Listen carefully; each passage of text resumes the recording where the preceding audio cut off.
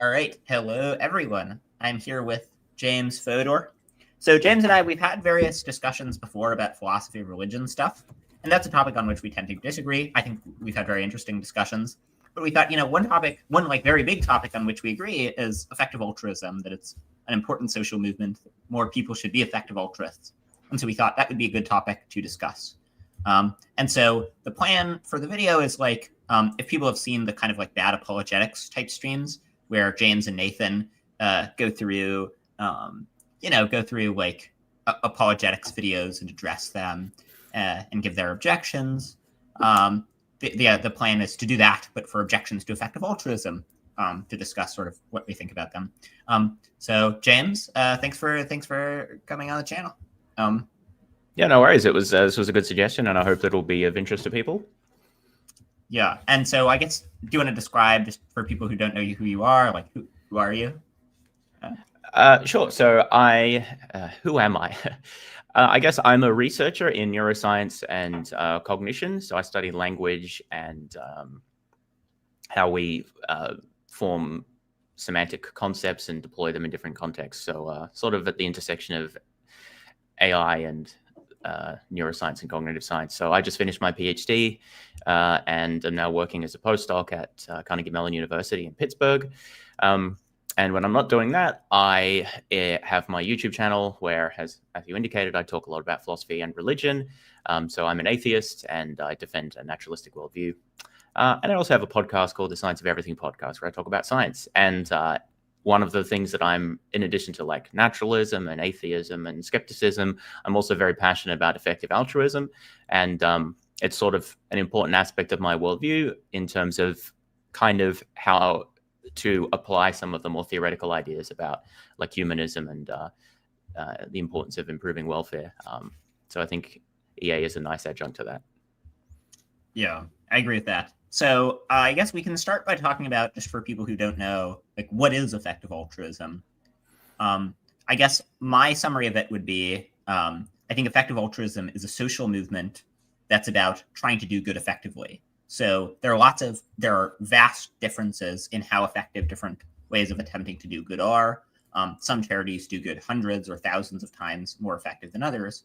So the core idea of EA is we should try to do good effectively with our lives, both with our time, money, and careers. So this will take the form of trying to take careers that are very high impact and trying to give one's money to effective charities that save lives very effectively, and as well as not just saving human lives, but also that do other kinds of good very effectively. So there are some charities that help out very large numbers of animals at very low cost. There are some charities that work on existential risk reduction, which seems very valuable given kind of plausible assumptions. So that's a core idea of EA, just like trying to do good effectively. James, do you have anything to say about sort of like the core idea of EA? Yeah, so I think EA starts with a sort of observation that we can act in ways that are, well, I guess there's sort of three categories. We can act in ways in our life that harm other people, sort of deliberately or indifferently. Most people don't do that so much, although, to varying extents they do. We can also act in a way that's sort of self-interested, so we can just sort of do things that we like. That includes spending money and time on things that are of interest to us and that we value just personally. But we can also spend our time and money doing things that help other people, like consciously and deliberately. A lot of people don't even think about that first step. And I think that that's actually one of the most important aspects of effective altruism, to encourage people to think about ways that they can use their time and money and talents to deliberately and intentionally help other people. So calling people's attention to that is the first step of effective altruism, I think, although that's just at the point altruism. The next step is then to say, well, there are many ways you can try to act to help other people, but not all of them are equal in the sense of resulting in the same amount of benefit to other people or helping people to the same extent. So effective altruism, that's where the effectiveness comes in. It asks people to think about, how can we determine which ways of helping other people will result in more helping, will benefit people more than others. And so effective altruism encourages us to use the best tools of reasoning and evidence that we can to inform our decisions about how to act when when trying to help others. So that often takes the form, as you, Matthew, mentioned, of thinking about which charities we can donate our money to and what effects that those charities have on other people. But it also is broader than that. So it includes things like what careers we can decide, or what general types of work we can do, or like specifically where we can work, and like what things we can sort of try to promote politically or within our careers, how activism can be most effective in encouraging other people to adopt effective altruism principles. And I think there's many ways, directly and indirectly, that this general philosophy can inform your decision making. I just want to emphasize that it's not just about charitable giving and career choice, though those are the two most prominent. But I think it's a mindset that can permeate a lot of aspects of life. But for most people, the first thing that they come across effective altruism in the context of is informing charitable donation decisions. And I think that is one area where it has sort of the easiest to action advice, because you can just change your donations or start donating pretty much immediately. So that's a good entry point. But I don't want to give the impression that that's sort of like all that effective altruism is, because I mean, this will come to some of the objections, right? Because some people charge it as being sort of trivial if all it has to say is, well, we should donate to better rather than worse charities. But I think EA is actually much broader than that. Yeah, I agree with that. So I guess the first thing that we were thinking of going over is, I had a piece sort of summarizing the main objections to effective altruism. In the piece, I give my objections to it. So we were just going to go over what the main objections were, and then express why we don't find them to be persuasive. Yeah. So as sort of preface to this, the idea that there are things we can do to help other people, and that we should be using reason and evidence to try to inform ourselves about the best ways, or better rather than worse ways, of helping other people, that does seem fairly intuitive to me and many other effective altruists. But I think it still comes as a surprise to a lot of EAs that many people, particularly many like educated, thoughtful people, really don't like effective altruism, and they have a lot of nasty things to say about us and the movement. And so this is, hence why there's a need to respond to these criticisms of EA. Some of these are more philosophical in nature. Some of them are more sort of sociological, or criticisms of the movement, like as a group of people. I guess that's sort of the motive here, that neither Matthew and I think that these criticisms are really very good reasons to not take effective altruism seriously or become involved. And we'll discuss to whatever extent we think they have some validity. But so that's the motivation, or at least that's my motivation. And the other thing is, I think there's a distinction between like getting involved with the social movement and just like doing certain EA things. So even if one were to think that the social movement was very, very bad for all sorts of reasons, okay, you should still give money to these like highly effective life-saving charities, for instance. So I think a lot of the criticisms are such that even if they were right, they might like temper one's assessment of the social movement, but they won't.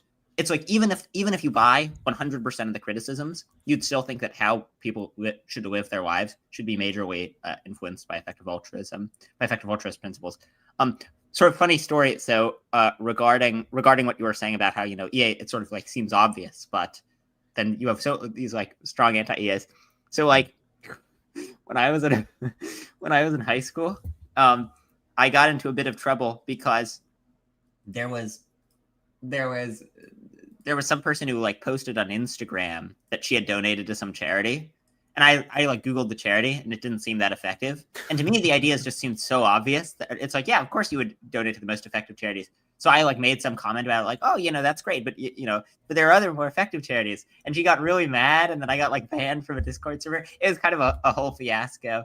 Oh dear. But yeah, all this is to say that I think EAs, the idea often seems very, very off, but then lots of people have all sorts of objections. One thing so Koopa asks, any thoughts on past money spent on malaria nets now that some malaria cures seem available?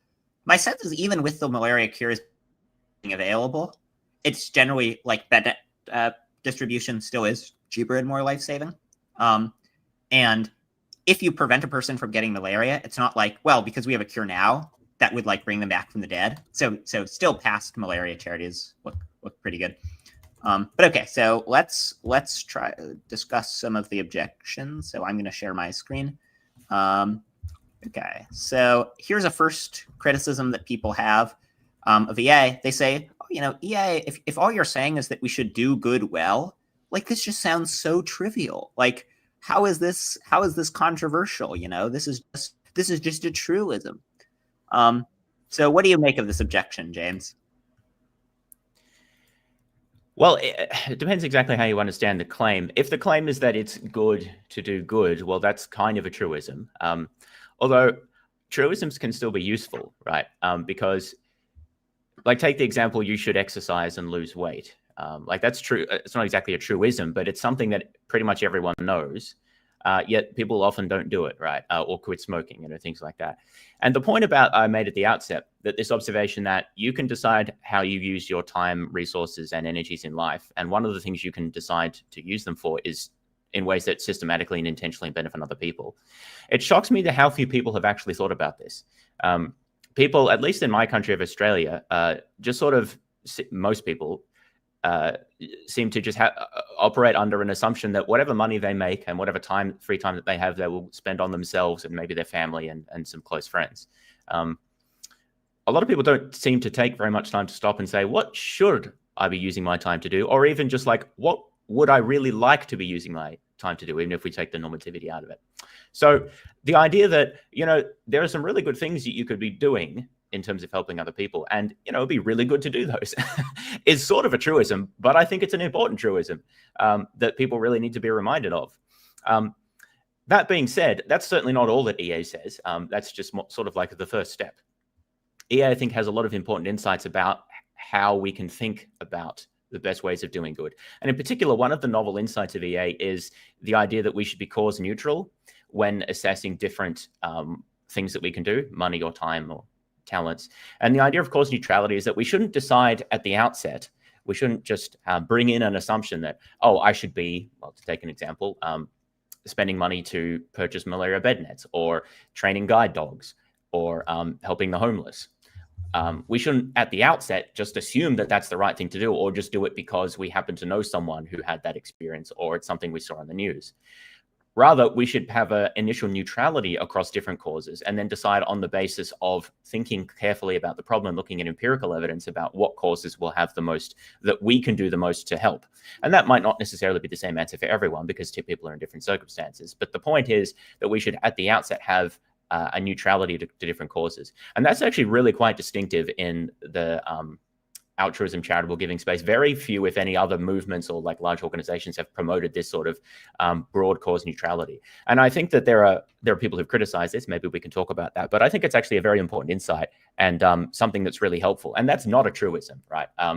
Or at least if it's a truism, it's one that has sort of surpassed the vast majority of people working in this space. So there are many specific things that effective altruists have to say that aren't truisms. I think some of the most fundamental claims can be, depending on how you define them.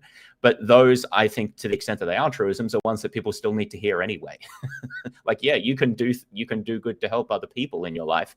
And there's more effective ways of doing that than less. And in fact, substantially more effective ways. People maybe just haven't thought about this before, so need to be encouraged, or they've heard of it before, but need to be reminded. Yeah, I think that's all right. I think it's like people say EA is a truism, and then you ask, okay, so do you like give your money to effective charities where you like look carefully into like which charities are the most effective? Have you like thought carefully about using your career to do the most good? And in nearly all cases, people will say no. And so then it's like it's sort of a truism in the sense that it seems obvious when you think about it, but then almost no one does it. And so that's like, this is like, losing weight and quitting smoking, right? Like it's not exactly the same, but that's more in the discourse than helping others. But this is the point, right? If something could be obvious, but still very important to talk about. But I also don't think that a lot of things that EA has to say are as obvious. Cause neutrality, I think, is not obvious because most people have never thought of the idea before. Yeah, I agree. And I think if you have an obvious thing that almost no one is doing, but then once you're convinced of it, that there are like lots of sub questions that spring up. Like once you're convinced that you should try to do a lot of good, well, then it totally makes sense to have a social movement around operationalizing this insight that's obvious that almost no one has. It's like nobody objects to like, it's like that you should try that, like exercise is a good idea. This is a truism. But then from this, there are further questions about like which kinds of exercise are best. But no one would be like, that move, the like people founding an organization trying to get people to exercise more, this is totally bullshit because that exercise is good as a truism. So I don't think, I think this objection is rather silly. And you can't say that a thing both is trivial and is wrong. Those are antonyms. So yeah, okay. So that's what we have to say about that first one. So here's a next objection. So people say, well, look, effective altruism, it requires that you're a utilitarian, but utilitarianism is wrong. You shouldn't kill people and harvest their organs. And so therefore EA is wrong. What do you make of this? Well, yeah, so this is something we've got some videos to look at after we go through the blog post here. And this is one that will come up, at least in one of these videos, in a bit more detail. So we can talk about it maybe in the general case. I think it would be useful to clarify why people say that you need to be a utilitarian to be an effective altruist, or that effective altruism presupposes utilitarianism. Why do you think people say this? Because effective altruist organizations do not officially say that, right? Why do other people think that? I guess I think just if you describe what EA is about, where you're like, it's trying to do good as effectively as possible, just like the sentence sounds vaguely utilitarian. And then as a purely sociological matter, lots of EAs are utilitarian. So you combine those two facts, and then those explain why people think EA is utilitarian. But I think this objection is pretty demonstrably wrong. Like, lots of EAs aren't utilitarian. The claim that you should try to do good effectively does not require that you're a utilitarian. It just requires this much weaker principle that you think that doing good effectively is like an important part of your life. What's controversial should be an important part of your life. What's controversial about utilitarianism is it says that the only thing that goes into determining what you should do is what does the most good, and it has an account of what's good, namely maximizing individual welfare. So that's all kind of controversial, but effective altruism doesn't require the commitment to any of that. It just requires commitment to this much more minimal claim that we should try to do good. It doesn't require that you think that we should always do good, even if it violates rights, because the ways EAs do good and endorse doing good is by like distributing anti-malarial bed nets, which does not involve egregiously violating people's rights or violating their rights at all. So yeah, this objection, I think it's just like sort of demonstrably wrong. That's how I feel about a lot of them. I think it is too, though. I will say that in my experience, quite a few EAs, I'm not saying you fit into this category, Matthew, but EAs that I've interacted with seem a bit confused themselves about what utilitarianism or consequentialism entails, because they seem to think that that say consequentialism more generally, for example, is the idea that you should make your moral decisions on the basis of some calculation that you do of what the expected consequences of your actions are. And I think that that's a popular misconception of consequentialism or of utilitarianism, would be that you try to calculate out the expected utility of each action, or at least each major action, and then decide on the basis of that calculation that you just did how to act. That's a decision theory. That's not a moral theory. Utilitarianism is a moral theory which makes a statement about what determines the moral status of an action. So utilitarianism says that the right action to take in any context is the action which will maximize future utility, or maybe future expected utility. But what it doesn't say is that you should try to compute that and then act in that context on the basis of the calculation that you just made. That's a decision theory. So people confuse those very readily. And I think that people who criticize effective altruism for assuming utilitarianism sometimes also make this mistake, that they think that effective altruists are saying that whenever you do anything, or at least whenever you try to make a significant decision, you should try to calculate out the utilities and run up a spreadsheet. Now, sometimes that's a good idea. I'm not saying you should never try to do that, but that's a very strong decision theoretic principle to take, that you should try to compute the expected utility of like actions. And there's a lot of reasons why that can be difficult, because you can't always predict the consequences of actions. And often you'll make mistakes and we can be biased, and it may be better to just adopt a rule of thumb, right? But utilitarianism doesn't say anything about any of that. So already I think that there's a bit of a, and the thing is, I've heard people in the movement talk about this. They say something like, oh, we should like, we should sometimes think more like a utilitarian and sometimes think more like a deontologist. And I don't actually think that this makes very much sense. I've heard people use language like that. It's true that I many agree. effective altruists are utilitarians, and again, I think that this sometimes there's a bit of confusion about what that entails. But even if you are a dyed-in-the-wool utilitarian, that is a position about what makes actions right or wrong.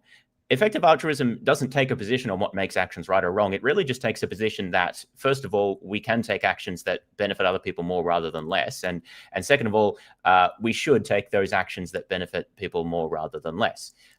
It doesn't actually say whether that's the only thing that we should do, or that that's the only factor that's relevant for making moral decisions, which is what you just said, Matthew. And that's the key criterion of utilitarianism. I don't really think that any plausible moral view says that utility or something like utility is irrelevant to moral decision making. I suppose there's some people who say that a lot of things are incomparable, but like everyone's going to care about consequences to some extent. What makes utilitarianism distinctive is that it says that consequences are only what matters, and the only type of consequence that matters is utility. Effective altruism doesn't have a position on that. Now, again, I think what confuses people is that the way in which we try to assess, say, charities or different career choices is by looking at consequences and try to aggregate them on some utilitarian-like metric. And so that confuses people into thinking that effective altruists think that that's the only thing that morally matters. But just because that's the thing that we focus on talking about and sharing doesn't mean that we're committed to the view that's all that morally matters. I think that you can make the subtle form of this criticism is that maybe EAs don't talk enough about some of the other things. That's hard to assess because you'd have to decide how much should they talk about things that aren't consequentialist in nature. And I would argue that like assessing cost effectiveness, for example, of charities is dramatically undervalued and under-researched in many contexts. And so it makes sense for EAs to focus on that. That's kind of our comparative advantage, if you like. So the best faith version of this objection that I think you can say is that maybe EAs think too much along utilitarian lines and don't think enough about some of the other aspects of what matters that may be important. But at most, that's a reason to, like subtly reform things that EAs focus on or something like that. But it's not really an objection to EA because it just doesn't take a position on this issue. And I think a lot of those things will not be relevant to the sorts of things that EAs are thinking about. So like here are some examples. So like non-utility things that non-EAs tend to care about include like maybe people will care about like moral desert. Maybe people will care about like not violating rights, so they'll think it's wrong to say kill one person to save five. But just none of these come up in the case of evaluating EA charities. It's not like there are some charities that like seem to benefit the people who are more deserving, nor is it the case that some of the charities being considered involve egregiously violating rights. So I basically think that like the sorts of interventions that you should do if you're an EA or won't be much affected by these sorts of assessments. And I have a friend who's a Catholic radical deontologist, so he doesn't think that you should like steal in order to save the world from eternal torture, but he still gives his money to effective charities. I think that does. That's interesting. That's a very radical position, but yeah, I mean, this just highlights the fact that even so this Catholic friend of yours has strong beliefs about what it's impermissible to do, but obviously they also think that there are other things that are morally important as well, in addition to not doing certain things that are bad, right? And this highlights the point that I was saying before, that essentially every other ethical view is going to say that helping other people is good in some cases, maybe in a lot of cases, and potentially also morally obligatory in certain cases. And insofar as that's true, effective altruism becomes relevant. It may be relevant in subtly different degrees, in subtly different cases, depending on exactly what your philosophical viewpoints are. But again, as you highlighted, Matthew, in a lot of real world cases, it just doesn't matter that much. Now, there are some cases I think it does, and maybe we'll come back to that later when people, particularly relating to things like global capitalism and working with big tech billionaires and things like that. But there's a video that talks more about this, and so I think that we can discuss that there. But I think that the burden is really on those who are, like, it's not enough to just identify, well, we have some philosophical differences. You need to establish how those are particularly relevant to the exhortations that EA makes. And I rarely see people doing this in a very like concrete way. EAs will say things like, you should give money to the Against Malaria Foundation and think about how you can have an impactful career. And then people will say, but you're also presupposing utilitarianism. But there's just a disconnect between what's being advocated for and what the criticism is. Yeah, I agree. So one objection sort of along these lines that we might address is, and you were talking about this a little bit earlier, is EA, they're too obsessed with spreadsheets. It's like they're always calculating, but the world can't be calculated precisely. You can't capture the value of love on a spreadsheet. And so EAs, they're just sort of by trying to do these quantitative assessments, they're sort of naive and missing out on many of the important things that are relevant to decision making. So what do you make of this sort of objection? So hang on, sorry. Wow, the objection defeated him. No. Oh, it was too powerful. I guess while we're waiting for James, I can give my preliminary thoughts on this objection, which is, I think it's wrong several times over. The first point is that EAs, I don't think, are obsessed with spreadsheets. Okay, he's back. Sorry about that. No worries. I was joking. The objection was just, it was too powerful. It defeated you. Yes. Oh dear. What was I saying? Yes. So so it reminds me of something I was reading about just the other day, actually, which I don't really understand. It's the what's the name of it again? One thought too many objection.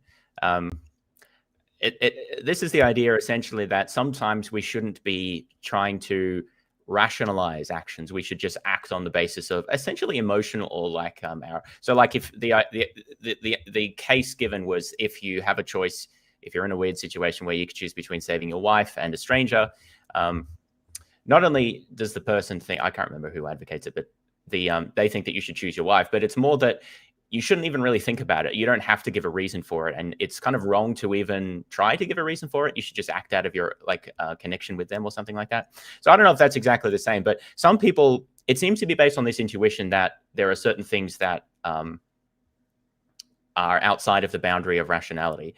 And in fact, this actually might be a good, now that I think about this, this might be a good time to play one of the clips that I put on, because it's only like 3 minutes long and it explicates this sort of idea pretty well. So maybe we can listen to that to give, because it almost, I find discussing this objection difficult because it sounds like I'm straw manning, but people actually do argue this. So this is the one, a philosophical challenge to effective altruism. Do you want to open that up? It's literally just like 3 or 4 minutes long. We can talk about that because that's this objection. Okay.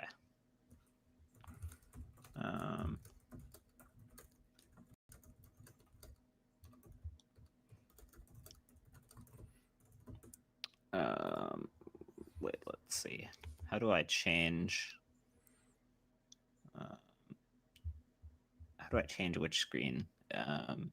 Okay. You might just have to reshare. Stop screen. Yeah, okay. Yeah.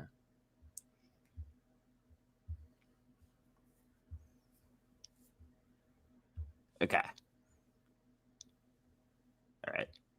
About effective altruism, because I think the work that Peter Singer's done and other people in that movement have enabled us to have a much more interesting philosophical conversation about what our goals really are. Like they put in some arguments on the board and a vision of the good life on the board that now gives us something to react to and think about. And that's been a huge gift. I started this discussion tonight. We're sharing our definitions of the good life, and I said there's this tempting, but I think philosophically and personally wrong idea of the good life is just a series of good trade-offs. Like, I'm going to trade some sleep to work some more on this project because the project is, going to have better net return than sleep would tonight, blah, blah, blah. You just make all these trade-offs in a really smart way. The vision of the good life, the morally good life that you get from effective altruism, is that your morally good life is just this set of really smart trade-offs over time. You forego going to the movies so that you can direct $8 towards purchasing malaria nets, or probably towards this savings account that's invested in a really smart stock that's going to be used to for AI safety or whatever the kind of effective altruist goal of the year is.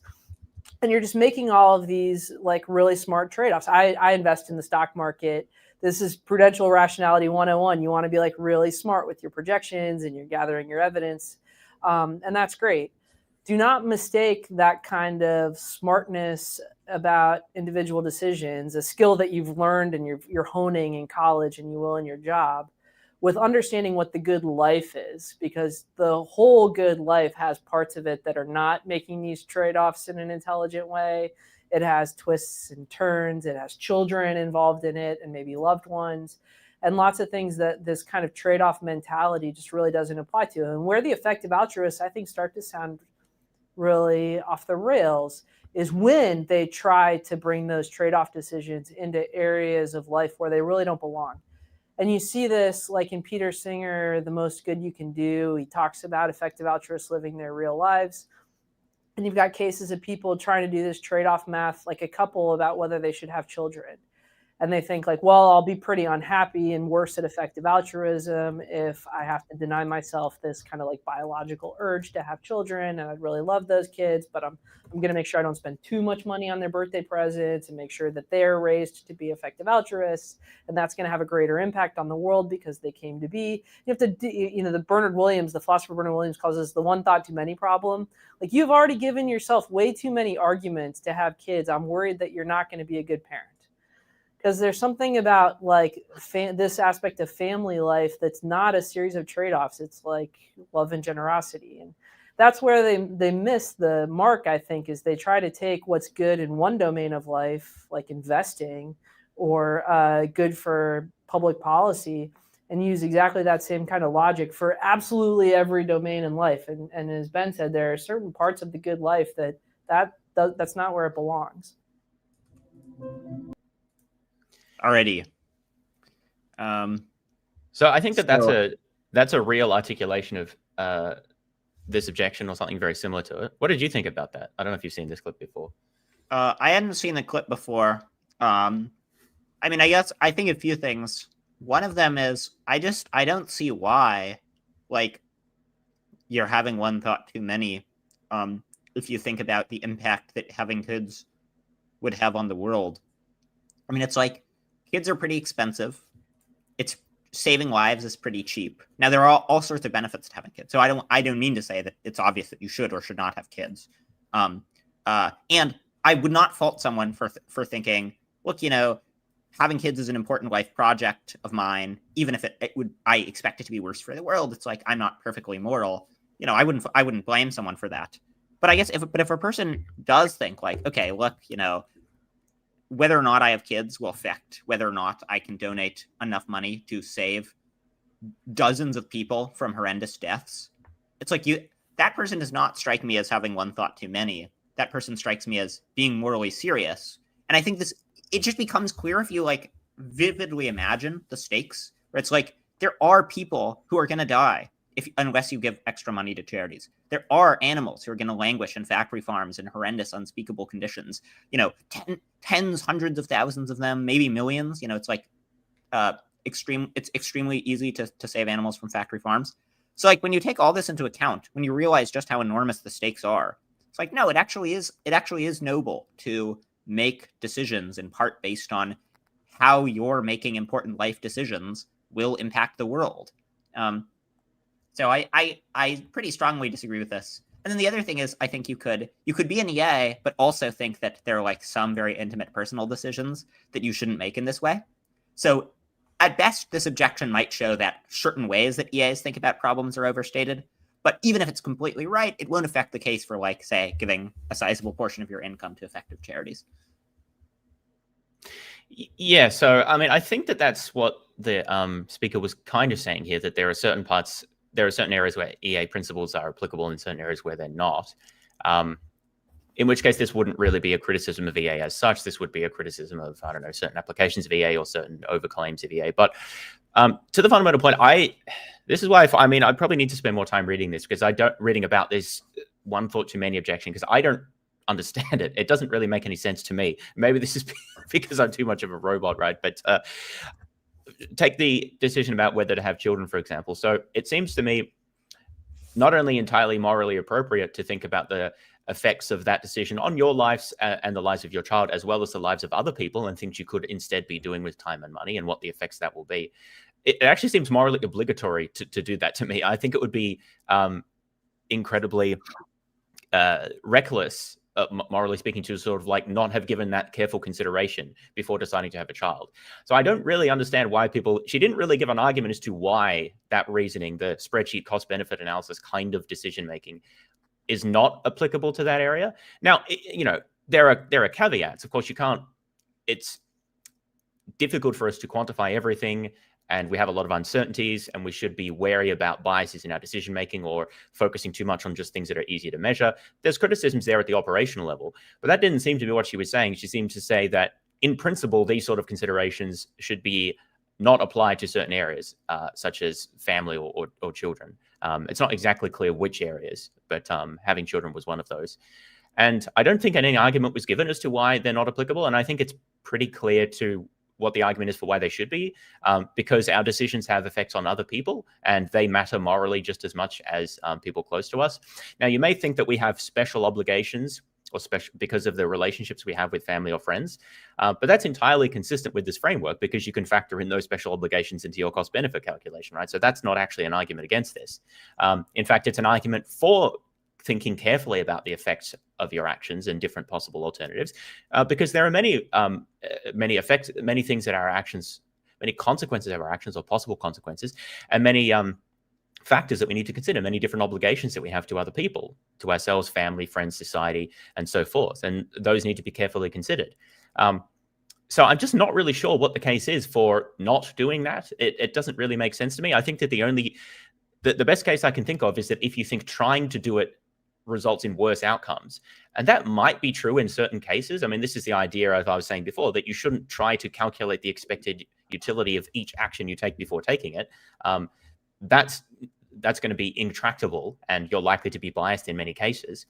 But that doesn't mean you should never do it, right? So there's a question about, to what extent how detailed should your spreadsheet be, right? Essentially. And I think that the argument, that's a case-by-case question.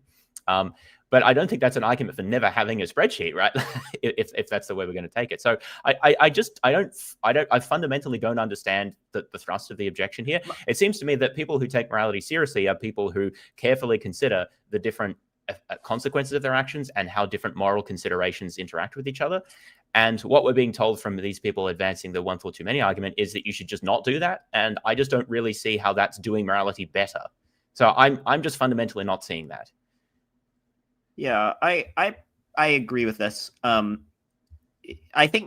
guess my sense of their psychology is just lots of people have this strong intuition that's kind of like crazy to like, it's like, yeah, maybe charity, like giving to good charities should be like a big enough deal that you should do it. But like making huge decisions on the basis of like trying to do good impartially, like that just seems nuts. But I think the reason it seems nuts is because we just don't internalize how big the stakes are. Like if you really internalize the stakes, like if you could look in the faces of the potential like dozens of children who could have been saved by the money that would have been spent on child rearing, and then it's like you could have saved all of their lives. It'll have like this negative effect on all of their families. And to be clear, I want to be clear. I don't know if having kids is good. There are all sorts of impartial altruistic reasons to think having kids is a good idea. Your kids might give all sorts of money to effective charity. So I don't want to be like intending to like weigh in on the factual dispute. I'm just suggesting that it's like when you realize how large the stakes are, that it's not just some money given to charities, but it's entire human beings with hopes, dreams, and aspirations whose deaths are on the line. And it's like, of course, that is the sort of thing that should affect whether you make important life decisions. Because this is really consequential.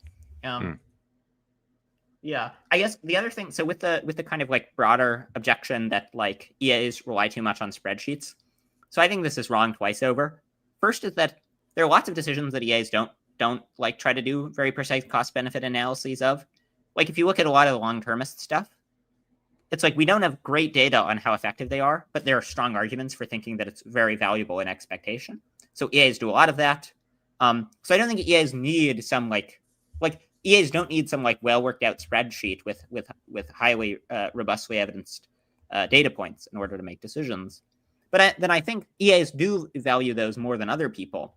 But I think that's really valuable because our intuitions about how effective different charities aren't very good. There are often 100 or 1,000x differences in the effectiveness of different charities.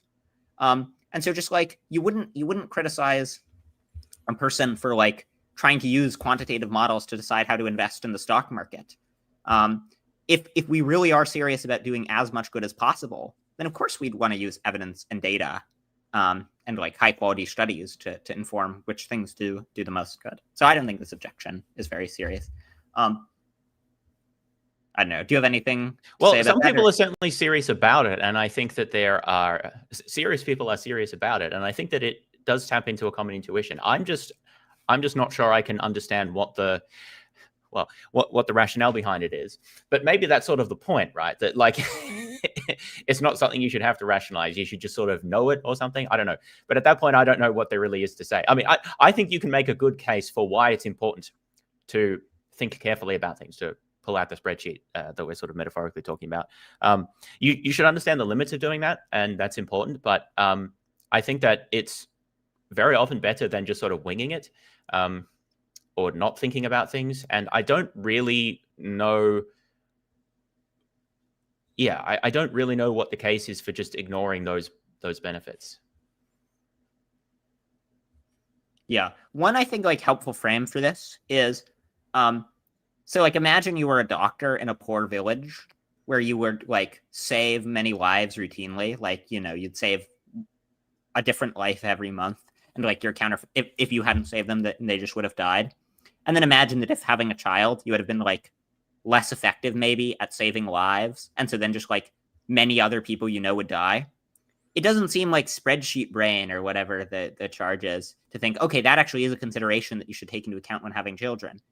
But when you realize that basically the difference between giving to EA charities and being a doctor in the poor village is basically the people are farther away and your impact is less sort of emotionally salient. But it is the same impact. In both cases, you're saving lives. Then to me, it seems very plausible that this actually should affect like how you make big decisions. Like this should affect your decision of career.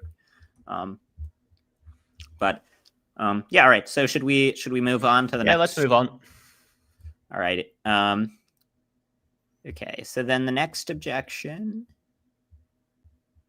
is, so a lot of the charities help people in other countries, but then people say, but like we have a special duty to people who are nearer to us. And so we shouldn't be giving, like, why are we giving to kids in Malawi who have malaria when there are kids in America who are suffering, who don't have enough food? So what do you make of this objection? This is a very common objection. I think people, particularly from, I don't want to be derogatory, but like people outside the ivory tower tend to make this sort of objection most commonly in my experience. In Australia, it takes the form of like charity begins at home, and we have lots of problems here. So I think that this this is a very common attitude. I think that exactly how to respond depends on the nature, whether you think we do have special moral obligations to certain people in virtue of our relationships to them, like family or friends, or even like living in the same country, and how weighty you think those are. I think that effective altruism doesn't take a position on this explicitly. Now, it does say, so Peter Singer, for example, has famously argued with his drowning child analogy that whether or not it's not morally significant if we, there's no morally significant difference between whether we save a child who's drowning in a puddle right in front of us, or whether we save a child who's dying of a preventable disease on the other side of the world, that those are sort of morally equivalent. In both of those cases, the child was a stranger to us. So I think by construction, we don't have any special moral obligations. I suppose you might disagree with that if you think that we have special moral obligations to people just in virtue of being near us. But I think that the point of his thought experiment is to indicate that that's not really very plausible. So What I would say is, if you do think that we have special moral obligations to, say, just people in our country relative to people in your own country relative to other countries, then that's a reason for you to apply effective altruism principles to do good in your own country. It's not really an argument against effective altruism. Now, you will be disagreeing with a lot of effective altruists about the idea that you should be indifferent between whether the person is in your country or not. And so that's going to be a point of disagreement. But you can still apply EA principles within your own country. In fact, my favorite charity, Give Directly, has recently opened up giving a program to give specifically to US recipients. Even though, I should say, traditionally they give money to people in sub-Saharan Africa, like people who are below the threshold of extreme poverty. And one of the reasons for that is that it's basically impossible to find anyone in the US who's poorer than those people. Even homeless people in the US actually have access to more financial means through donations and soup kitchens and other things than the poorest people in sub-Saharan Africa. And so that's why EA and charities like Give Directly have focused on those people. But they found that many people are not convinced by this argument that you should be indifferent to where a person is located if you can help them. And they want to give to, or actually sometimes that there are like tax restrictions or other things that require them to give domestically. But for a combination of reasons, they're restricted to US giving. And so they've opened that as an opportunity. So like the point is that I would then advocate, okay, so then you can work towards reducing factory farming in the US, or you could give to the Give Directly US program, for example, or other effective charities. So this is not really a fundamental objection to EA. It's a sort of a constriction of your moral circle in some sense. And that's actually a very strong principle that not many people I've actually heard advocate, that you should only care about people, or like overwhelmingly care about people in your own country. They don't usually advocate that. They usually say something like, charity begins at home and we have our own problems, but they don't really articulate why that it gives us an overriding reason to focus on those problems as opposed to others. So even if you buy that extreme version, I think you should still be an effective altruist. You should just focus on problems that are local to you or like domestic to you. But if you don't buy that extreme principle, which I don't think you should, and I think Peter Singer's drowning child analogy is as good an argument as I think one can give about that, then this objection certainly doesn't hold merit. Yeah, I think that all of this is correct. So one thing to note is I think people often will conflate this objection with, they'll conflate special obligations to people in your own country with special obligations to your own family. Yes. So like maybe, okay, fine, take care of your family first, but then the idea is after you take care of your family, you should be concerned with helping others to a significant degree. EA just has nothing, no part of EA principles have any implications that like you should let your children starve to save two strangers. That's just outside of the scope of it. But yeah, right. So if you buy this, you should still just be an effective altruist, but give to local charities. But the reason people give overseas is that it's just a lot cheaper to help people out in other countries, like hundreds or thousands of times more effective generally. The best I would phrase that as you can help more people. Yeah, I mean it's the same thing. I think it emphasizes the right aspect, but yeah. Yeah, no, that seems right. And so what you need to think it's not enough to think that you have some special obligations to people in your own country. You need to think that you have extremely strong special obligations in your own country. So it's like if you could either save one American child or like 500 Canadian children, you should save the like one American child. And I mean that certainly doesn't seem correct to me. That you should save the American over the Canadian, over the 100 Canadian children. I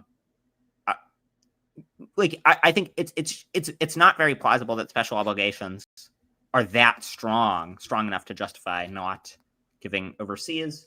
And then the last point is just that I find this view on which we have extremely strong obligations to people in our own country. I find this view to be pretty implausible. So like here's one kind of worry about it. So I mean, just imagine that there's like imagine two people, and basically one of them is in Mexico but will immigrate to the US in a month, and one of them is in the US and immigrated a month ago. one of these people is an American, the other one's not. But it strikes me as really implausible that it's like the month before the guy immigrates to the US, our obligations to help them out are like hundreds of times less great than after they come to the US. Now you could in theory be like a pretty hardcore nationalist and be like, well, if you've only been here for a while, for like a month, then we don't have strong obligations to you. I do think that that's what a lot of these people would say, to be honest. But then that would imply that basically, like, if you could either save, if there's a burning building and you could pull out like 100 legal immigrants or one person who's been here for generations, you should pull out the one person who's been here for generations. And that seems very implausible. I also,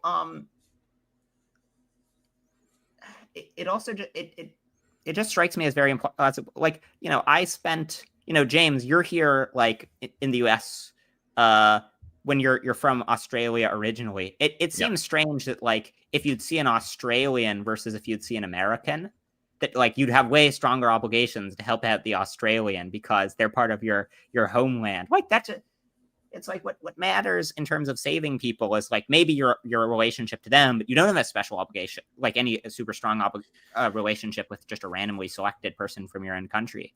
And then maybe the thing that matters, it's like it's not your obligation to them, but it's like it's something broader, you know. It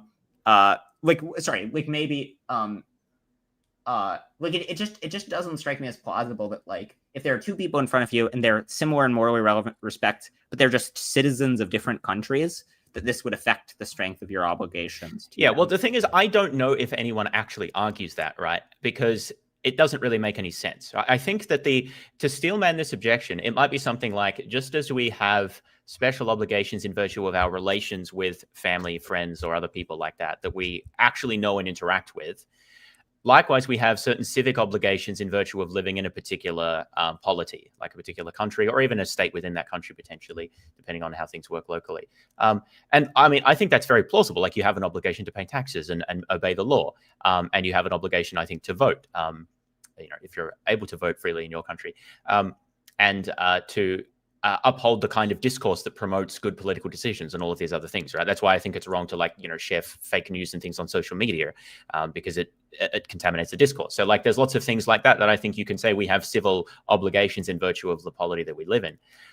It's just not really clear that has any bearing on a lot of the things that effective altruists are concerned about, because effective altruists don't say that you should break the law and tax dodge and things like that, or share fake news.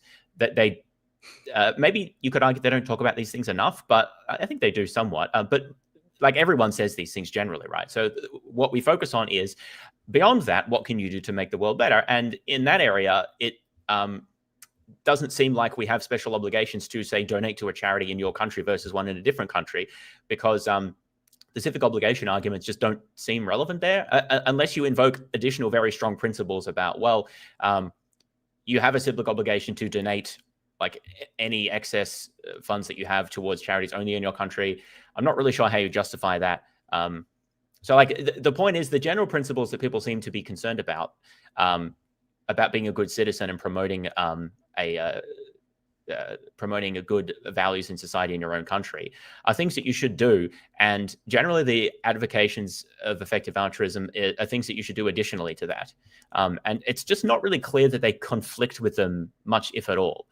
Maybe there's some edge cases that you could discuss, but people rarely point these out. They more just advocate the general principle that charity begins at home. And I've rarely, if ever, seen people try to give a systematic justification for like when that's relevant to what EAs are saying and why it's relevant in that case. Yeah, it's more of like a slogan than a serious argument. Well, and honestly, to be a bit rude, I think it's often a justification for inaction and not a serious moral position. Yeah, I agree. And I'll say, you know, I don't like to psychologize too much, but I'll be able, you know, I'll take a moment. Psychologize a little. Yeah, I do think that a lot of the objections to EAs a lot of them come from the fact that basically like people don't want to do things like give their money to effective charities, where like lots of people just don't have that much abstract moral motivation to do good if the ways of doing good aren't emotionally salient to them. And so then they just like come up with these silly excuses for why it's bad to do good effectively. And I think one of the best lines of evidence for this is you just look at the quality of the objections they raise. Okay, I think that that's a real thing.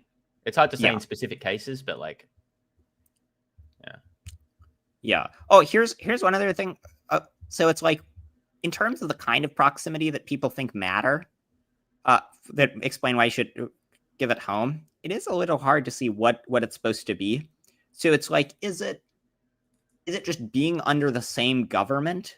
Well, it seems kind of strange that, like, whether or not it's like there's an Alaskan baby and a Canadian baby, and they're like very nearby, and I'm nearer to the Canadian baby, but it's like I should save the Alaskan baby because like they and I pay taxes and are under the same government. That seems sort of weird. And then it's like, okay, is it just like how close you are? Well, like it doesn't seem like if people get further away from you, like as people drive in a train away from you. Yeah, no one argues that it's actual physical proximity. It really does seem to be whether they imagine them to be part of the in-group. That's the only sense that I've got. Because like I think about my country of Australia, I've never heard anyone make an argument based on actual physical proximity. Also, no one said, so Australia, like the US, is a federal country. So we have states that have quite a lot of powers. No one says that we should value people in my home state relative to those in other states. I mean, some people might jokingly say that, but no one actually seems to think that. But people do say that about Australia versus other countries. And I really think this just comes down to who they consider the in-group to be, because I don't think that you can make an argument that you have a like special relation. I mean, I've read this to people before, like we have in our country, many problems with homelessness, and we have problems with Indigenous Australians having greater poverty and worse health outcomes. And there are real problems that need to be solved there. But the thing is that I think people say that we should focus on those first because they feel like those people, they identify with those people, they relate to them as in some sense part of their community, even if they've never met them and don't know anything about them. And they just don't relate to people in Kenya and feel like they're part of the same community. And I think that's what really drives this. And it's the only way you can make sense of how the boundaries are defined. And I think that that's not morally defensible, at least not to the extent that they're taking it. If you want to argue for some sort of special obligation, I think you need to establish what the boundaries of that is and how strong it is relative to other obligations. And I just really don't see that done as part of this objection. And so I just don't really find it very convincing. It really does seem like it's used to deflect rather than actually to highlight something that the person thinks it actually is more important. Yeah. Yeah, so this I think this is all correct. Yeah, okay. So, and we spent a lot of time on this one because I actually think this is one of the more serious ones. Like, this is one of the ones where they're actually like, you can imagine a person like how a person might be convinced by it. If they're no, a lot of people say this, and I think it at least. I don't know whether it's the real reason or whether it's a justification of other reasons, as we said, but I think it definitely plays an important role. It's not just theoretical. That's why I do think it's important to respond to this one. And that's, I think, why Peter Singer talks so much about his drowning child analogy, because it's supposed to highlight kind of the absurdity of the idea that, well, just distance matters, or like whether they're the citizen of the same country. Yeah, I do think a lot of this might be just kind of like prejudice against those in the third world, where it's like, people wouldn't make this argument. It's like you wouldn't say, oh, it's better to save 1 American than 50 Canadians. But then when it comes to like Malawians, then it starts to seem more plausible, which I think is just basically like, because the way we think about the world often is like we lump countries into like rich developed countries with people like us, and then poor undeveloped countries with people who aren't like us. And then we just take a lot more seriously the people in our countries. But yeah, anyways, so all right, should we move on to the next? Yep, let's move on. Okay, so here's the next criticism. Well, some effective altruist organizations are helping animals, but shouldn't we help people first? Someone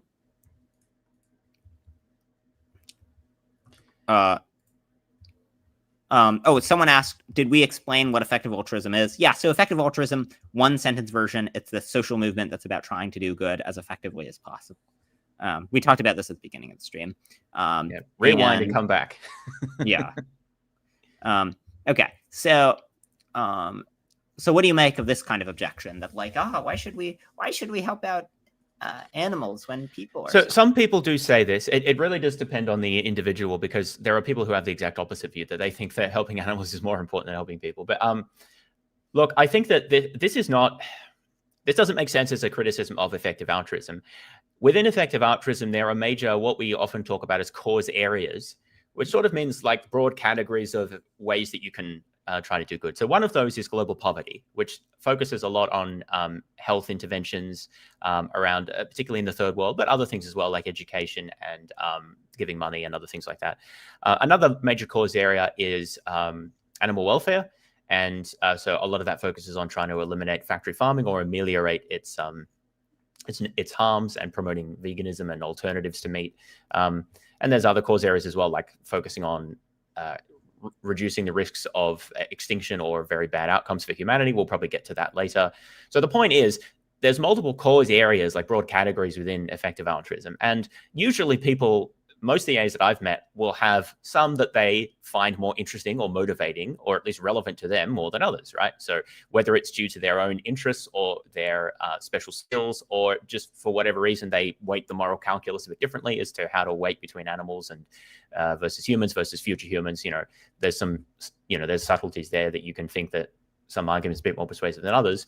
So people focus on some areas more than others, and that's fine. Like, that's just sort of part of EA. If you personally don't find arguments for focusing on animal welfare to be very convincing, then don't focus on that. Focus on helping humans. There's plenty of EA to go around.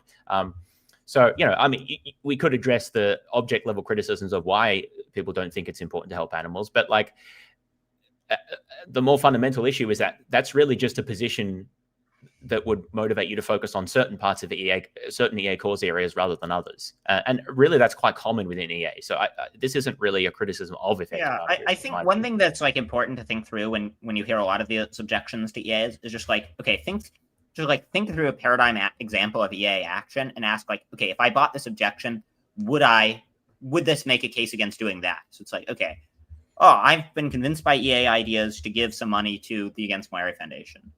Okay, this just has no impact on whether you should do that. So even if you think that, like, the animal stuff is wasted, it's still pretty good. The other thing is, I think that there's a very strong and pretty plausible case for the EA animal stuff. It's like it's kind of shocking just how effective the EA animal charities are. I mean, it's like you can prevent animals from languishing in a cage for multiple years per dollar. So now just imagine there was like a chicken that was in front of you, and by spending a dime, you could free it from a cage for an entire year. It would seem pretty good to do that. And then that's just how effective on average the EA charities are. So you don't have to think humans and animals matter an equal amount to think that it's really good to help huge numbers of animals at very low cost. But yeah, so all the... There are a lot of criticisms, particularly in response to vegan activism. And to be fair, vegan activists can be quite annoying, but so can pretty much all types of activists. So that's sort of just the way it is with activists. But there are a lot of criticisms about veganism, and I think a lot of them don't really get to the core of the issue, which is what you think the moral status of animal suffering is, or maybe you don't think that animals can suffer at all, which would be a very strong view, but I think some people advocate that. But usually I think that people don't address that head on. They focus on peripheral issues like, how can I get enough protein? And what if the animals have a good life? And what if you had to choose between eating meat and starving? And none of which are really relevant to the decision we're actually facing, which is essentially making trade-offs between eating animal products and eating other things, or donating to causes that quite effectively, as you mentioned, can reduce animal suffering, supporting legislative initiatives which promote animal welfare. And I think that the case to be made for focusing on these is very good, precisely because our society tends to place so little value on animal welfare. As an example of this, I recently found out that, at least in Australia, and I'm pretty sure in most, if not all countries, there is no animal welfare legislation at all that applies to invertebrates.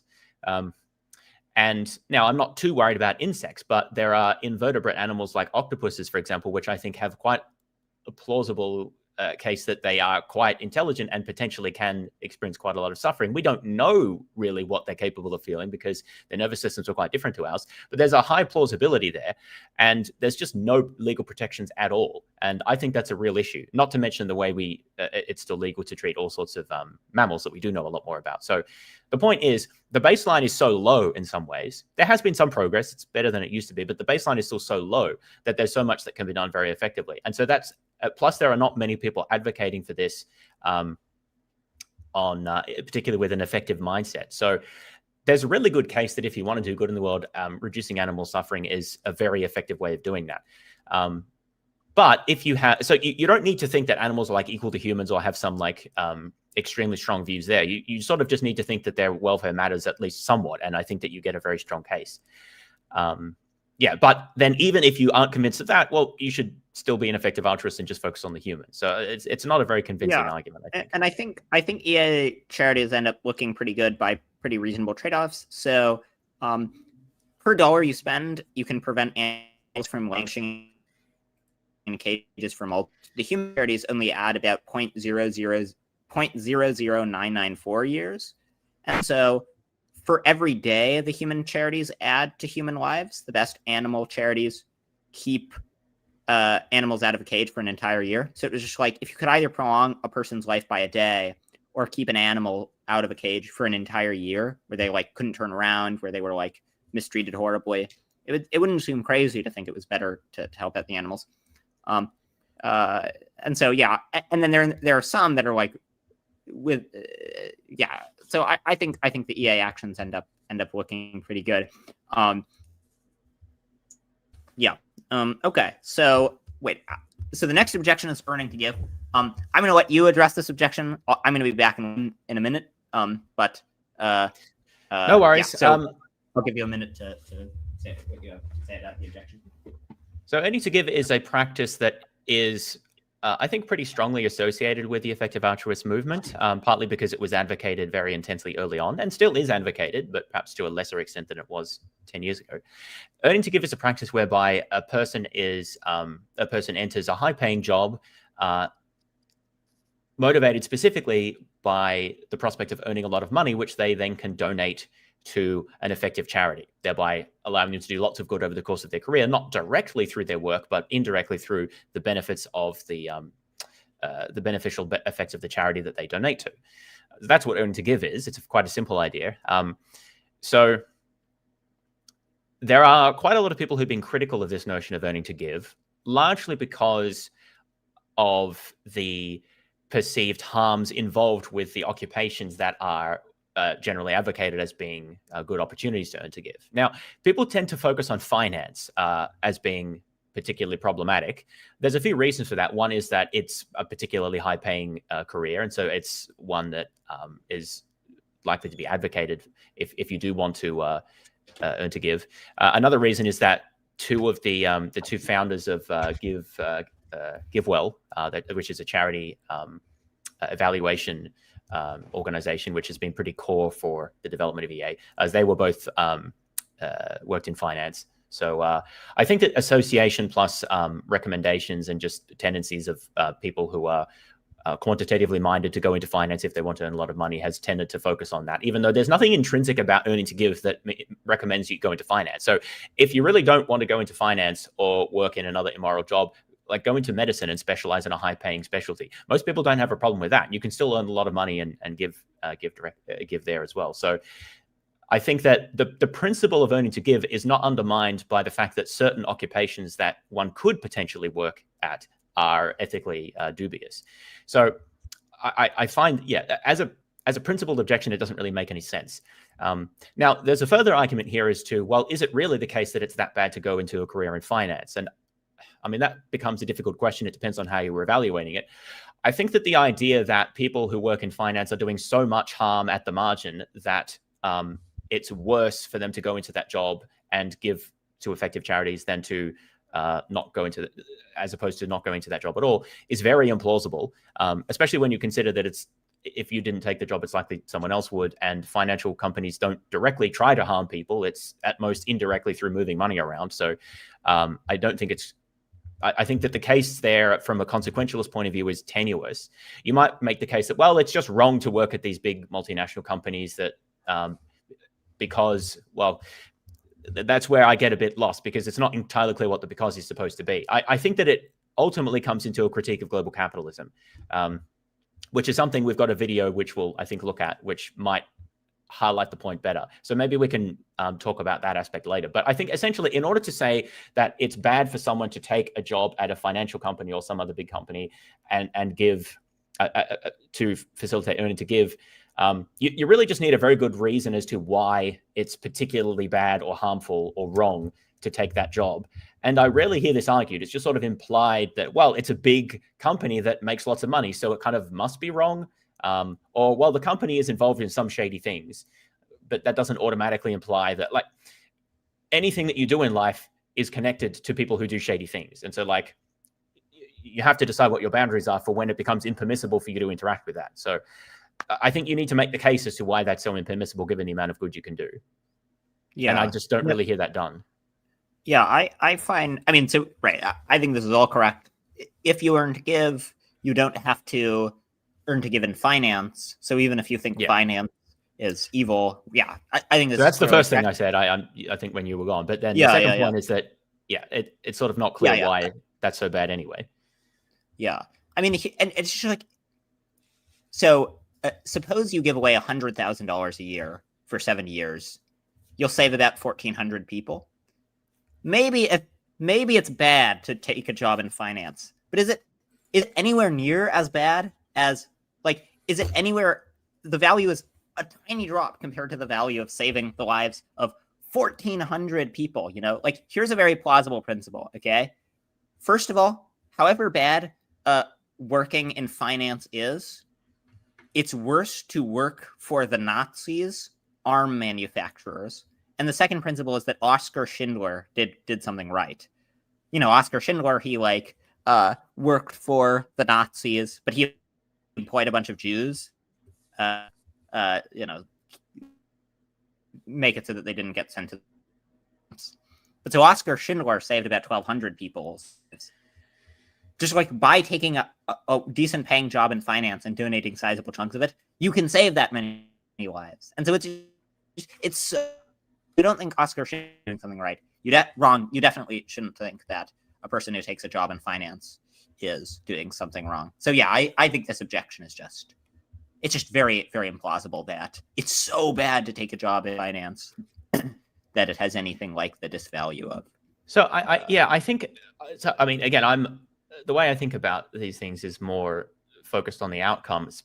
Not that I'm insensitive to other factors as well, but so if you think that it is morally impermissible to support an organization that does systematic harm, for example, it seems that you would advocate not paying taxes to the US government, for example, or plausibly any government, but certainly the US government, because they do many things that have been harmful. I don't, maybe some people would support that as well, but I haven't heard that being advocated for. Now, maybe that's purely prudential because you don't want to get arrested. The arguments become quite complicated, though, if you take this position to an extreme. Like, well, what businesses are you allowed to shop for? Because most companies do some things that are, at least some things that we might consider wrong or we think are wrong. Likewise, most governments. So what I'm saying is, if you take a very strong position about in any way, like interacting with or cooperating or facilitating any organization that does systematic harm, I think that's actually very difficult to apply, if not impossible to apply in practice and still live in a society. And I think that renders that principle not very plausible as practical moral advice.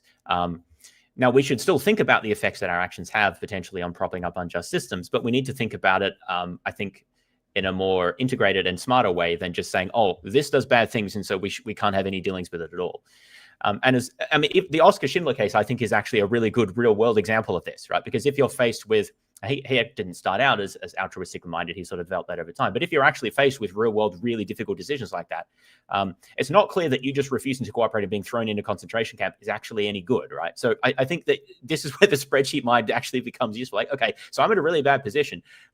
How can I act in a way that promotes better outcomes? Sometimes, the nonviolent protest is the right way to go, but not necessarily always, right? And so I think that people who say, oh, well, it's just like you can't even consider working for a global, like in global finance, because that's just obviously wrong. Maybe there's a way to justify that position, but I think you need to do quite a bit of work to develop what principles you're appealing to there, and show how those are actually like consistent with good moral decision making more broadly. Because I think that if you take that position to the extreme, you end up with like the only moral way to live is a cabin in the woods somewhere, which I personally don't think is very plausible. If you don't go to that extreme, then you have to enter the messy question of, well, like maybe it's somewhat bad, but then there's all the good you can do. And I think that then there's a strong case to make for earning to give. Yeah. I think, well, I've been saying this a lot, but I think that's all correct. And you can be an EA without, like, even if you think earning to give is bad. Oh yeah, you can also just not earn to give as well. Yeah, should mention that. And most EAs don't earn to give, by the way. So, yeah, that's correct. So just not. It's like the arguments against it are wrong, and it doesn't have anything to do with the broader goodness of EA. But other than that, it's a great argument. Okay, on to the next one. What about Sam Bankman-Fried? So Sam Bankman-Fried was this huge, fraudster who did a bunch of crypto fraud, and he was an EA, and that was bad. So EA is bad. So what do you make of this very serious objection? What about Sam Bankman-Fried? Sam Bankman-Fried was. Oh, sorry, I thought you were posing the question. I guess my question when people raise this objection is like, what about Sam Bankman-Fried? Yes, Sam Bankman-Fried did bad stuff, but why does this? It's like if Sam Bankman-Fried had given a bunch of money to the Red Cross, would that be on the Red Cross? Would that make the Red Cross bad? Well, only if the Red Cross knew what he was doing to earn the money and either supported or tacitly allowed him to do that. And I think that the claim is that so Sam Bankman-Fried did know personally a number of prominent EAs. I won't mention by name because I don't really want to focus on individuals, but he was fairly prominent in the movement and did know personally a number of prominent EAs. The claim is that they should have, if not known, that what he was doing was potentially dodgy because it was like a crypto startup and very new, and all of these other factors that should raise some red flags because there have been so many crypto scams. Not that they necessarily knew, but they should have known. They should have done better due diligence, I think is the claim. And I actually agree with that claim.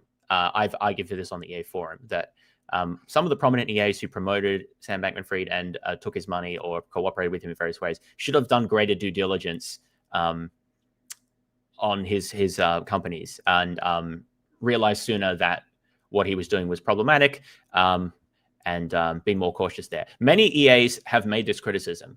You can go on the EA forum and look up Sam Bankman-Fried. There was a plethora of articles that came out, one of which I wrote as well, about this issue. So I think, there's a certain amount of accountability that people in positions of power need to take when things like this happen. But as you were saying, Matthew, then there's the question about, does this have broader implications for the movement in and of itself, or like the philosophical ideas behind it? And it's really not clear that it does.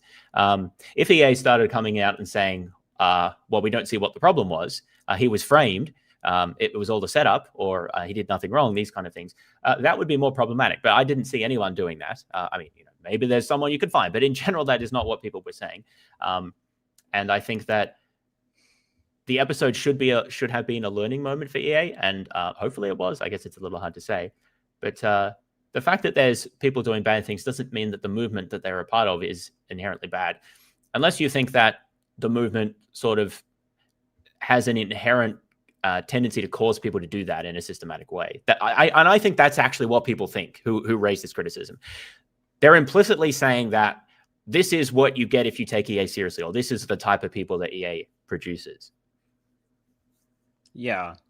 So I think I somewhat disagree with the idea that EAs didn't do enough due diligence. It's like that Sam Bankman-Fried was doing lots of fraud. This wasn't obvious to investors either. Well, I don't think they did due diligence, but anyway, yeah. Sorry. But it's like if it seems hard to expect. It's like if you're getting donations from people, it's like it's hard to expect you to have a much greater level of rigor than the level of rigor in investigating what they're doing. Where it's like, suppose you conclude they're committing fraud, or like that it's possible they're committing fraud. It's not even that clear like what you do about it. But like in any case, so I think I somewhat disagree with the idea that EAs didn't do enough due diligence. But broadly, let's say that some high-level EAs didn't do enough due diligence with looking into Sam Bankman-Fried when he was giving them money. Like, okay, so how does this mean that it's like this would just have no effect? It's like, okay, some EAs displayed some vices, and this had bad effects. Well, like, you can find an example of this for any movement. Oh, some Christians have displayed vices. Some Democrats have displayed vices. It's not clear how this is supposed to reflect that. Well, that's why I say that I think the implicit claim is that this is a consequence of EA values or the EA movement in some way. I think that's what people think. I mean, it sort of goes along with the idea that, well, utilitarians would just do whatever it takes to, bring about what they think is the good, right? The ends justify the means kind of logic. And honestly, this controversy almost seems designed to evoke that stereotype, or not. Yeah, I shouldn't say controversy. This incident, which is sort of really unfortunate. The thing I'd say about that objection. So, I mean, first of all, even if you end up thinking like the organized EA movement is bad, that there are all these sort of red flags about it. Well, okay, maybe you think like having the EA mindset is like dangerous. We don't want to grow the movement, but still, like, this won't be a case against giving to malaria nets or taking a high impact career. So still, I think even if you buy this, that EA is sort of like bad and nefarious, all the practical implications of it will still follow. Second of all, if you're going to look at, I don't think this is true. I think it's very irresponsible to draw sweeping conclusions from one data point. Yeah, I agree with that. And so I don't think you should say, oh, the EA movement is like this from the fact that one guy did it and then was strongly denounced by everyone in the EA community and is now widely regarded as the single person who set back the interests of EAs more than any other person ever.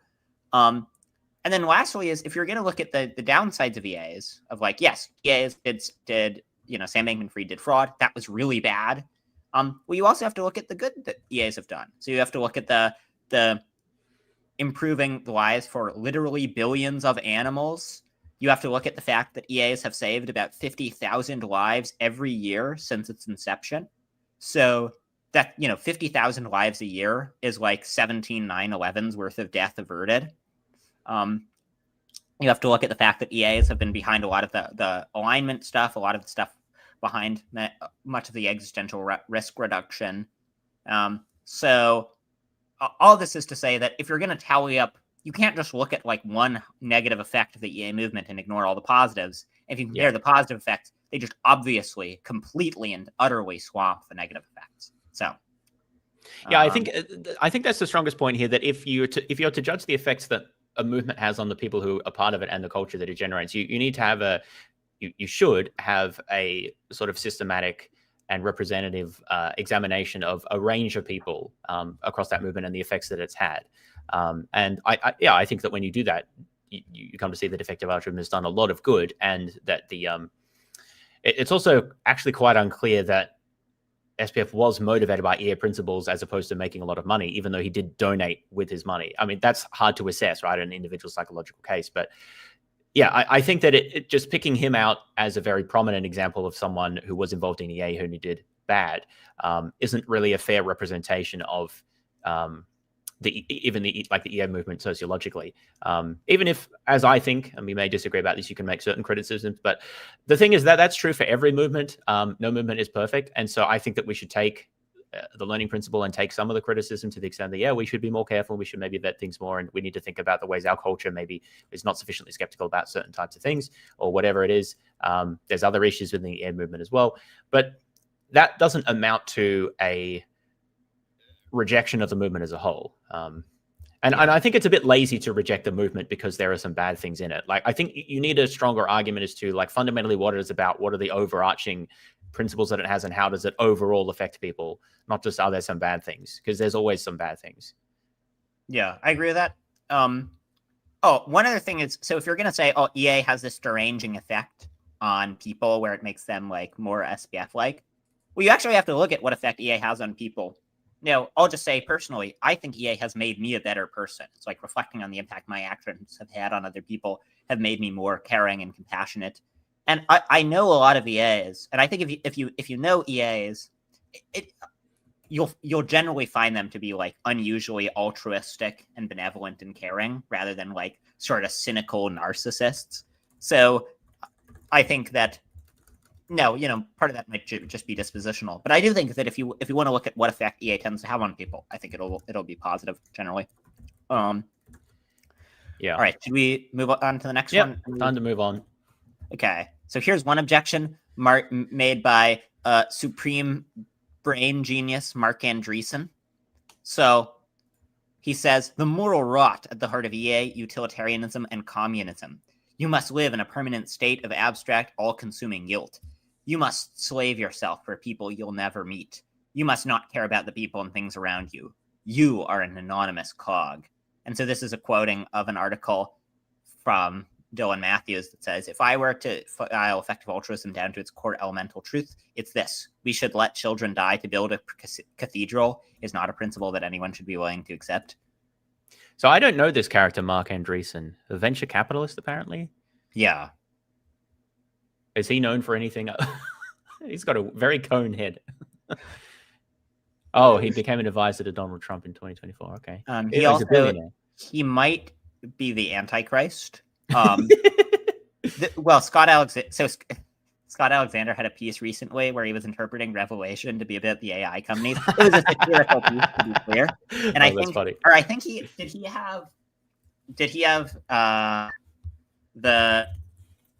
did he have it be the, I forget.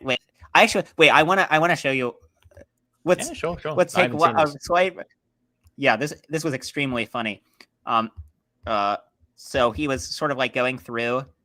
This was just one of the funniest articles I've ever read. I'm actually gonna take a moment to share this Scott article. Okay, we're gonna take a break from talking about EA just because the article is funny enough.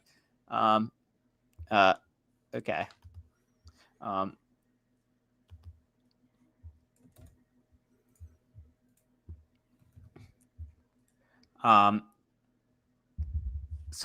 So John says, on the heads will be the names of blasphemy. If the heads are the co-founders, then it seems like the co-founders will have blasphemous names. And so then he goes through and just explains, like, jerry-rigs some way of getting them all to have blasphemous names. So Dario Amade, Dario means Lord. Amade is unclear meaning, but has resemblance with Asmodei, a demon king in the book of Tobit. So this means Amadeus is Lord, which is a name of blasphemy. Daniela Amade. Daniela comes from the Hebrew Daniel, meaning God is my judge. So Daniela Amade means Asmodeus is my judge. Name of blasphemy. Christopher Ola. I mean, it's just hilarious. Ben Man. Ben means son and man means man. So this is the son of man claiming to be Jesus. Okay, so it's like he goes through all these. Let him that hath understanding take the head count of the beast, for it is the head count of Anthropic, and its head count is 666. So Anthropic is 500 to 1,000 employees. Well, there's one especially funny bit. I mean, the article is. How did he find time to do all this? No, I don't know. It's incredible. Is there some sense in which Ilya Sutskever has his father's name written on his forehead? This one might be literally true. That he like. Wait. Okay. Mark. Okay. Oh, here he is, Mark Andreessen. What is the title of Christ, the Son of Man, the Alpha and the Omega? Son of Man is Anderson. So Andreas' son is claiming to be the Son of Man. Is there any venture capitalist who calls themselves the Alpha and the Omega? And it's A16Z, so Alpha and Omega, which is Mark Andreessen's company. No, but there was one especially hilarious bit. Anthropic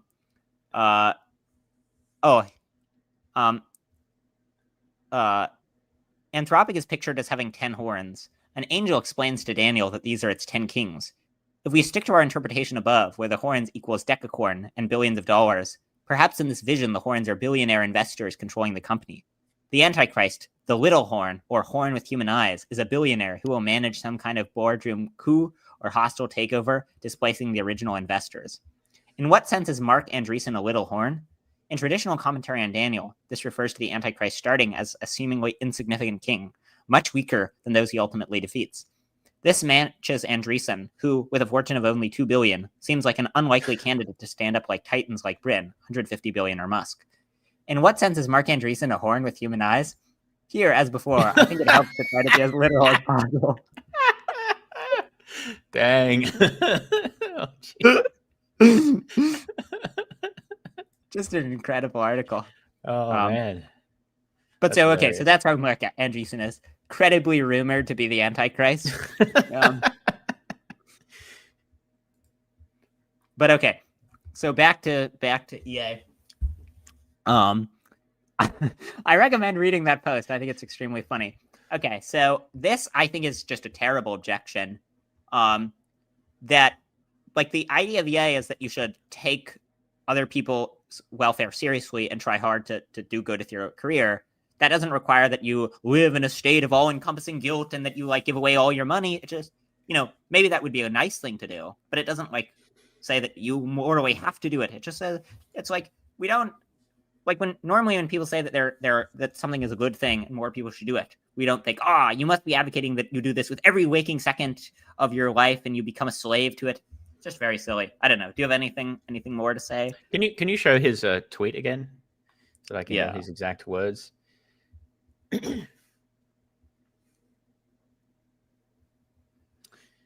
So it's interesting that he sort of relates EA to communism, which is the opposite of the criticism that we'll hear in a minute. But anyway, you must live in a permanent state of abstract or consuming guilt. This does seem related to the demandingness objection, which essentially says that EA is too ethically demanding. But it's like if we interpret it literally, it's certainly not true that EA say that you should be guilty. If that doesn't help you to actually help people. But maybe he's saying that if you take these ideas seriously, then you will always be guilty. Well, I guess that depends on who you are and what you're doing. But like the whole point is that if you're not helping people, maybe you feel guilty, but then you start helping people and you might feel less guilty. I don't know exactly what he's trying to say here, that like you take the ideas seriously and so you feel guilty, but then you just don't do anything about them. So you stay feeling guilty. Well, then do something about them. I don't. It's hard to understand what the criticism is there.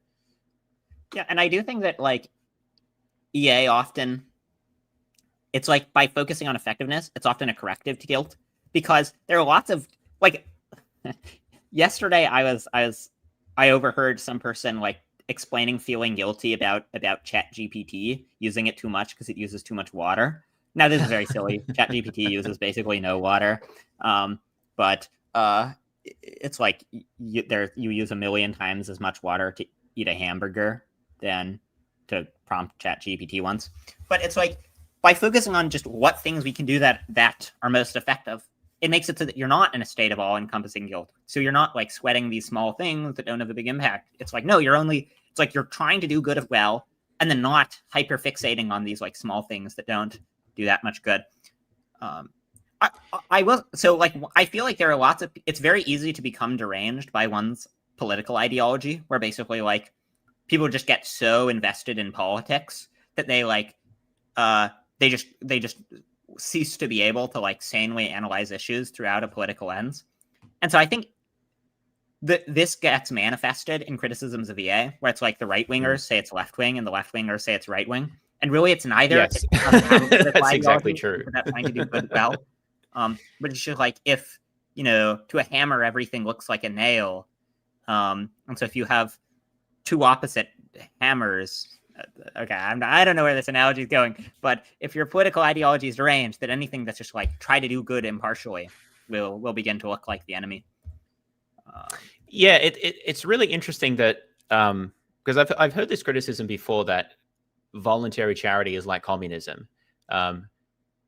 Because the people on the left say that voluntary charity is just capitalism, like it's a way to maintain a capitalist system. We'll see that in the video. But yeah, I mean, I think that's just wrong, and it's hard to explain.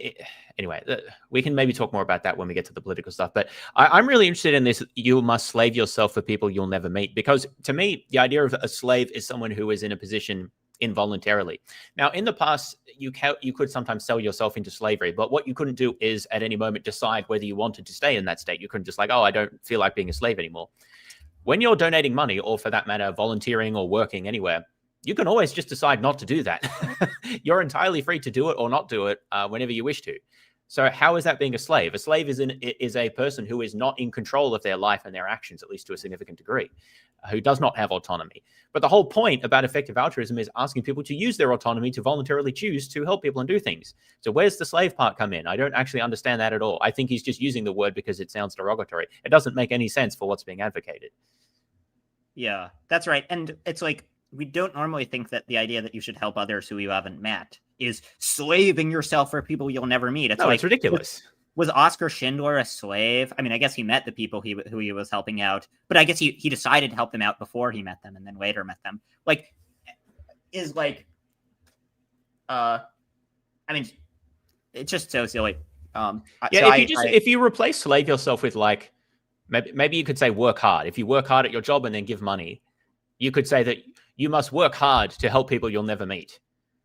Well, that sounds like a compliment, right? That sounds like a good thing. Like it just doesn't. It's literally the word slave that's just trying to make it sound bad. When in any other context, it would be like, oh, that's a really good thing. We should praise this person. Wait, EA implies that you should work hard to do good? What a crazy thing to think. It's pretty nuts, yeah. How deranged. So here's the next objection. So here's something people say. It's like, well, look, EA, a lot of it is involves giving international aid, but international aid is very controversial. Like, haven't you read The White Man's Burden, which complains about international aid programs being bad? So like, isn't this a bad thing that they're giving aid overseas? Yeah, this is a less commonly, I hear this sometimes from a certain type of person. So I think that probably the biggest object level criticism that I would make against this is that people like William Easterly and Debussi Moyo and books like White Man's Burden, they were criticizing official development assistance, which is government aid to other governments, like wealthy countries to poorer countries. And they were indicating that there's a lot of evidence that that sort of aid does not promote economic growth and does not improve living standards in those countries in the long term. Now, there were criticisms of that as well, but I don't think now is the time to address those. I think there's some validity to those criticisms and there's some overstatements. But the thing is that effective altruism actually doesn't say very much about official development assistance. It mostly says things about private donations to very specific charities that do demonstrable good, generally in terms of areas of health and education, and also direct cash transfers. And that's just not what the target of William Easterly or Debussi Moyo's criticisms is. They're just talking about different types of aid. It could be the case that giving anti-malarial bed nets is not effective at increasing the rate of GDP growth in certain countries, but that's not actually, I think there's plausible case that it actually does indirectly, but that's not even the primary justification that EAs give for doing it. And so I think that people are just a bit confused. They hear the word aid and they lump together things that are actually quite different. So effective altruism is sort of predicated on the idea that actually most charitable giving is not very effective. And that's why it's important to focus on the charitable giving that is effective. The types of aid that Easterly is critical of are not the types of aid for the most part that EAs promote. Now, maybe he's commented, I don't know if he said specific things about EA, but like in terms of his book, because I do know a bit about that. That's definitely not what he was focused on there. So I think it's just a misunderstanding about what the criticism is like within economics and what the debate is there, and with what EAs actually advocate for, because they're really very different types of aid, and they're assessed differently. And it's perfectly consistent to say that most aid doesn't work, so you should focus on the aid that we can demonstrate is effective, and that's what EA is about. Yeah, completely agree. Yeah, I mean, I guess it's like, and then if you look at what these people actually say about the EA style charities, like, I think William Easterly, he thinks the EA kinds of charities are good things, Yeah. And we don't have to speculate. It's like, we don't have to rely on these kind of like broad general judgments of aid, because there are randomized control trials that look at the effect of, say, like the actions of, say, the Malaria Consortium. And so these sorts of things, they just like don't. And so we just have very good data that indicates that they make things a lot better and they save a bunch of lives. And so we don't need to speculate. We can just look at the direct RCTs on the topic. Okay, so next objection. I'm going to use the restroom briefly. So what do you make of this objection that it's just an excuse to make billionaires feel better? I'll be back in a second. Oh yeah, okay. So we'll get to this in the video that I've that we prepared to have a look at. But it's interesting that the example we looked at just before of the billionaire, what was his name, Mark something or other, who is clearly not a billionaire who feels better on the basis of EA. Now that you may argue that there are some prominent donors, very wealthy donors who have been involved in effective altruism, but it doesn't seem that Bill Gates is probably actually the biggest example, although I don't know that he identifies himself very closely with the EA label, but a lot of what he does is very similarly minded and motivated by similar principles. So that could be a good example. But the thing is that most billionaires still don't give to effective charities, or at least not give any significant proportion of their wealth to effective charities. If they did, if they took a 10% pledge, for example, which is fairly common amongst EAs, they would be giving at least, like hundreds of millions of dollars, maybe even billions, over their lifetime. They could easily do that. Like Bill Gates's pledge to. But the point is, it seems like very few of them do this. And so the sociological claim that that is the primary purpose of EA, to make billionaires feel better, doesn't seem to be supported by the evidence. At most, you could say that a handful of billionaires do this to make themselves feel better. Well, but what are the others doing to make themselves feel better? Evidently not this, or maybe they don't feel like they need to make themselves feel better, right? In which case, it would seem that like even on the cynical, even if you go full cynical and say, well, EA serves primarily to make billionaires feel better, presumably it's better to have a social movement and an ideology that involves billionaires feeling better about themselves by donating hundreds of millions of dollars or even billions of dollars to effective charities than to not have that, right? Which seems to be the relevant alternative. So if this is the underlying justification for the existence of EA, it still seems to be kind of a good one, if you see what I mean, because it still ends up with a lot of people being helped. Now, as I said, it seems implausible that this is the primary purpose of EA, because most billionaires aren't EAs and most billionaires don't give a lot of money to effective charities. And so they evidently don't feel the need for this type of feeling better. But even if it were true, it's sort of not clear why that's a bad thing. Yeah. And the other thing is, like, if anything, I think EA is like, it should make billionaires feel bad, in general, because it's like most of them don't give away their wealth. Well, that's what I was saying. We just saw an example where this appears to be the case, right? Yeah. That EA does make them feel bad. Yeah, I do think there's this weird thing where, like, when billionaires try to do good with their money, they get criticized. But then if they just, like, spend the money on themselves, then they don't really get criticized. So it's like when Bill Gates does, like, these super effective global health projects, he becomes a huge target of criticism. But then if, like, when other billionaires just, like, hoard their wealth, like, people don't care. So well, I think that comes to the systemic change criticism, which we'll look at in the video, because I think that expresses this concern. Because these sorts of people, I think they don't think billionaires should exist, and I don't think that at least some of these people, they don't think that there is a moral thing for a billionaire to do with their wealth. They just think that billionaires shouldn't exist, and so I don't think have advice for what billionaires should do. At least, yeah. But you could think it's both true that billionaires shouldn't exist, but then also that if they do exist, they should spend their money. Yeah, that's true. But often people, again, this is a bit anecdotal, but people who raise this sort of criticism don't seem to want to have that discussion, because a lot of EAs would say things like this. Maybe we should have a better system. Maybe there shouldn't be billionaires. Maybe there should be systems that prevent that much wealth being accumulated by one person or whatever, right?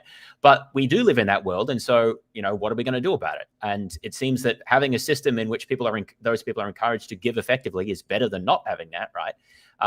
I think it's very hard to argue against that.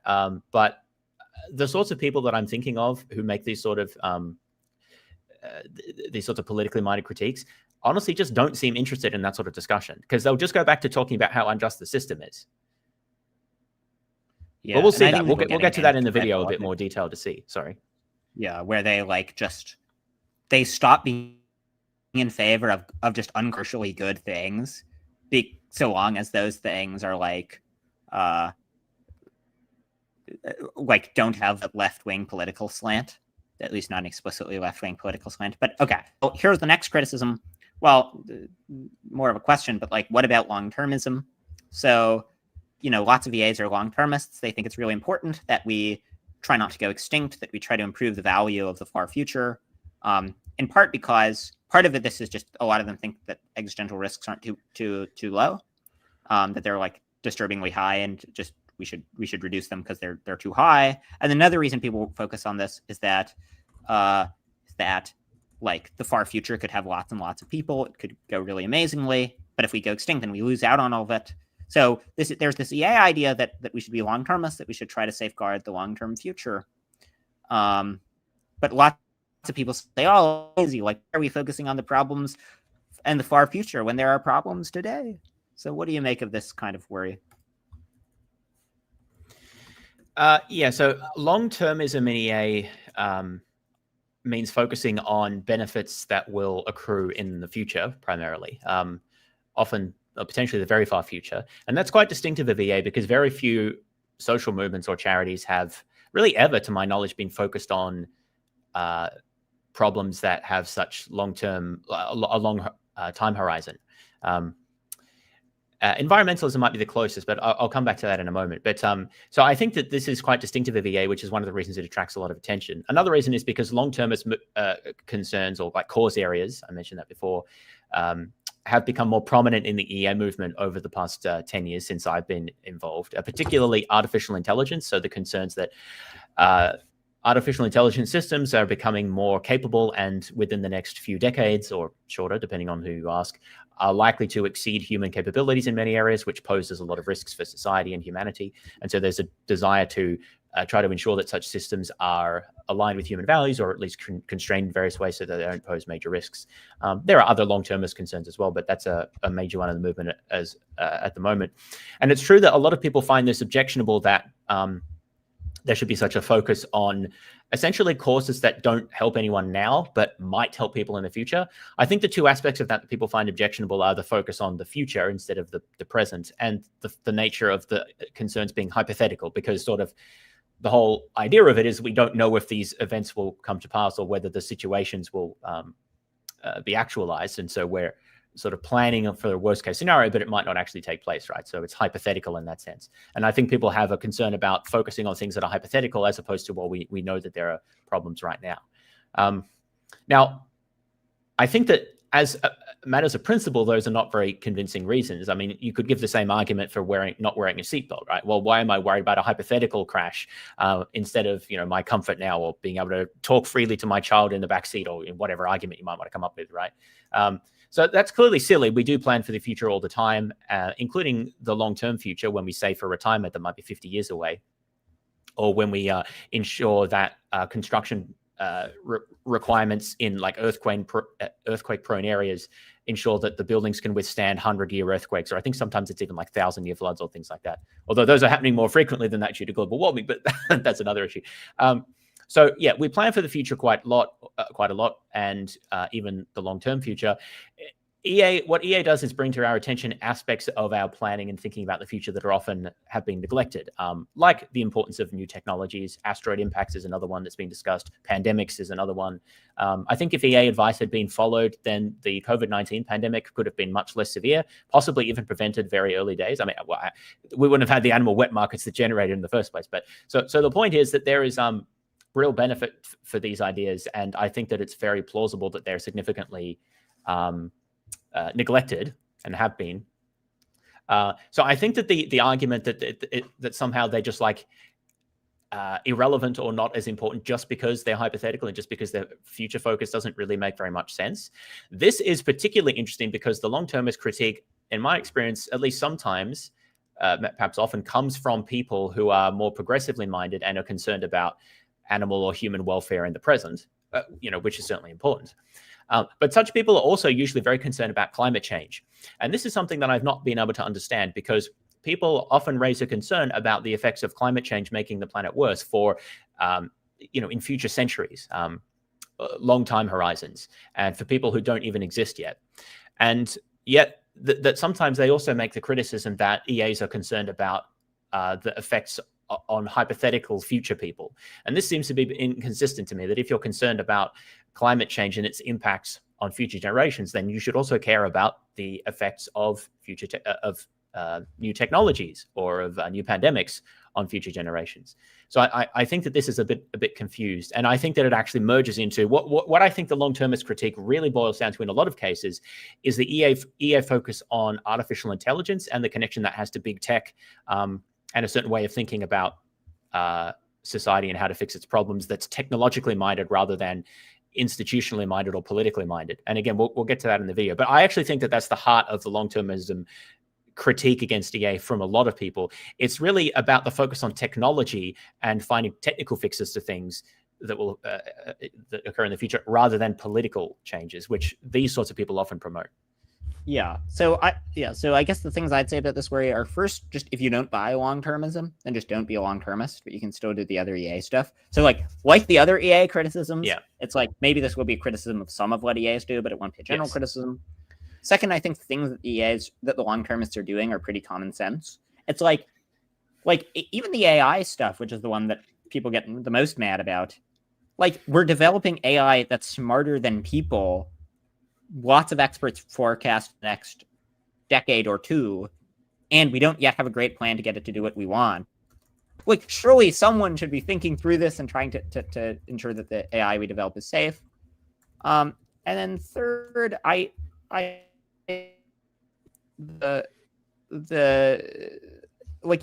with pretty conservative estimates of existential risks, it's just like, it's bad if everyone on the planet dies, even if you ignore the long-termist stuff. So it still looks pretty good. Like preventing nuclear war, preventing these engineered pandemics.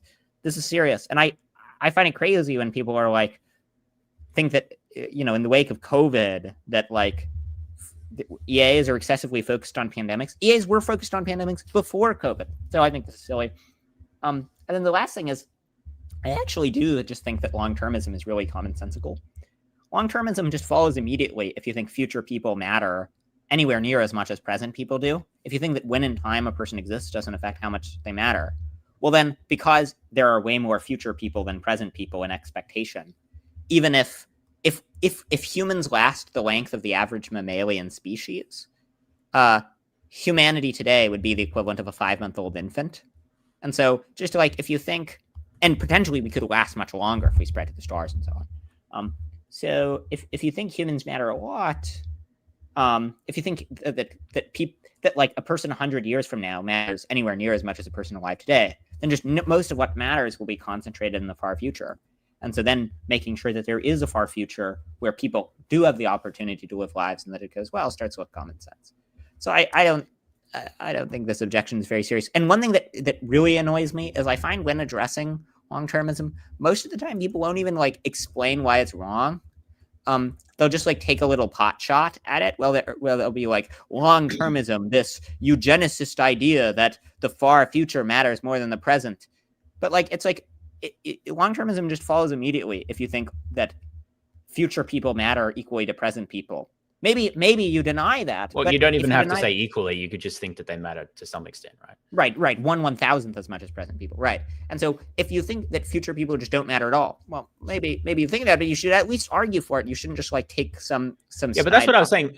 A few people do think that, and especially if you think that environmentalism is an important cause, that seems to really be in tension with the idea that we should only be concerned ourselves with people who currently exist. There are a lot of tricky issues in population ethics about some of these issues, which we don't want to get into now. I will also say that I have been on the record arguing that a lot of what many prominent EAs have to say about AI safety is misguided for various reasons. Not that I'm fundamentally opposed to AI safety research. I think it's very important and is something EA should be doing about. I have disagreements about timelines and about methods that I think are appropriate, and maybe the emphasis within the movement on that, how it's become quite prominent. So there are certainly disagreements to be had, but I don't see those as really disagreements with EA. They're more disagreements within EA about particular issues. And I think that it's actually, I've advocated for many years that we need a diverse range of perspectives on these matters within EA so that we can utilize different range of expertise and how to best tackle these problems effectively. And that's one of the reasons why I want to try to remove barriers of people becoming involved with EA. Because I think that these, like, if you're critical of certain aspects of how EAs deal with long-termist causes, well, I think you should become involved in EA and try to add your thoughts and expertise, if you have that, to try to steer us in a better direction, right? I think we need a broader range of perspectives, but it's I don't think you should not become involved in EA because you think maybe some long-termist work is not effective. Let's make it more effective. Yeah, I very much agree. All right. So here's the last objection. This is the systemic reform. Well, this will lead us right into the video that I've got, because that's exactly what this is about. But yeah, introduce that for us. Yeah. So the systemic reform objection, the idea is that EAs don't focus enough on systemic reform. It's like they get kids malaria nets without like focusing broadly on how the system works, or like doing these broad macro scale reflections on the system as a whole. And so we shouldn't be like number crunching. We should be trying to do these broader systemic reforms that it would actually be more effective. Should we just immediately go into the video and then discuss? Yeah, let's this? jump into the video. So the video raises this issue in like a lot of different ways and different aspects, which I think is good because this highlights how I think like this video is a bit crass and extreme in some ways, but I don't mean to straw man. This is one of the best. Resonates a lot with me. Not that I agree with the criticisms. It resonates in the sense that I've had interactions with people who say many of the exact same things in similar ways. So this is good encapsulation. And I think that it might be helpful for us to respond to a real example of this. Yeah. Okay. So let me stream the video. Anthem says, I'm going to tell Nathan you're cheating. Well, that's all right. It's happened before.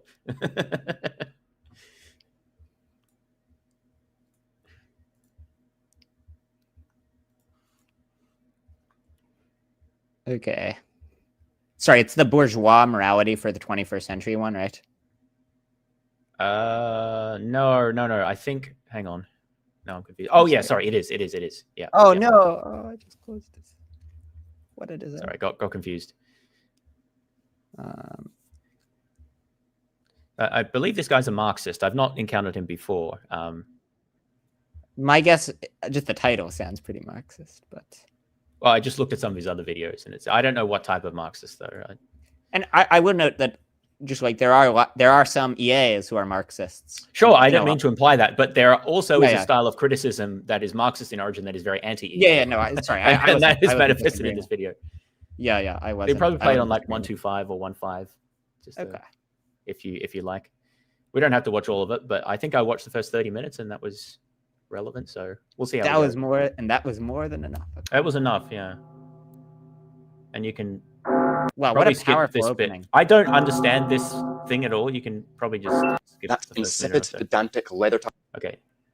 Oh, he's reading from Karl Marx. So. Yeah, you can just start here. Okay. Oracle of the ordinary bourgeois intelligence of the 19th century. Bentham is among philosophers what Martin Tupper he's talking about is Bentham. among poets. Both could only have been manufactured in England. So Jeremy Bentham was an English philosopher and current zombie exhibit at UCL. He's widely considered to be one of the fathers of utilitarianism, which is broadly understood as a liberal moral philosophy. Yeah, there we go. Okay. Philosophy which seeks to increase the amount of good in the world, or pleasure if you're nasty, and reduce harm. Its central tenets are consequentialism, hedonism, and impartiality. By the utilitarian framework, an act is morally good if and only if it produces the highest level of pleasure or the least amount of suffering for the greatest number of people. To achieve its goals, utilitarianism relies on a rationalistic moral mathematics, which is inseparable from the liberal worldview. For centuries now, it's been one of the key moral frameworks of bourgeois liberalism. But in our neoliberal age, in these dark neoliberal times, a new project has emerged, one which, despite the claims of some of its... And by the way, let me know if at any point you want to pause it. Yeah, no worries. I'll interject when I feel like. And likewise, reheating the leather tongue with Jeremy Bentham and reproducing a new bourgeois morality for the neoliberal age. He's just setting up the context here. Effective altruism. I don't know what that shtick is about. I don't know if he does that elsewhere. Is it worth it? I don't get the bit.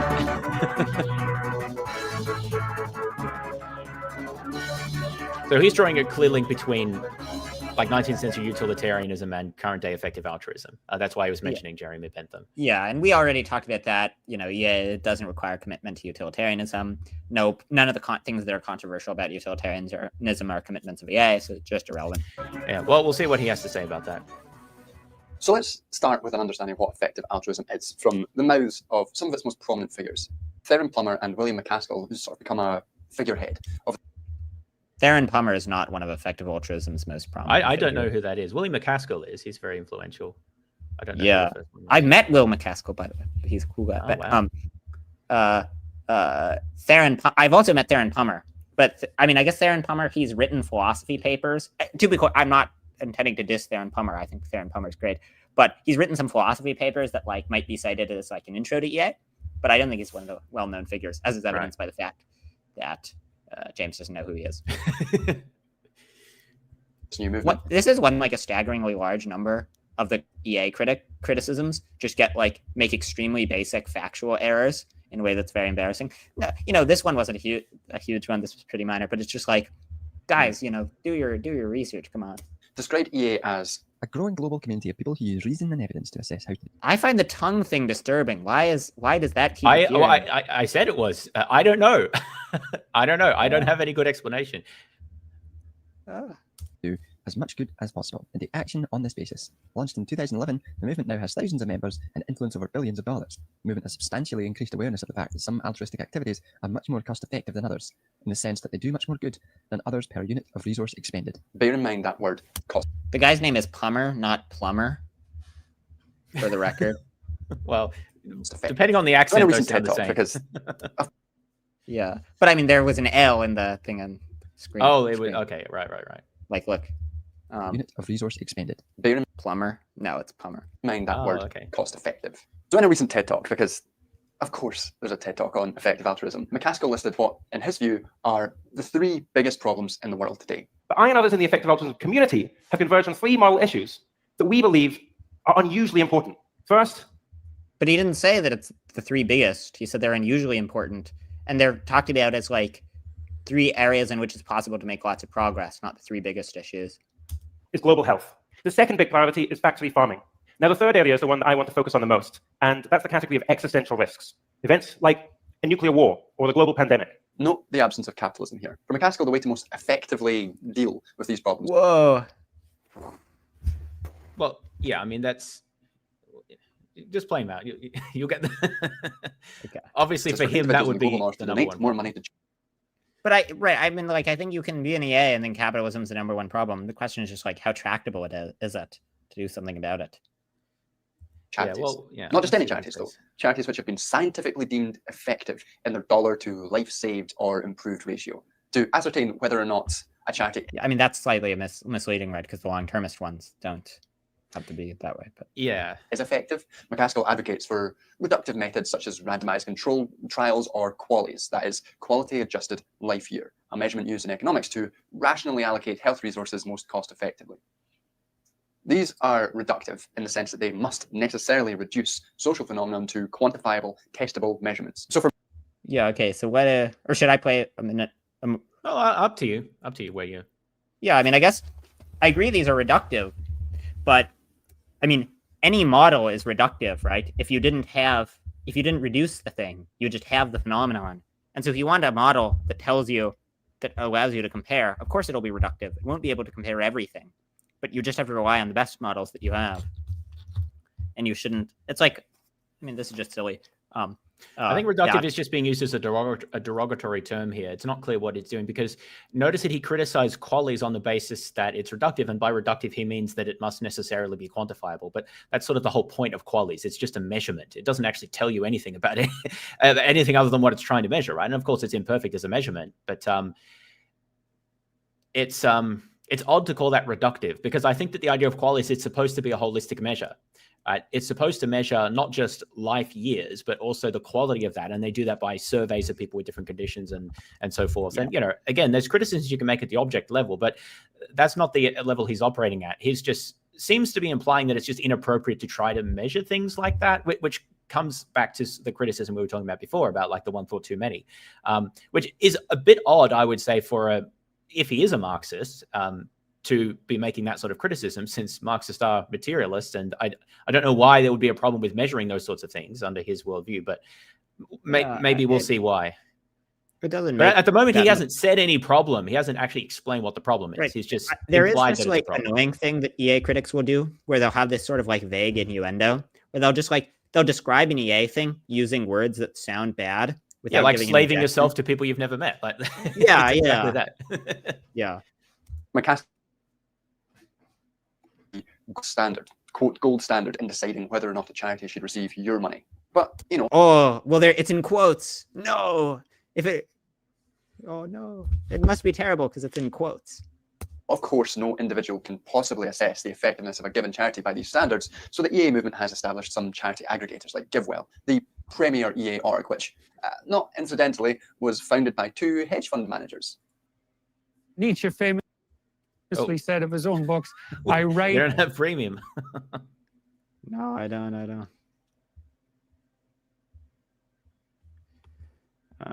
Was that Okay, like that? so it was founded by hedge fund managers. Yeah. Okay, that. So what? These aggregators just basically tell followers of EA which charities are the most effective by their own measurements, and therefore are places which individuals should send their money. The individual utilitarian calculus is exported to these elite technocrats, essentially. So EA uses a rationalized moral mathematics to encourage its adherents to object. See, it's all just like using slime words to like describe things without making objections to it. Oh, rationalized moral mathematics. That sounds very bad, but it's like, if that is that just synonymous with trying to use rigorous cost-benefit analysis to do good? Well, if yeah, so, it's not then I clear don't. what the problem is supposed to be. Yeah, I do find the style of arguing annoying. Well, I know it's annoying, but this is how people like this argue in my experience, which is why I thought this video would be good to review, because this is how they express it in their own terms. Yeah. Portion of their income to maximize the amount of good in the world, according to their terms, and it is this consequent. Oh. Many cases, including McCaskill himself, will effective altruism utilitarian or quote. It's Plummer, not Plumber. Any normative theory or claim. It's clear from his next sentence that this is obviously horseshit. Effective altruism is the project of using evidence and reason to try and find out how to do the most good, and on this basis, trying to do the most good. Clearly, if you're making a claim about how to do the most good, you're making a normative claim that not doing this would be bad. If you're not doing the most good, then that's bad, right? Or at least less good. You can't run from your own reasoning. But utilitarianism is the idea that it's not the idea that one should do what's best. Utilitarianism is the idea that that the action that's best in any case is the one that maximizes utility. That's controversial, but EAs don't have to commit to that. It's just like the idea that if you're deciding between 2 charities, you should pick the one that does more good. Doesn't require that you think any of the controversial things about EAs, like you should violate rights for the greater good, like that morality is infinitely demanding. So this is just a total. Yes, I thought this was sloppy of him because he's criticizing McCaskill of not following his logic through. But actually, McCaskill was correct in distinguishing being precise in what he was saying, because you can be interested in the project of determining and putting into practice what does the most good, or ways of doing the most good, without making any normative claim about that whatever. You could be you don't even need to be a moral realist. You could just say that you are personally interested in the project of doing good, and not make a normative claim about its sort of normative status, right? Those are actually distinct issues. To be technical, he's confusing axiology with normativity, right? He's conflating claims about good with claims about right and wrong. Utilitarians have a claim that what is right to do is the thing that produces the most good, or reduces harm the most. But that's, as you said, what is controversial about utilitarianism. And you don't have to commit to utilitarianism to simply be interested in the question of what does the most good. So this is I think that this is a problem that people conflate this a lot of in general, but it's particularly problematic that he's conflating it in the context of nitpicking McCaskill about evidently not following his logic through, because the logic that McCaskill is supposed to be following through, according to the producer here, would be fallacious, right? That McCaskill is correct in not just making a conflation there between claims about what it is right to do or you have an obligation to do, and claims about what it is good to do or what promotes the most good, because they are simply different issues. Also, well, this is just one. Yeah, this is just a total side point. But I think it's always funny when communists will make the Sam Bankman-Fried objection to EA. It's like, oh, you're saying EA is discredited by the fact that some people have done bad things in the name of EA? Oh, well, I don't know if you're Yes. historically, people have done the I mean, same for communism. And that's one of the problems, because you can find that in any movement. So unless you're just entirely non-ideological and apolitical, then it's going to be a bit of a tu quoque there. Yeah. Yeah. Okay. Something Caskell actually does quite a lot. The cat is yelling at me. Wow, the cat is just clearly like Clearly upset. started protesting, being like, "What are these fucking retarded objectives?" I know, Puss. I know, but you can't come in. EA may not be exactly the same as utilitarianism in all circumstances, but they're clearly deeply connected, as is further shown by the fact that one of their biggest supporters, someone to whom McCaskill dedicated his book How to Do Good Better, is Peter Singer. Yeah, I mean, so they're clearly connected in the sense that lots of utilitarians are EAs and lots of EAs are utilitarian. But the fact that two things are connected doesn't mean that objections to one of them are objections to the other one. So, yes, lots of EAs are utilitarian, but yeah, this isn't an objection to EA.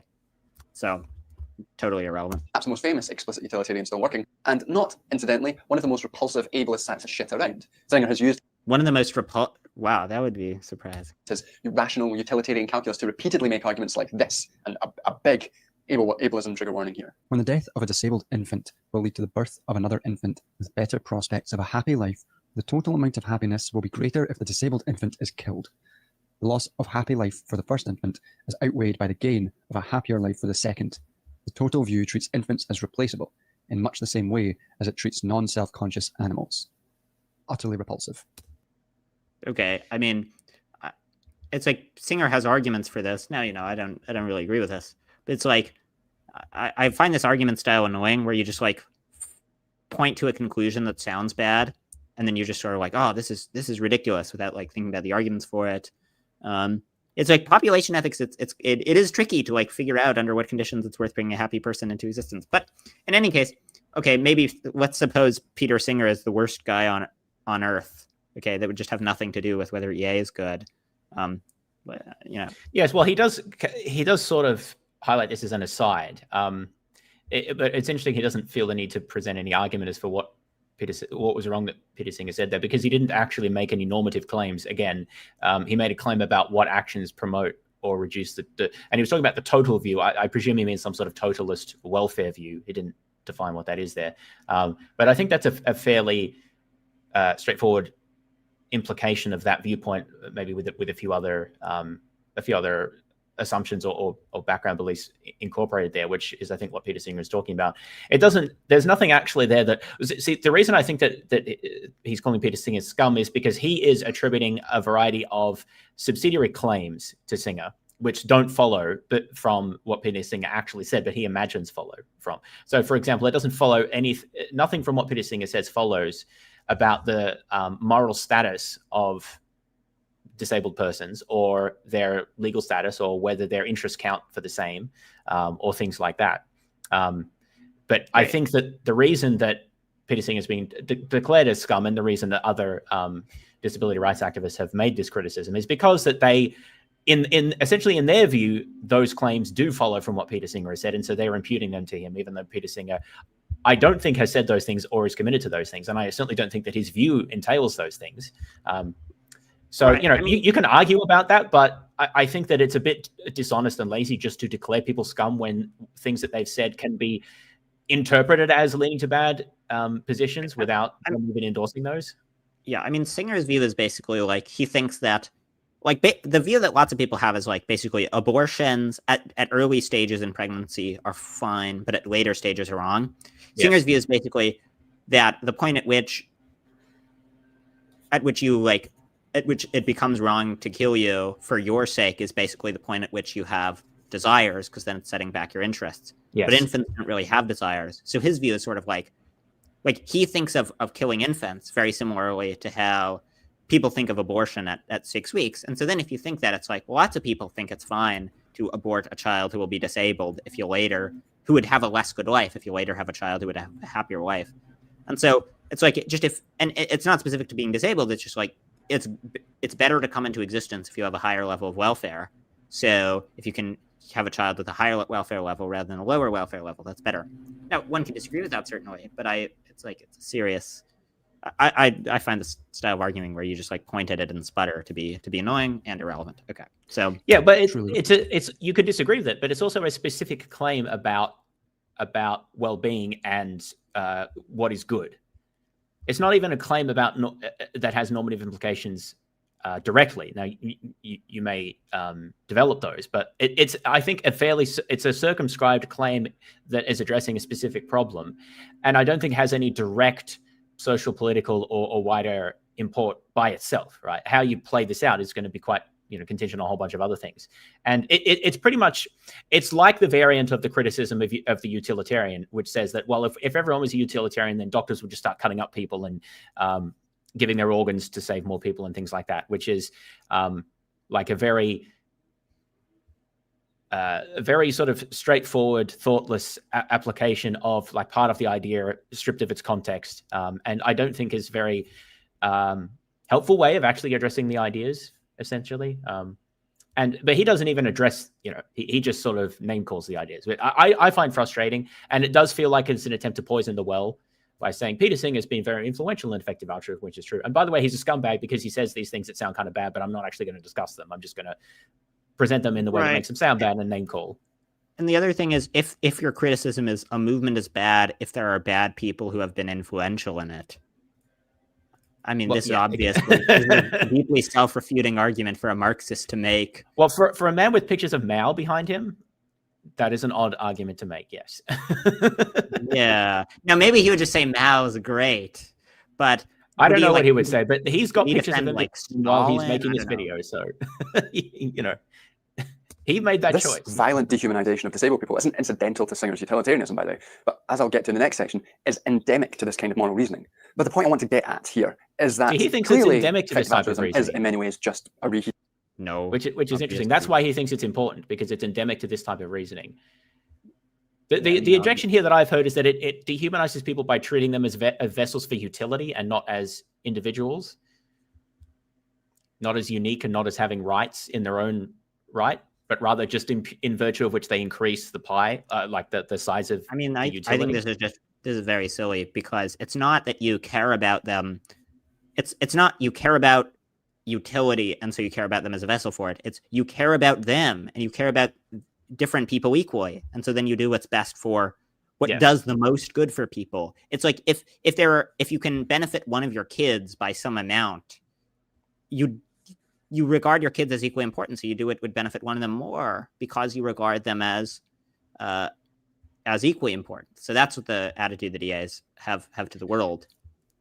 I agree, and I think that this is a misconstrual of. I mean, again, you can't say that no utilitarian has ever thought this way, but I think there's a misconstrual of how utilitarians should think about things. In that utilitarianism is a way of systematizing and actualizing the fundamental moral ideas of beneficence and equality. So the idea that it's good to and it's important to do good things to help people, and that it's important to treat different people equally.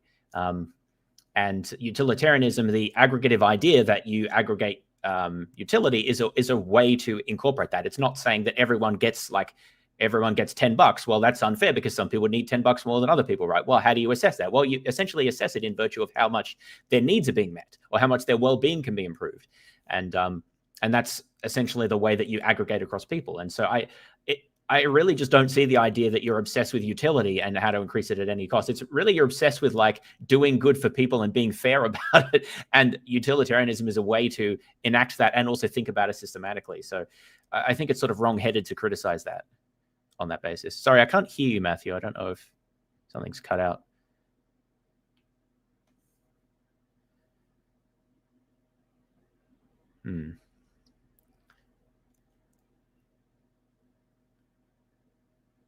Can you hear me now? Yeah, there we go. You're back. Okay. Yeah, I mean, what a deranged obsession. An obsession with doing good for others. Oh, what evil. Okay. Yeah. Did utilitarianism. In my personal opinion, is that the only reason he actually tried to say that EA isn't utilitarian is to give their project a sense of novelty. No one gives a shit about a bunch of philosophy professors doing. I just find this such annoying psychoanalysis when he's it's just like he's demonstrably confused about why EAs say they're not utilitarian, where the argument for it is very simple. And then he goes into like, oh, it must be because they're like trying to inflate their sense of novelty. It's just so ridiculous. Well, it's also not true that EAs point to that as being what's novel about EA. Like, what's novel about EA is cause neutrality and focus on empirical evidence like RCTs. Things like long-termism as well are fairly distinctive. Those are the things that I would point to. And impartiality, to like it's sort of Peter Singer's argument, thinking about impartiality across space and time. Those things are not uniquely distinctive, but fairly distinctive, particularly when taken in terms of applied to practical charitable giving decision-making. Yeah, here's my theory about why EAs say that EA isn't inherently utilitarian. It's because EA isn't inherently utilitarian. That might be a reason why sometimes people say things because they're true and obvious. Yeah. But an innovative way to do good by doing nothing except giving to scientifically proven good charities? Well, I mean, that's false. It's not that they do nothing except they also advocate using your career to do good. They also advocate using your time to do good. Like, you know, for example, here's one. Well, when we make a brief aside, there are right now the EU is taking input on its animal welfare laws. If you go to my blog, which is linked below, you can like find a link to fill out the form, which can improve lives for a bunch of animals. So no, it's not just so like that's one way of doing good. So that's one thing I'd recommend. But no, it's just totally wrong that it's doing nothing other than giving money to effective charities. Also, like what? Suppose EA was just that. It's like it is good to give money to effective charities. So I don't know. It's like, well, he doesn't think that, and we'll see why he doesn't think that, or at least in many cases. I don't know. I want to put words in his mouth, but we'll see what he has to say about that in a little bit. Yeah, sorry, I may be pausing too much. The problem, he just keeps saying things that are false and ridiculous, and so I feel a need to pause and correct it. But one weird trick to save the world: sign up every fucking keg billionaire on the planet. Although it's not really poverty that the Elon Musks of the world really give a shit about, is it? What's really got the tech billionaires fucking wrong? Yeah, almost like the priorities that EAs have are different from the priorities that Elon Musk has. Like EAs tend to be hugely pro foreign aid, and Musk. Yeah, and the use of Elon Musk here, I think, is really problematic from his point of view because there are billionaires he could mention. I think Bill Gates would be a fairer one to mention because Bill Gates does have, I mentioned before, he has a lot of concerns in common with EAs and similar objectives. But Elon Musk does not. He has nothing to do with EA and is not concerned with helping the world in the ways that EAs are. So it's very like the reason he mentions it, I think the only way to make sense of it is because everyone knows Elon Musk and a lot of his audience doesn't like Elon Musk. And there's things to criticize about Elon Musk, certainly. I'm not trying to defend him. But what I'm trying to say is Elon Musk is no EA. So why is he being mentioned here in the context of billionaire philanthropist? He's not a billionaire philanthropist, and he's certainly not an effective altruist billionaire philanthropist. So yeah, it's really just poisoning the well by mentioning him.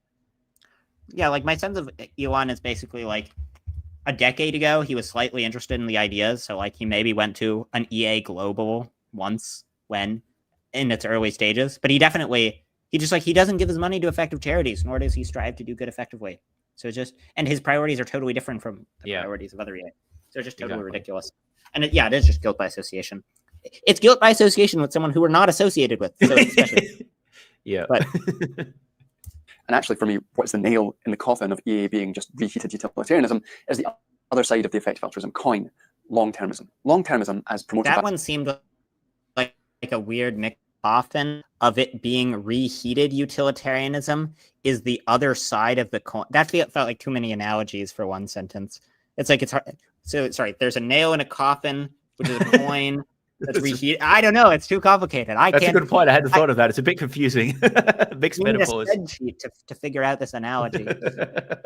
McCaskill, in his book, takes the impartiality aspect of utilitarianism and supercharges it. Impartiality for utilitarianism, and EA for that matter, is the notion that moral decision-making must be made beyond personal proximity or justice issues. So, for example, you have just as much responsibility to help someone across the world from you as you do your own mother. Peter Singer again. No, but why can he stop lying? Yeah, so that's not what EA say. And it's not what Peter Singer says either.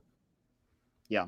He should, so if he wanted to explicate this well, he should use Peter Singer's example, which is a child that you don't know in front of you versus children that you don't know in another country, right? It's never the idea that you have exactly the same obligations to your mother as someone else. I've never heard an EA say this. Now, some EAs may think that, right? But that's certainly not what EAs generally say or is entailed by EA views. Yeah, right. So this is, it's just false. No, there are some EAs who think that, but that's not at all part of the core EA ideas. Well, and it's not what the most influential people say. Like Singer, who's promoted this idea very extensively. He doesn't. That's not what he says. Like that's not the analogy. So he shouldn't be using that to describe the view. It's just misleading.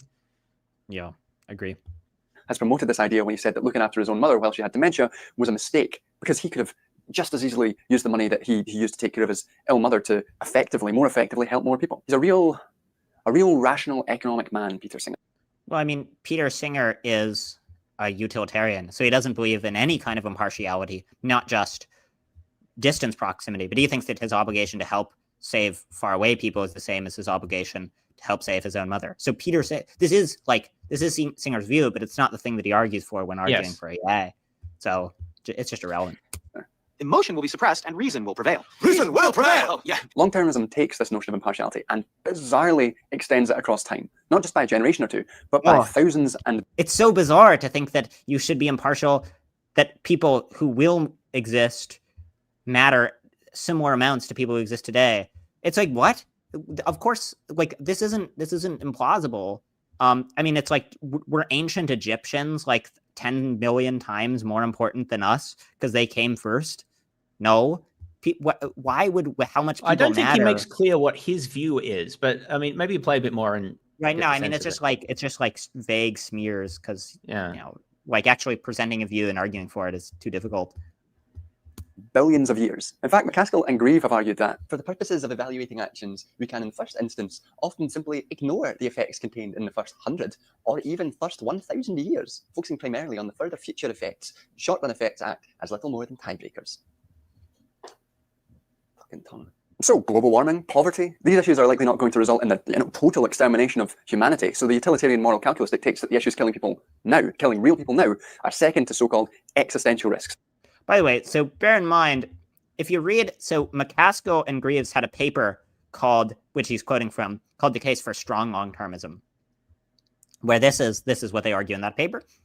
But if in his like more popular level presentation of it, the thing McCaskill notes is that you get exactly the same conclusions from weak long-termism, where you say both of, it's like, even if so there's strong long-termism, which says the future matters orders of magnitude more than the present.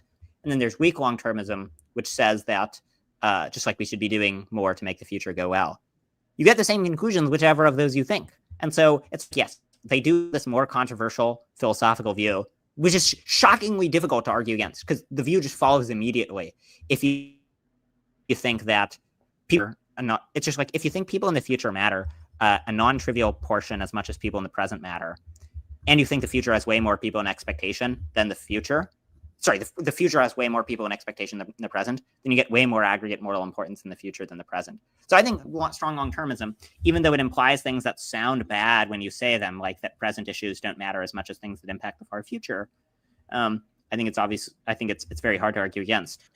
Yes, but once again, the negative aspect of this comes largely through connotation and unstated inference. So it really shouldn't be that controversial to say that if people in the future matter at least somewhat morally, like a non-trivial amount, and if humanity can potentially be around for, thousands, millions of years, then the total moral weight or moral value of people in the future dramatically outweighs the total moral value or weight of people in the present, right? That really shouldn't be too controversial. So what follows from that? Well, immediately nothing, right? So this is a fairly abstract claim. It doesn't mean that we shouldn't care about present people. It doesn't mean that we should enact policies that hurt the present at the expense of the future. I mean, maybe we should in some cases, right? But like no specific, it also doesn't mean that the people in the present have like are somehow less important or I mean, it's saying that they're equally important. Like that's sort of the whole point, or at least, similarly important. So the point is to make a claim about comparative values of two states of affairs, people living in the present versus many people living across large spans of time in the future. doesn't have any direct normative implications about what we should do or what the right thing is to do. You need to combine that with a view of normativity and then a view that actually links that to practical issues. So when, for example, I don't know the exact context of that quote, that McCaskill quote that he mentioned, but Greaves and McCaskill, I think it was, but you can endorse a view that says essentially the moral significance of everything that's happening now, or like within the next century, is basically a rounding error relative to the moral significance of things that will happen over the next million years.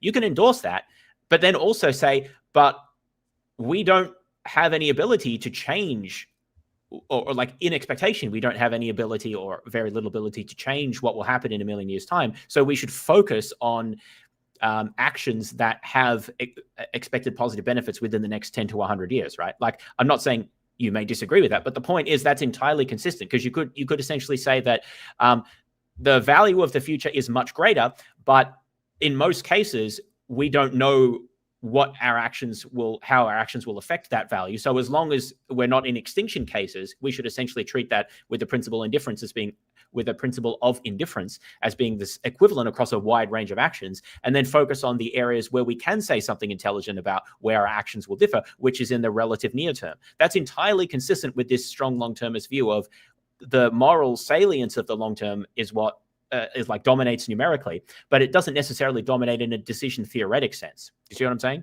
Yeah. Yeah. And again, that's a further claim to say that our actions should be focused on thinking about and focused on changing that long-term value at the expense of the short term. That's a much, much stronger claim that, again, some EAs have made. I disagree with that personally, because I think that we're too clueless about the very long term. But there are certain things we can do that matter, which is things like avoiding extinction. And that's usually what EAs will focus on. And I think that there's a lot of, and the thing is that will help people 100 years from now as well as a million years from now. So there's no real trade-off in that sense. Yeah. So yeah. The implausibility comes only by assuming all of these additional claims or implying that the view leads to these, when it doesn't actually imply any of these things. Yeah. So, yeah, I think that, I'm doing too much agree. But yes, I think that's right as well. Yeah. An analogy I've given before is like, imagine that we discovered that there are these like underground caves, and there were just like quadrillions of people in the caves. And they were just relevantly like people who are around today. They like matter as much. They have similar cognitive capacities and so on. And we just affect them in huge ways. Well, then it would seem like the main determinant of our actions ethics is how they affect the people in caves, just because they matter similar to how we do, and there are way more of them. And so that's just the idea about the long-term future, that people in the future matter, and how much they matter is not orders of magnitude less than present people, which I don't think is a crazy idea. Oh, I want to address, someone in the chat says, does this relate to one's view of time and whether the future exists? No, I don't think it does, because even if you think that people don't yet exist but will exist, you can still think their welfare matters. Just like if you think only if you're an A theorist, then you'll think the past doesn't exist. But you'd still want to say like, oh, it's like bad things have happened before. Like you want to say, for example, like here's a plausible claim. World War II was bad. It was bad that there was this global war that killed tens of millions of people. World War I was bad. So yeah, you'll want to say that you can still make normative claims about the past and future, and then you can say the same. So I think that there are combinations of views that do where philosophy of time becomes relevant. One involves this is a bit of a sidetrack, but I think it's interesting. One involves the case where people say that we should only be concerned about the interests of people who actually exist, and not those who will only hypothetically exist or who don't currently exist. I mean, that's a substantive ethical position, right? Which I personally disagree with. But the thing is that if you do have that view, it does seem to matter whether the future exists or not. Because if you think that the future does exist in a eternalist sense, like B theory is also called, where you think that essentially the future is sort of like another place, but it's just like out there in the future, but it still exists. It's just, it's not simultaneous with us. Then it doesn't really make a lot of sense to say that we should only focus on the people who exist, because the future does exist. Now, you could say we should only be concerned about the welfare of the people who exist simultaneously with us, but that really does start to sound very arbitrary, in a way that whether someone exists or not is, I think, designed not to sound arbitrary. It sounds like, oh, well, that makes sense, right? We should be worried about the people who do exist, not those who only might exist. But I actually think that does matter. And I personally, this is again a bit of an aside, I think that tenseless theories of time, so essentially like eternalism, the view that the future does exist, I think it's very plausible and favored by current physics, and therefore that is kind of a problem for these views that I think rely on the notion that the future does not exist. But yeah, you don't. I don't think that simply your philosophy of time has a direct implication, because yeah, you can adopt views that modify, but there are certain combinations of views that I think it matters for. Yeah, I agree with that, and I think it's like normally we want to say that it's bad to create people who suffer a lot. And so just whatever vehicle you have to saying that, even if they wouldn't have otherwise existed, I think will imply that it's good to create people who have great lives, because it's like just all the arguments for why it's not good to create people with good lives, you could also make for why it's not bad to create people who suffer. That's a deeply controversial point in population ethics. I agree with you, but I think we can't address that here, because there are a lot of people who do argue that there's an asymmetry between creating people who have unhappy lives and creating people. They say it's impermissible to create someone who will have an unhappy life, but it's not obligatory to create someone who will have a happy life. And there's various asymmetries that we probably won't be able to get into to population ethics because it's too complicated. But if people want to read more, I have a paper called "The Sequence Argument Against the Procreation Asymmetry," where I make the case against procreation asymmetry. And then if you just Google Elliot Thornley favorite arguments against the procreation asymmetry, he just gives a bunch of arguments that, in my view, I basically think that it's like I think the procreation asymmetry is just completely bunk. I think there are these really, really strong arguments against it. But even if you affirm the asymmetry, you could still think that long-termism was true. It wouldn't be important to create happy people, but it would still be important to make it so that the lives of the happy people get better.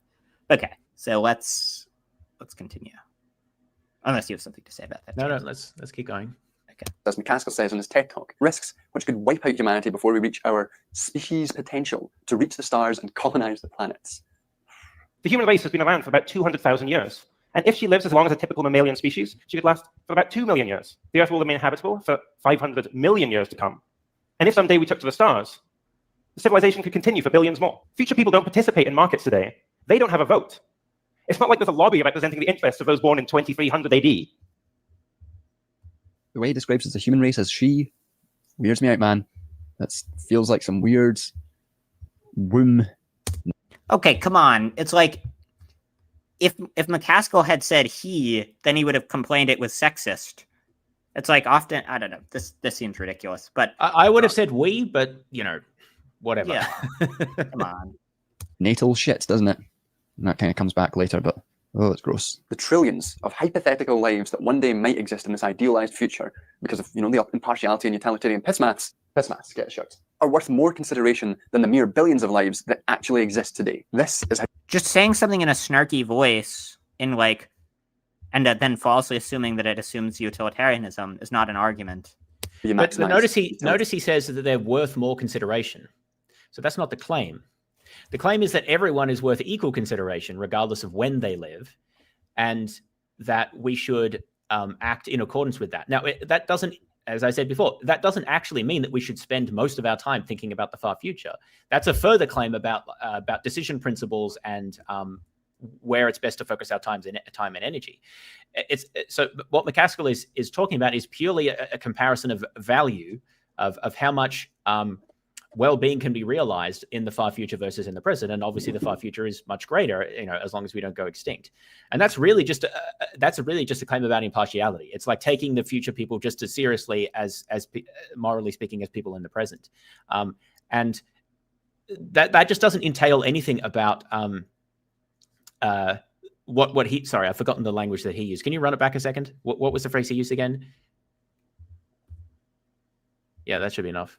Kind of comes back later, but it's gross. The trillions of hypothetical lives that one day might exist in this idealized future because of the impartiality and utilitarian piss maths, get it shut, are worth more consideration worth than the more mere billions of consideration. lives that actually exist. So no claim is made about how, it's sort of unclear what that means exactly, but like you could think that we should spend most of our time thinking about how to make the world better over the next 10 to 100 years in terms of amount of consideration, right? If I understand that as like thinking and effort or research or something like that. And still hold to the view that the value of the far future is going to be much larger. So it's a separate question. He just conflates different issues to make it sound bad when the principle is fundamentally, everyone counts regardless of when they live. And he doesn't really say what's the problem with that. Yeah. And the other thing is, this is a thing. McCaskill points out that the market doesn't take into account the interest of future people. That sounds like a critique of capitalism rather than... Yes, I think the author missed that point, this guy. Today. This is how you maximize utilitarian good. And it's this obvious shite that has the tech billionaires drooling. EA. I mean, it doesn't seem like it does have the tech billionaires. Who are the tech billionaires who are drooling? It's the EAs tend to say that the tech billionaires are causing serious risks, and the tech billionaires tend not to like them. It's like Mark Andreessen doesn't like EA. Elon Musk does not like EA. There are some billionaires. I guess if you're counting I'm blanking on the guy's name. One of the Dustin Moskovitz as a tech billionaire. He's probably the main example. Yeah, but I think Dustin Moskovitz is like, he's not. There isn't much to dislike about Dustin. It's like he's not controversial in the way that Musk is. Yeah. Organizations which now control almost 50. I also don't like the form of argument. Bad people think X, so not X. You actually have to assess X rather than look at whether bad people are. Well, it's more like bad people think X, pregnant silence, right? Like it doesn't actually say any therefore. It's just implication. Right. It's like, bad people think X, pregnant silence, which has the problem that, first of all, there's no implication that X is wrong.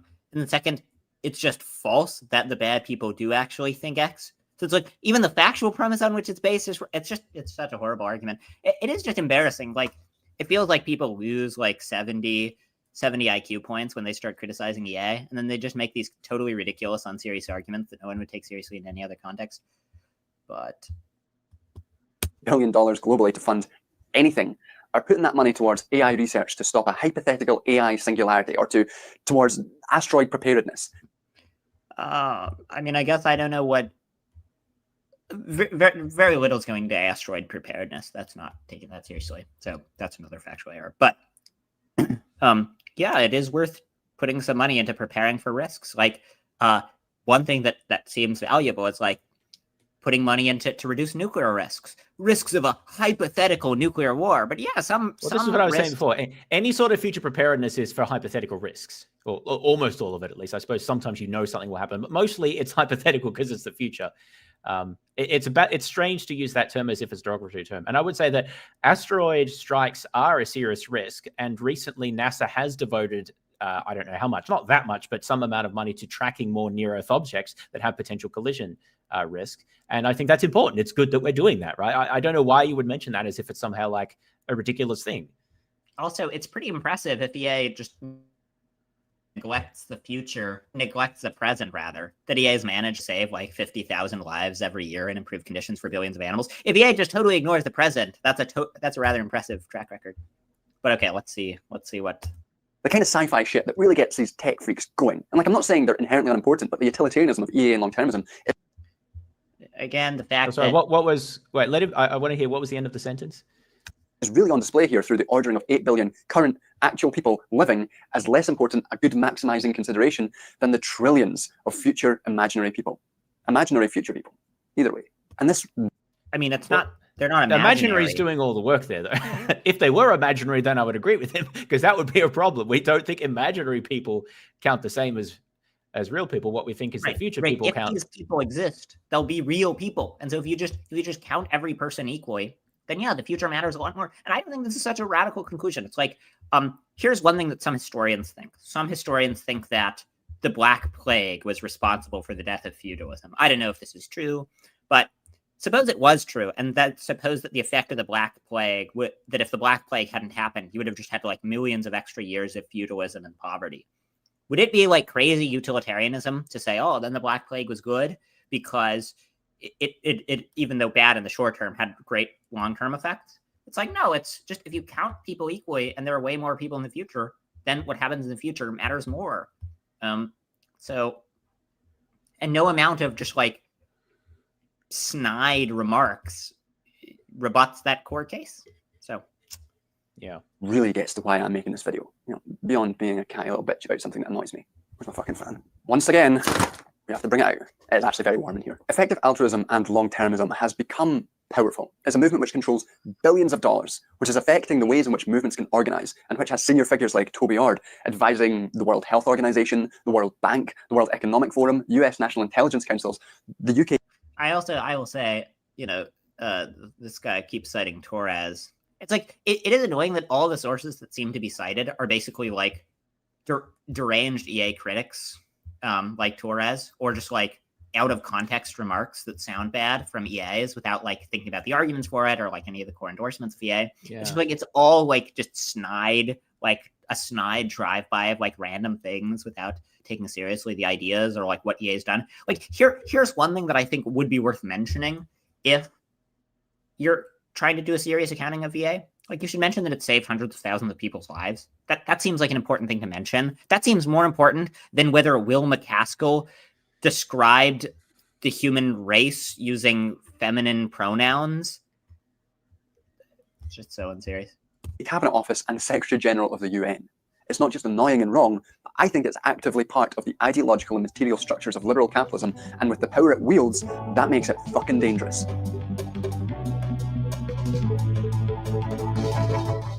The ideas of the ruling class are, in every epoch, the ruling ideas. That is, the class which is the ruling material force in society is, at the same time, its ruling intellectual force. The ruling ideas are thus nothing more than the ideal expression of the dominant material relationships grasped as ideas. I know that's not from Capital. I don't have a copy of the German ideologies, though. Movie magic. We're doing movie magic this time. If I were a more competent YouTuber, I would have bought like a scientist outfit and done a whole bunch of ironic theatre in this section about breaking down your perception of science as a method of deriving objective truth and thereby revealing the limited nature of effective altruist epistemology. Unfortunately, I'm just going to tell you about it, maybe with a whiteboard prop though. Almost 4 years I've been doing this. Almost 4 years. Effective altruism has been criticised many, many times on its epistemic claims. That is, on the ways it claims to know how an altruism is effective. Yet in the face of critiques, many EAs will simply say, oh, we're continuing to refine our process and we'll become more effective and more accurate with time. So more than just critiquing their methods here, I'm going to show that EA is simply unable to grasp the complex social whole of the world while reproducing the worldview of the systems which cause the problems it purports to solve. There's no refining this process, no polishing this turd. You know the phrase? But sorry, he says, oh, you know, he makes it sound like the EAs are coping, where it's like he's giving these devastating objections to things the EAs are doing, and then the EAs are like, oh, well, we'll do more good later. He hasn't given a fucking objection to anything that EAs have done. He's made like vague smears of EAs, but it's not like he hasn't made an argument for why like the Against Malaria Foundation is bad, or for why like giving to reduce AI is bad. I mean, he said some vague things that might sort of like hint that he thinks that it's bad, but in terms of arguments for it having negative effects on the world, well, there's been nothing like that. So yeah, well, so what he's introducing in this section is the idea that the effective part is problematic in terms of how EAs think about that. And he said that other people have criticized this and EAs have kind of just ignored the criticism, which, well, could assess that. But here he's now, what he's about to do is try to explain why it's not just like some problems at the edges or some topic level, like object level disagreements. It's like fundamentally EAs have the wrong idea about how to assess effectiveness or how to like know things more generally. So I think, yeah, that's what he's about to do. That we're about to hear the criticism. Okay, let's see. I'm excited to hear this powerful argument. I will say, I also just think it's wrong, this idea that like EAs don't listen to criticism enough. Like, I sort of think it's the opposite. I think EAs, they spend like too much time like taking seriously their things that are said by these like deranged and confused critics who don't know anything about anything. But okay. You can't polish a turd, but you can roll it in glitter. That's kind of what EA is doing. It's just rolling bullshit in glitter. Science glitter. So the central nub of the issue for effective altruism comes down to rationality. Their entire methodology, outlook, project relies on a particular ideal of rational scientific objectivity. But this notion of objective rationality is not a free-floating concept developed outside of any notion of normative value, but the product of specific social and economic arrangements. Cartesian rationality, derived from the work of Descartes, is in fact the product of the development of capitalism and colonialism. And more than that, can you make heads or tails of that? That EA's idea of rationality depends on capitalism? What he said is that EA's idea of rationality is traceable to Descartes, which in turn is a product of colonialism and capitalism. Now, that's odd to me because I don't really know what connection Descartes had to colonialism. He wrote at a time where I don't think France was doing much of any colonialism. Spain was, I suppose, but Spanish colonialism actually impeded them. I mean, this is a bit of a sidetrack, but I don't like people when do bad history. I mean, look at the Dominion stream I did with Nathan just the other day. So look, Spain and Portugal colonized the New World, right? Like most of it at least. And that brought them a lot of wealth. What did they use that wealth on, particularly Spain? Well, mostly wars. It didn't fuel an industrial commercial revolution in Spain. Spain lagged behind by the time that a lot of this was exhausted by the roughly 1700. That's around the time of Descartes, right? A little afterwards. Spain had exhausted a lot of their fortune in wars and was lagging behind the rest of Europe, and was not an important center during the Enlightenment or in the Industrial Revolution. They lagged behind for a very long time. And they also weren't liberal for a very long time. They were ruled over by monarchs, and then later by they had military and fascist dictatorships. So the point is, I'm talking about that because that's really the only extensive colonialism that existed at the time that Descartes, or prior to Descartes. So we've got this historical logic of like colonialism, capitalism, Descartes, rationality, EA. But it's all nonsense, right? The lines don't make sense at all. The only colonialism didn't have any bearing, as far as I can tell, on Descartes, and it didn't lead to capitalism or liberalism because those developed in different states, and actually, I would argue, led to colonialism, not the other way around. But obviously, that's going to be a controversial Marxist point. But I think that what he's talking here is just Marxist dogma and is not an actual serious analysis of history. I don't know how you can say that EA traces its ideas back to Descartes. Descartes was a rationalist. EAs are mostly empiricists. So there's a strange disconnect here. But also what Descartes has to do with colonialism or capitalism, I have no idea. It's just really lazy history that's driven by ideology and not by, I think, actually looking at the historical causes and trajectories of these ideas. Right. I mean, and then let's say we grant all of it. So let's say that the development of EA's ideas depended on capitalism. So what? Like, well, so did Marxism, interestingly enough, but yeah, no, the development of Marxism depended on capitalism. The fact that capitalism is causally responsible for some idea doesn't mean the idea is like capitalism. It looks like is causally responsible for the development of like that you can make computers as these sort of complicated Turing machines. But is that idea wrong because it traces its development to capitalism? Should we throw out computers because capitalism is responsible? It's just so silly. So, and it's like what you want is like a serious criticism of the things that EAs are doing. He hasn't mentioned the things that EAs are doing. He's just sort of taking pot shots, various philosophical sides, and making these vague, snide remarks. Yeah, I think he gets a bit more specific later, but he's talking about the epistemic side at this point, so it's a bit more abstract. Yeah. It is an essential feature of that development and of the systemic reproduction of those things. Descartes' conception of rationality, famous from the formation, I think, therefore I am. Head empty. No thoughts. I'm not. I'm nothing. Okay. We can, man. I mean, this is an aside, but... his conception of rationality created... Sorry. This is an aside, but that's just... like, that actually just is... saying, I think, therefore I am, implies I'm not thinking, therefore I'm not. That is, I get mixed up between affirming the consequent and denying the antecedent. But that is, it's like, if I'm in California, I'm in the US. Oh, so if you're not in California, you're not in the US? Yeah, that's fallacious. Well, I think he was just making a joke, to be fair, but yeah. Yeah, this joke annoys me, because it's based on it, yeah. Fundamental distinction between man as a knower, and I do specifically mean the gender category of man here, and the rest of reality as objects to be knowed. So this epistemic ideal splits the subject, that is mere you, from the object, that is what we're studying, and creates this ideal of objectivity, as if, again, knowledge is a thing separate from the knower, which can be universally obtained in the same way. Knowledge.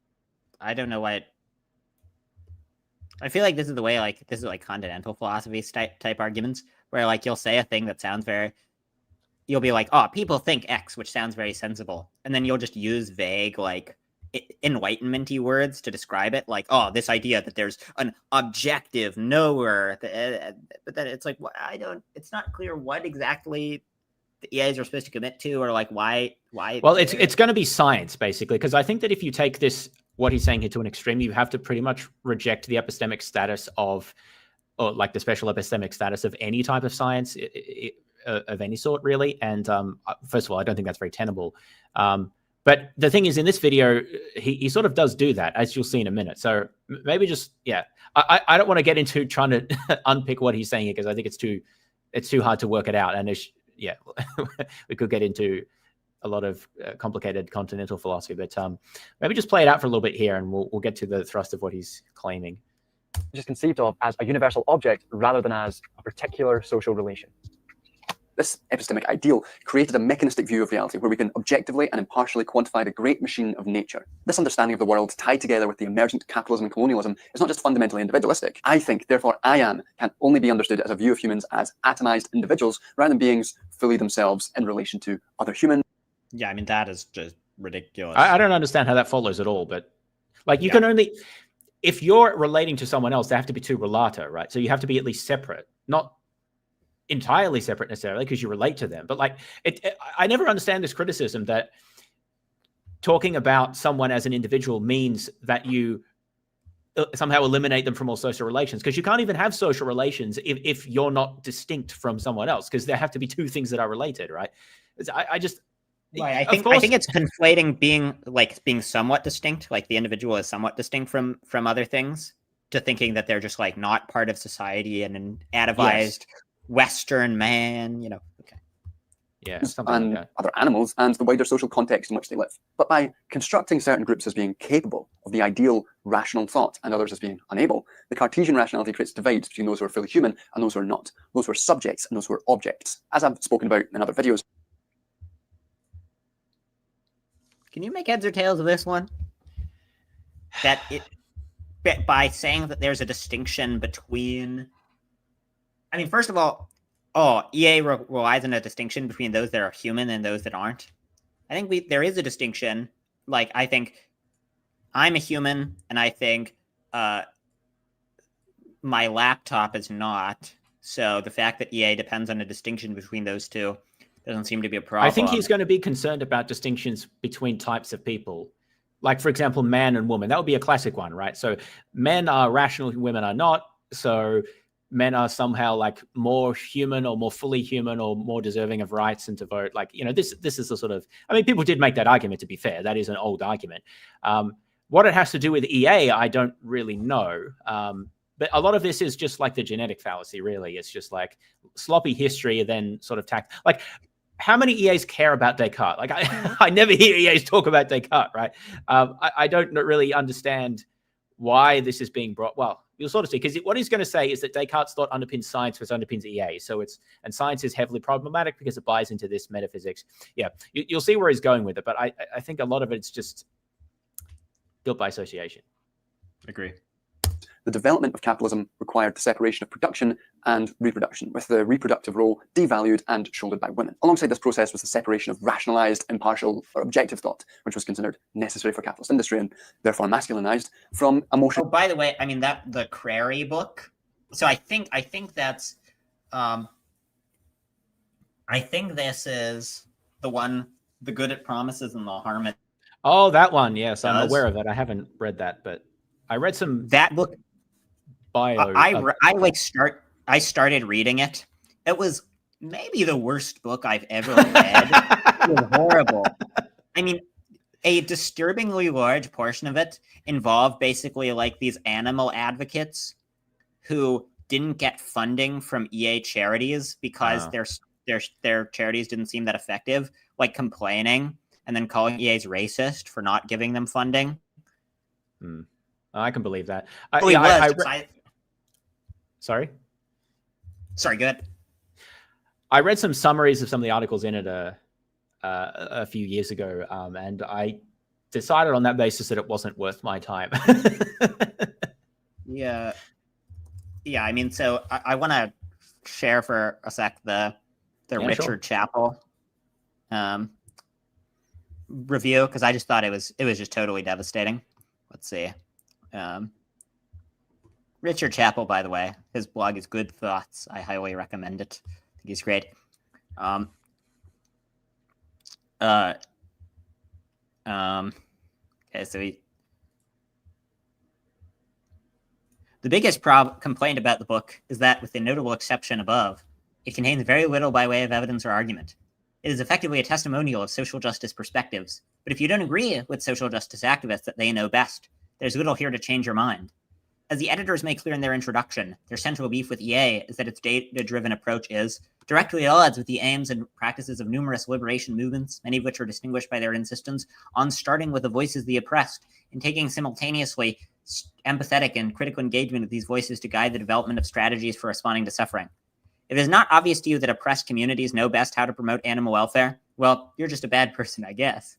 The editors next lament that EA's willingness to fund care work is conditional on the sanctuaries doing further indirect work by inspiring visitors to subsequently support other animal charities, because the direct benefit is so small in scale compared to the other efforts. The editors object, this is not a way of registering the value of care, empathy, and the pursuit of genuine altruism, however, but rather a way of denying these values and reducing them to mere means to other ends. This instrumentalization of deep values makes crucial aspects of the lives of those who bear them invisible, and another grave harm of EA. In other words, animal charity evaluators is too focused on helping animals and objectionably view charities as instrumental to that end, instead of appreciating that the proper purpose of animal charities is to make their employees feel seen. You almost can't believe it. Like, if someone just described that, I would assume that they were straw manning, but that is literally what they said. It's like, imagine instrumentally an animal charity for the purpose of helping animals. What an atrocious thing to do. What a ridiculous thing to say. Oh, that's funny. No, I know. They criticize, as we're marching toward our shared and glorious vision of a world free from suffering, is it truly okay to ignore the mind-numbing suffering of those we could save in order to save via more indirect means? Such full-throated endorsement of the identifiable victim bias doesn't inspire confidence. Obviously, if you don't save via indirect means, then you are ignoring the mind-numbing suffering of the even greater number of those we could save. Trade-offs exist, however determined the authors are to deny their reality. Well, that seems to be a bit like the one thought too many objection, which is interesting. Yeah. At the end of the first chapter, we're told that failing to fund work being done by Black activists in Black communities is upholding white supremacist ideas about which communities are worthy of support and which ones aren't. In other words, it's racist, plain and simple. The second chapter tells us that featuring endorsement from attractive celebrities constitutes body shaming, ableism, and sexism. From the third, we learn that normative whiteness is cooked into the ideological foundation because it focuses on maximizing the effectiveness of donors' resources, and so on. Well, it's that like sounds racist to me, as if non-white people can't care about effectiveness, or that's like inherently white. What? What are you talking about? No, I mean, that sounds racist. It's like Black people are just, and like minorities are just incapable of like caring about effectiveness. What a ridiculous thing. Oh, it's like a caricature of delusional humanities professors invented to provide fodder to Tucker Carlson. Yeah, it kind of is, except it's real. Yeah. Oh dear. We're told that rising consumption of animal products during a time when EA founders gave over $144 million to animal welfare causes demonstrates that EA is not effective at achieving its purported goal of saving animals. The notion of slowing a rate of increase is apparently not within the sphere of logical possibilities. Oh dear. Let's see. Were there other funny bits? It's worse than I thought. No, this is sort of what I expected, though, given what I had read about it. But like, oof. Sorry, I just love the idea that denying a grant to a Black activist is racist without any further qualification. Like, just every Black activist, just by virtue of being a Black activist, should just always get grants. Like, that's just insanity. Like, what are you talking about? No, I know. It's so ridiculous. No, I mean, that book is horrible. And I basically think, like, that... Like, I read a few chapters, and I couldn't finish it. It was just too bad. The arguments were too confused. It's just so ridiculous. But okay, let's see. Let's see. Hopefully things will get better from here. Yeah, we'll see. Which was oh, women the category of human. Remember Peter Singer and his rational economic man. Reason will prevail. Yeah. Counterposed against his sister, who was seen as emotional and somehow a failure on her part to want to take her elderly mother. That's the sort of thing we're talking about. It's fucking science, man. It's just science. And you can see this play out all the time. Idea, scroll Twitter and you'll see women. Isn't this just a general objection to science? If it's like, I think it is. Well, he continues this. You'll see. Well, that's what I was saying before. I think it is, or at least it seems like it should be. Okay. Given what he said. And being equated with nature and spirituality against this sort of over-rationalized man, which is not to say that women should get to be rational and men emotional. That would just be, recreating the divisions which we're trying to break down. But that the very division between rational and emotional is a false Cartesian construction, just a manifestation of this material and epistemological break from the development of capitalism. Facts do care about your feelings. That's a good place. That's a good place to pause, right? Because what he's saying is that this distinction between reason and emotion is artificial and unhelpful. Okay, so who said anything about this distinction between emotion and reason, right? Did effective altruists talk about this? I mean, the only example I can think of is when effective altruists say things like, giving with the heart and the head or something like that, talking about being motivated by altruism, but also being concerned about being effective. Now, you might argue that in some abstract sense that's buying into this sort of dualism, which is sort of, problematic philosophically and like cognitively, because there isn't this clear distinction between emotion and rationality, and that, our reasons are always affected by emotions, and that, there's complicated stuff going on, blah, blah, blah. But like, does this really matter? Like, things like that are just used to slogans to help explain what we do and to encourage people to, to give more and to think more about what they do is giving. I don't know that this dualism, that this rationality emotion dualism plays any important part in EA decision making or justifying what we do or anything of that sort. So I don't know why he's talking about it, other than the reason I think he's talking about it is just because it's part of a narrative that he uses to understand kind of everything. It's part of his meta-criticism of like liberal capitalist institutions like science, for example. That if I reifies this distinction between emotion and reason. Sorry, go ahead. The guy isn't speaking super precisely, but I guess if I had to, it's like the objection seems to be that like this reliance on evidence and data is sort of this capitalist thing because it arose out of capitalism, and so it's bad. And then EAs do it by trying to use evidence to figure out how to do good rather than emotions. But I mean, the fact that I came out of capitalism, as we already discussed, doesn't make it bad. Lots of clearly good ideas came out of capitalism, including, on this guy's view, Marxism, that depended on capitalism for its historical development.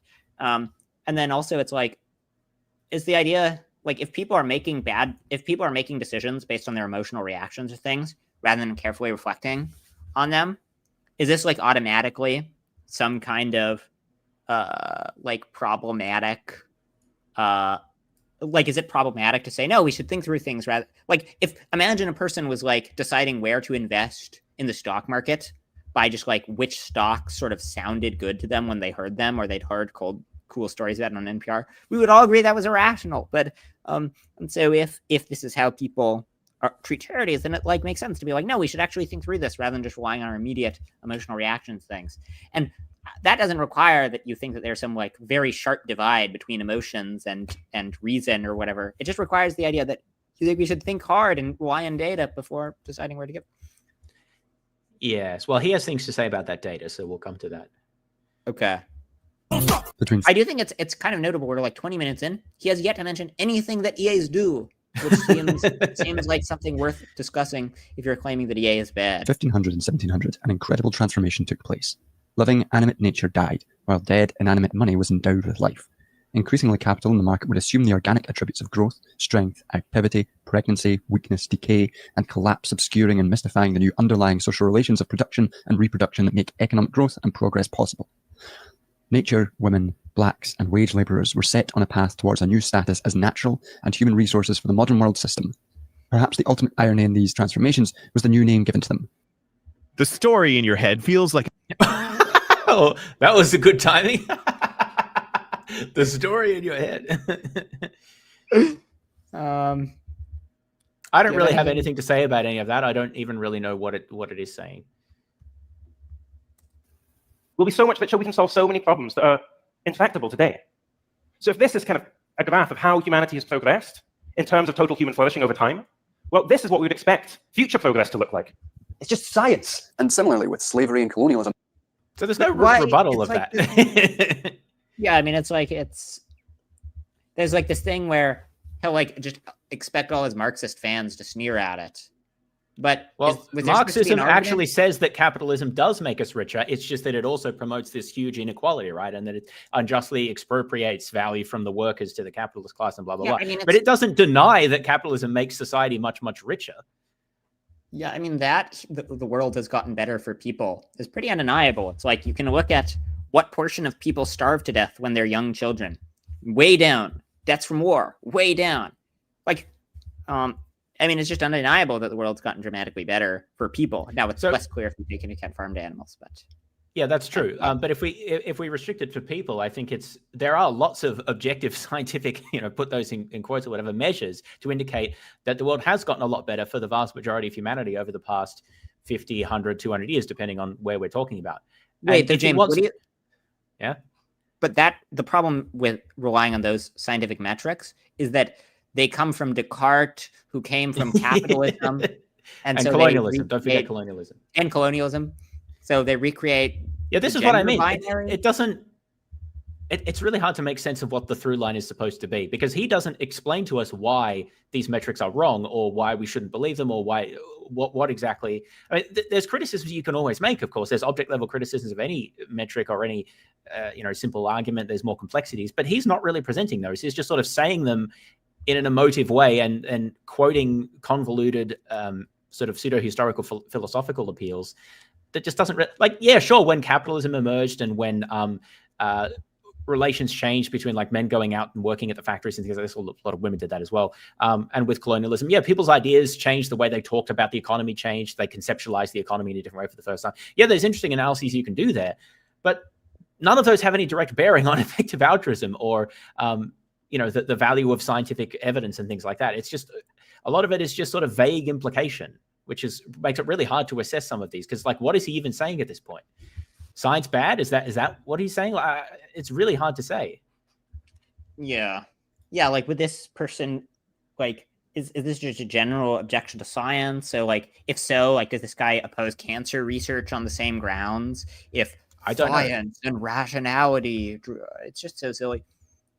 Not giving me $10 trillion for shrimp welfare is deeply anti-Semitic by the same logic.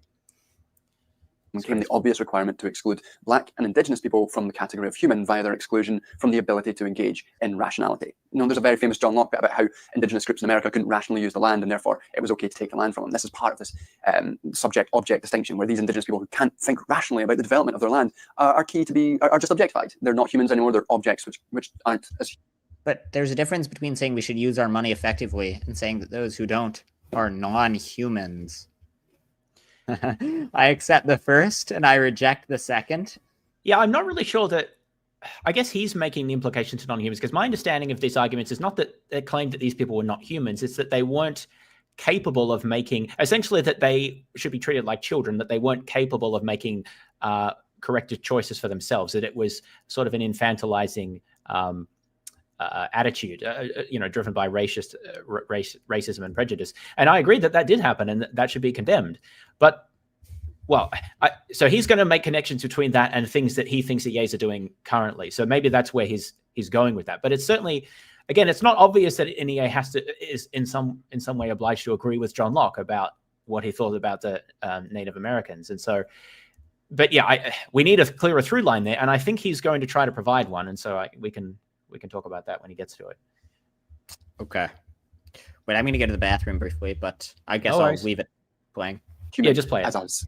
For Black people particularly, this is very visibly ongoing, especially within the EA movement, with high-profile EA and long-termist figures like Nick Bostrom having written and subsequently defended the eugenicist idea that Black people are genetically predisposed to low Nick IQs. Bostrom's a weirdo, and I think it's a rationalized, quantifiable metric of something fundamentally unmeasurable. William McCaskill has also printed support from Sam Harris in his book and appeared on Harris's podcast, despite Harris being a public supporter of the racist work of Charles Murray, who's, I'm sure as many of you know, that's pure guilt by famous for his book, association. The Bell Curve, in which he argues that Black you people spoke are to this guy who genetically, says these other intellectually inferior. People don't want to hear that intelligence is a real thing. People don't want to hear that a person's intelligence is in large measure due to his or her genes. and that there seems to be very little we can do environmentally to increase a person's intelligence. And they certainly don't want to hear I that think that's average false, by the IQ way. differs across races and ethnic groups. Exclusion from the rational category of human I'm about and objectified increasing intelligence. science. And recalling Peter Singer's ableism, this fetishization of IQ and intelligence goes hand in hand with the devaluing of the lives of disabled people who Singer consistently frames as being lower than some animals, literally dehumanizing them and excluding them from the realm of subjecthood and into becoming objects. Ableism is not a bug of this, but a feature. And these features are particularly apparent in McCaskill's long-termism book. One of McCaskill's core points in that book is that provided a person had a sufficiently good life, the world would be a better place in virtue of that person being born and living that life. And thus safeguarding the continued reproduction of all the imaginary future people. This formation is wonderful, and how it manages they're to not be both imaginary an if anti-abortion their pro-life production argument, is as well as a safeguarded, eugenicist right? one, Like, that along the doesn't lines make of sense. Peter Singer. It is a moral good if a child comes into the world, so a moral wrong if they don't. However, if someone decides that a particular standard of life is not sufficiently good, then that child not being born would no longer be a moral wrong. Disabled people have long been oppressed and attacked because of this exact reasoning. But McCaskill caveats his argument somewhat to try and shield himself from... Sorry, what was the exact reasoning that attacks disabled people? So this is what I was about to comment on. So it's hard to disentangle the reasoning here, because the idea is that the original idea that he was quoting was the idea that if someone has... bringing someone into existence is good as long as they have a sufficiently high standard of living, as long as that person would have a sufficiently high standard of living. Now, John here objects to that on the basis that this sort of reasoning has been used to attack and oppress and deny the rights of disabled persons because their life doesn't, or people argued at least, that their life doesn't have the same quality, they don't have the same quality of life or standard of living as able-bodied persons. So the thing is that is, I mean, it's pretty standard throughout this video. That's saying that this idea has been used to do bad things, that therefore the idea is wrong. That doesn't mean that the idea is wrong, that it's good to bring someone into, to give rise to life, you know, if and only if that life will have a sufficiently high standard of living. Maybe that idea can be abused. I mean, it's not clear to me that that specific idea was, but, you know, he's got his argument about how it connects to this idea that disabled persons interests count for less or something like that, or that they should be denied rights. But even if it's true that that idea has been used to justify that position, it doesn't entail that position. I mean, Peter Singer's view is that equal interests count equally. So insofar as disabled persons have interests, then their interests count equally. I think that that John here is just using the guilt by association to say, well, some people have used these sorts of welfarist ideas to justify things, that policies or attitudes that are harmful to disabled persons. Therefore, we should reject those ideas. But that just doesn't follow. Like, some people have used Marxism to do and justify bad things. Does that mean Marxism is wrong? No. So I don't understand why he thinks that that's a legitimate argument in this case. Yeah. And I mean, the idea that your life will tend to get worse if you become seriously disabled is a pretty plausible idea. It's like, it's good to prevent people from going blind. It's not good for preventing people from, getting $1,000. Why? Well, because it's good for you to get $1,000 and it's bad for you to go blind. This is not to say that blind people's interests count less. It's just to say that it's harmful to be disabled in a serious way. And disabled people will tend to agree with this. Well, a lot do, but some of the disability rights advocates actually do object to some of those claims, depending on exactly how they're made. But see, part of the reason I think part of this gets confused is because some people, there's this idea of the social model of disability, right? Where the disability arises from the way society is structured, not from anything intrinsic to that person. Like, the classic example is, well, you can't walk up steps because you're in a wheelchair, but if you had a ramp, then that wouldn't be a problem. That's a classic example of that, but it's not limited just to that. So the point is that, understood in that way, a disability is a disability, but it's only a problem. Like, a disability is a problem, but it's only a problem because of social arrangements and not because of something specific to that individual. But the thing is, you can endorse that as an effective altruist and say, yeah, sure, let's change society so that these problems aren't manifested in the same way, so that everyone can have the same standard of living, right? But the thing is, I don't think that's plausible of all forms of disability. I like to give the example of my sister, who has a very severe intellectual disability. And there are aspects of society that make that more difficult for her. But no matter how society is, she would always have the intellectual capability of like a 3-year-old because she's just not capable of, she had some chromosomal mutation during development, and she's not capable of the same level of thought and abstraction and even taking care of herself that, ordinary people are. And that's something about how she is. That's inherent to her. So you can acknowledge the importance. I don't want to get too sidetracked, but like you could acknowledge the social importance of how disabled people are treated and how their rights are respected, and advocate that in EA respects and using EA ideas, by the way, whilst also acknowledging that there are certain types or certain forms of disability which are bad to have because they limit your capability in life, and they limit the things that you can do and the ways you can express yourself. And it's, I think, perfectly fine to say that those are bad things. And while still acknowledging and fighting for the rights and dignity of people who have those disabilities, there's no inherent tension between those ideas. And the fact that people have justified bad things in the past on the basis of certain ideas just says nothing about inherently the idea that those ideas necessarily oppress people. I think that it's just really sloppy thinking. Yeah, I agree. Yeah, I mean, just there's this like, well, I was, but I was just going to be what you had said, so I won't repeat it.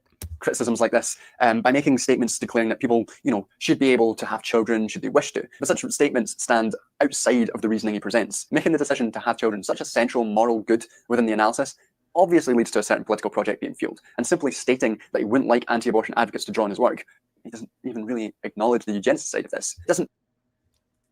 What? Well, I mean, so I guess it's like, what is the... If the idea is... In order to think that this is eugenicist, what you have to think is that it would be justified to do eugenics if doing so would benefit people, but then just like getting rid of disabilities doesn't benefit people. And then it's like, but surely there's some things where it benefits people, where it's like harmful to have. I mean, I guess it's like, and then there are some things that are called eugenics that I think are pretty plausible, like, genetic engineering to prevent your child from having horrible diseases. Doing that voluntarily seems fine. Almost everyone supports that in principle, like a genetic screening to eliminate certain types of inherited diseases. There's a classic one. There's a disease that's really bad that affects children and that they have this respiratory problems. What's it called? It doesn't matter. But it's annoying because well, that is one, but that's not what I was thinking of. That's one. It doesn't matter. The point is, there are some really awful conditions that pretty much everyone agrees, voluntary genetic screening or genetic engineering or whatever ways that it could be done. That would be really good if we could eliminate these things because these are horrible. That doesn't mean that people who have those conditions somehow count for less, right? This is just a confused inference, right? It's saying it would be better if we could avoid bringing into existence people who had these conditions and instead bring into existence people who didn't have those conditions. But again, I think that he's using the word eugenic here because, that's a bad word, right? Even though, yes, technically some of those things count as eugenics because that really just means like good reproduction. Right. But it's not obvious what the problem is.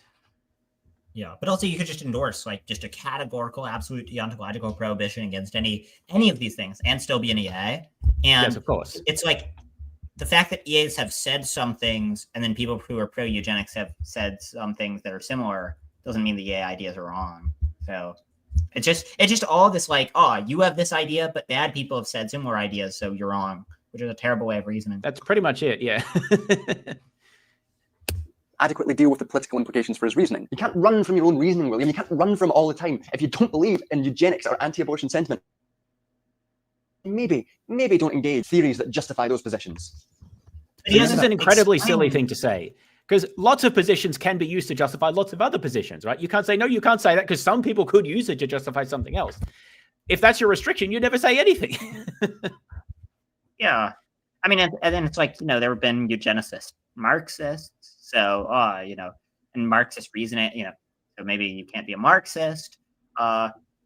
Here's one thing that I think is, here's one, I'm going to say a hot take, a controversial view. I think it's good to do things that are good. But the eugenicists have also thought they were, this logic was used to justify eugenics. So no, we should support the bad. Like, what?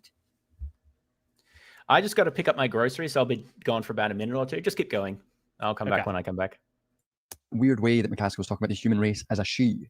I think this kind of ties into this strange epistemological position of women within effective altruism broadly, but also Cartesian rational. Okay, come on, dude. It's like McCaskill used a feminine pronoun when discussing the human race, and now you're like, come, it's like, it's not that deep. And surely the 50,000 lives saved annually is a bigger deal than, it's like, if you're doing a serious accounting of the harms and benefits of EA, maybe you should talk about the ways EAs have saved tens of thousands of lives, 50,000 lives every year. That seems more important than whether McCaskill in a TED Talk off the cuff used her to refer to the human race. Come on. The sort of the strange position that women hold as part of this rationality. They're the caregiving, the nurturing, the whim of life as sort of as embedded within this kind of thought, which I think you can still see throughout this. It sucks. Willfully or not, it's a complete lack of attention to the politics of ethics. Which is, an absurd thing for a philosopher to do. Frankly, I think it's quite dishonest. In her video on EA and long-termism, in which I did the voice of William McCaskill, check it out, Philosophy Tube made the point that McCaskill should have consulted some women. I mean, that video was horrible, by the way. That video was a complete disgrace. It wasn't as bad as this one, but it was not good. When he was writing this book, which is true, but I think the issue goes much deeper than. Wait, the complaint is McCaskill should have consulted with more women when writing his book. I think he did. Let's see. What we owe the future contributors. Like, I think the people who worked on it included various women. Let's see.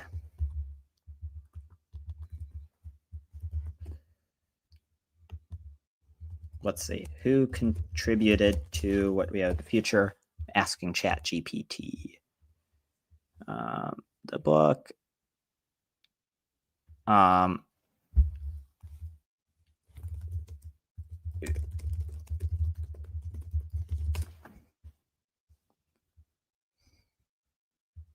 Okay, so yeah, I mean it.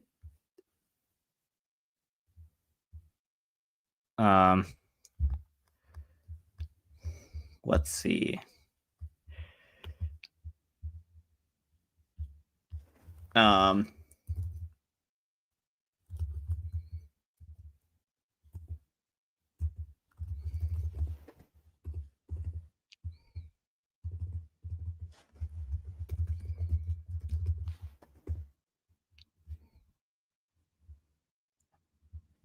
Yeah, I mean, he had a bunch of research assistants, and I think these included various women. But I don't know. This doesn't seem like it's like, okay, surely, again, it's like the things the Aids have done are more important than whether Will McCaskill consulted enough women when writing his book.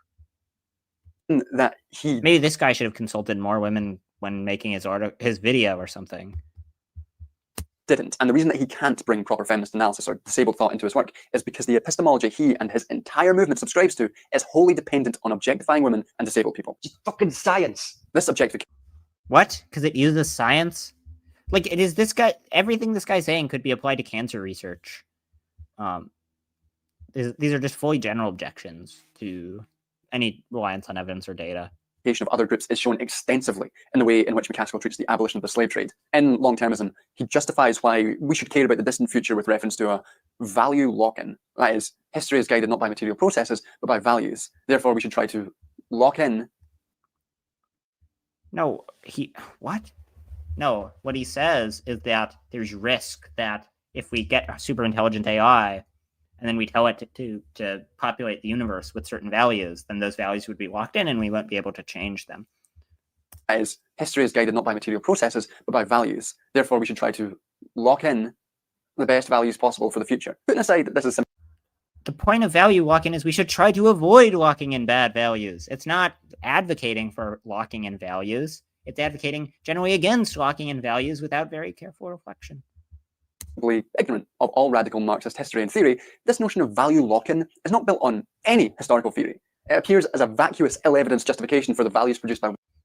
I mean, the argument for value lock-in is it's like we're making super intelligent AI that might be very influential, and maybe that the values we give it, it'll just like optimize them ruthlessly throughout the entire future. So that's the idea. It's not like it and then it doesn't rely on historical theories. I mean, first of all, I think just as a historical matter, like I think moral appeals to the wrongness of slavery have been a non-trivial part of slavery being abolished. But the other thing is like the things that have held for historical movements wouldn't necessarily hold for like a post-AGI world. So it's silly to naively extrapolate from past social movements to value lock-in. And he's just giving this as one of many possibilities. And he's not saying it's guaranteed. Western free market societies. And McCaskill tries to...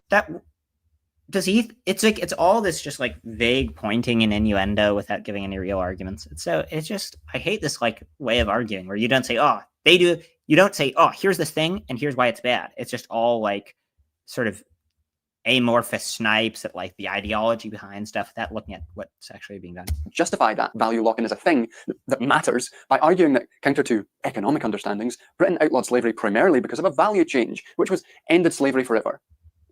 Has it crucially here by trying to prove his... But has he quoted? Well, actually, you know what? I'm just gonna... Okay, let's... I'm just gonna find the What We Owe the Future PDF, and let's go to the slavery bit and see if ended slavery forever. Oh, I just quoted that. Oh, it didn't appear anywhere. It never says ended slavery forever. That okay. So that wasn't a quote. Let's see.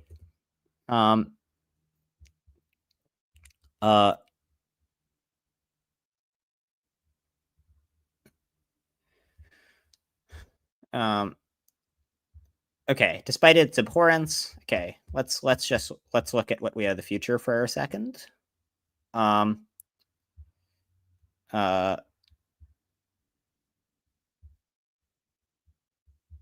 It is just amazing the extent to which like everything in it seems to be misquoted. You ask, am I going to talk about cluelessness in EA? I think probably not here. This isn't it's like that's a pretty niche objection, and it's also consistent with the A's. But I did have a recent conversation with Anthony DiGiovanni about it. James. So what you missed was he was suggesting that the idea that slavery was outlawed. That he was suggesting that McCaskill thinks that we abolish slavery purely for moral reasons, and that this is sort of naive. And that McCaskill thinks slavery was totally abolished. But I don't think McCaskill says that. Well, he says slavery was abolished. But I don't think when you say slavery is abolished, you don't necessarily mean like there's literally none of it around. It's just you mean that it's been outlawed in every country. It's just so silly. Oh, sorry, I was muted. Oh, sorry. I was going to say, yeah, abolition refers to the legal prohibition. It doesn't refer to the non-existence of it. Like this is, I don't know. This is just a standard term. I don't know why you would be confused about that. Like, oh, well, there's no slavery anywhere in the world. Well, that's not what the claim was. Yeah. And then he was sort of sneering at this idea that that part of the reason why slavery was abolished had to do with moral appeals. Demonstrably was. Yeah, this is a pretty undeniable fact of history. It's like not pure, it had to do somewhat with economic factors, but morality was a part of it. Yes, and slavery was still very profitable in particularly southern U.S. states in the mid-19th century, and it was defended very. Many of slaveholders defended that institution for a long time and very vociferously, legally, and then obviously with the Civil War. So I don't really know why you would say that there wasn't a moral component to that. If clearly there was self-interest opposing that. So anyway, there's more factors to it as well, but I think that's.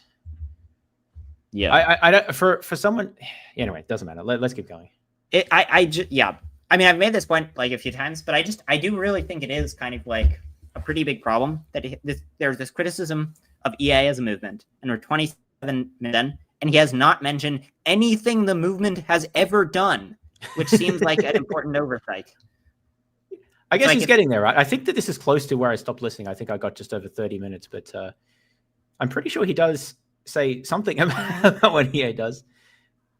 Let's see. I want to do the neoliberalism part because maybe I just intuited what he said there. What's the okay? We can jump around a bit if you like. Long-term is No, we'll see how bullshit. we go. McCaskill has to emphasize Is there the moral some role of Britain in granting abolition. bit I should skip to? Well, so this is marked what if. Maybe we can see what, I don't know what that section is about. So we'll see if that's interesting. And then I definitely want to do the neoliberalism part at the end there. Because I didn't watch the entire video. Yeah, I mean, it's a hard video to watch the entirety of. We don't have to, but I would like to see some of the parts at the end. Yeah, okay. So a social movement. It's like it's a weird interspersing of falsehoods and pictures of tongues. Yeah. When the pictures of tongues are the less disturbing part. Which relies on white patriarchal epistemologies, which takes as its subjective premise the rational economic man, Homo economicus, attracts white men? Shocking. I am shocked. But what about all the billionaires? I just find him very off-putting. Like, he's not that funny, but he sort of seems to think that he's very funny. Well, it's very snarky and it's sanctimonious, which is frustrating. Yeah, there's something annoying when when people are making basic factual errors and then they're like extremely snarky. It's like, you get to be snarky if you're smart, okay? But if you're just basically ignorant on a subject and yet you're really snarky, that's an annoying combination. But okay, anyways, putting aside. I also find it sort of deeply problematic to sort of kind of state, as he did, that like rationality and reason and caring about impartiality is a white person thing. I just fundamentally reject that. Yep, me as well. Shit about all this stuff. I think what we have to remember is that the force of this Cartesian epistemology is not like McCaskill's value lock-in theory. Rather, it's the product of the material forces of the development of capitalism and the pervasive power of commodification. Things billionaires fucking love. Gaza's population is on the brink of famine. These ads. Every hour. They love commodifying shit. Anything. Shove something in front of them, they'll commodify it instantly. What is the... I don't know. Well, this is just the idea. Standard Marxist talking points. I don't know that has much to do with anything. Yeah, I mean, if the idea is just demonstrably, billionaires do not love effective altruism. Like, there are a couple who've been involved, and most either don't like it or have no idea about it. Like, so this connection between billionaires and EA doesn't really make a lot of sense to me. Yeah. The rationality of this leather-tongued bourgeois morality of effective altruism is the result of a process within capitalism known as reification. This is a process through which all domains of knowledge and experience are subjected to an increasingly formal and standardized treatment, in which there is an ever-increasing remoteness from the qualitative and material essence of the things to which bureaucratic activity pertains. And this occurs as a... Okay, so the idea is that EAs try to construct simple models to capture intangible, ineffable values. But, like, okay, how, absent relying on these models, do you, if you're not just going based on vibes and you're not going based on data or quantitative models, like, how are you deciding what things to do? And my guess is basically, well, he just does go on vibes. It's just like what things seem good to him. So Qualis is a good example of this, actually, because what's the term that he used? Was it reification or was it a different one? I think it was reification. It was. Yeah, because that's interesting, because that's not, yeah, it was. Because that's not how I would have defined it, but maybe there's different usages. Anyway, so like qualities is a good example. He brought this up earlier in the video, that obviously qualities are an abstraction and a simplification of the complexities of human life and how different health and disability conditions affect your quality of life in different contexts. And obviously there's a certain amount of abstraction and removal from the actual everyday lived experiences of people who have these conditions. But that's sort of the point, because you can't actually use all of the lived experiences of like hundreds of millions of people directly to inform public policy. You need to abstract and generalize away from that. Now, not all abstractions are equally useful or equally valid or equally correct, of course. So you can have an object level discussion about how good any given tool or metric or measurement is. But he doesn't seem to want to do that. He just seems to want to say that there's some problem in general of measuring, abstracting, generalizing. But it's not clear what the problem is supposed to be, and it's certainly not clear what the alternative is. As you said, Matthew, is the alternative just to do away with that and go on vibes? I mean, that's certainly not clear that that's better, and almost certainly that's going to be worse. So I think it's just, it sounds nice to say, oh yeah, but all of these metrics, they abstract away and then they reify these things and they're removed from the lived experience and whatever. But like that's necessary. Like, you need to do that to make better decisions in context where there's so much complexity that you can't factor it all in directly. It's impossible. That's just acknowledging limitations of human cognition and rationality, right? is to know that we need these simplifications. And I mean, this is also like, this is an objection to science as well. It's like in high school, when you're teaching people physics, you'll teach people physics in Newtonian terms, which don't exactly capture everything. And the reason for this is that for a model to be useful, it'll have to not just include all the salient factors. If you try to use like whatever the deepest laws of physics are to calculate everything, it would just take like 1 million years to calculate the motion of a ball. And so, yeah, you should use oversimplified models. That's what a model is. It oversimplifies a very complex thing.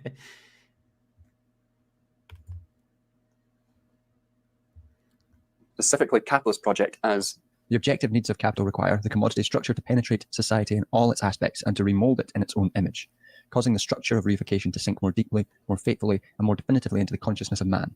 Reification. Oh, okay. Sorry. I was previously pro EA, but then I learned that EA does reification, which causes the structure of reification to sink more definitively into man's consciousness. Okay. Sorry, how could I have been so naive? So the thing is, so what's ironic is what's being stated here, this is a model. This is an abstract description of and simplification of a lot of very complex processes and, you know, real lived experiences and life choices and so forth. And so it's not really clear how you can, I mean, maybe you'd say, well, this particular model is right and a lot of the other ones are wrong. You could say that, but it's like you're using reification to criticize reification. It just doesn't make any sense to me. Like the reification as the social concept, as the way it's been deployed here, is a reification. It's an abstraction and a simplification of a bunch of complicated things. How, like, that's not even that profound an insight. Like, I'm just not understanding. It's like someone's telling me that all ways of thinking abstractly and generalizing are sort of useless. Like including this one. I mean, I guess you can, like, you know, kick out the ladder that you've used to climb up to the, I don't know if that's what it's supposed to be, but it's just, I'm finding it very hard to understand what the criticism is supposed to be, because it seems like that this is a profoundly broad, sweeping criticism that would apply to almost all of our attempts to gain knowledge of any sort. Yeah.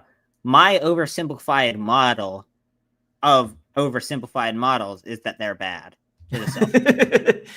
Yeah. Is thus the means by which every phenomenon, independently of its real and material distinctiveness, is subjected to an exact calculus. So the reification of the commodity form and the spread of its logic throughout society serves to rationalize, quantify, and atomize all aspects of social life, including, importantly, charity giving, to serve the purpose of capital accumulation. We just need to look at McCaskill's reliance on marginalist economic theory, a central theory for neoliberal economics, or his glowing description. Okay, so okay, is your just idea that we shouldn't rely on any economic models because they're too neoliberal? That's the implication of what he said, that marginalism is wrong because it underpins neoliberal economics. I mean, this is I don't know. I don't know what to say about that other than that like, okay, if you think that that's a reason to throw out something. And would this guy object, like, if someone made a case, like, would this guy object to, like, economists making a case using economics to, like, argue that the minimum wage is good or whatever? You say, oh, no, you're using marginalist economics, which is neoliberal. It's like, no. Well, look, maybe. Like, I don't know exactly what political positions he supports, but there are, like, there is a view or a set of views which would hold something like there is no privileged or even like cogent sense of objective epistemic standards or privileged epistemic standards. There is just like exercise of power in society.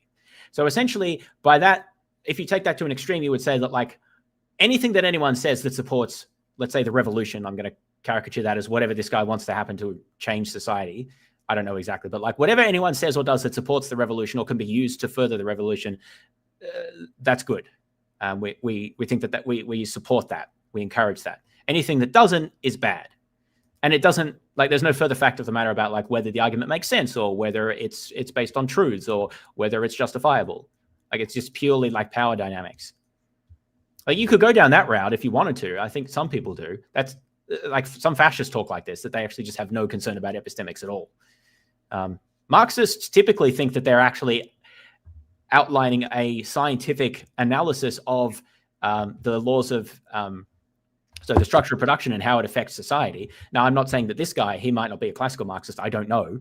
But it's sort of, again, unclear what he thinks we should be doing or what the problem is with current approaches. It's just sort of implied vaguely to be bad for non-specified reasons. Yeah, like these Marxist criticisms of EA combined with Andreessen's criticism that EA is Marxist. This reminds me, there's a paragraph from Scott Alexander. So he says, search effective altruism on social media right now, and it's pretty grim.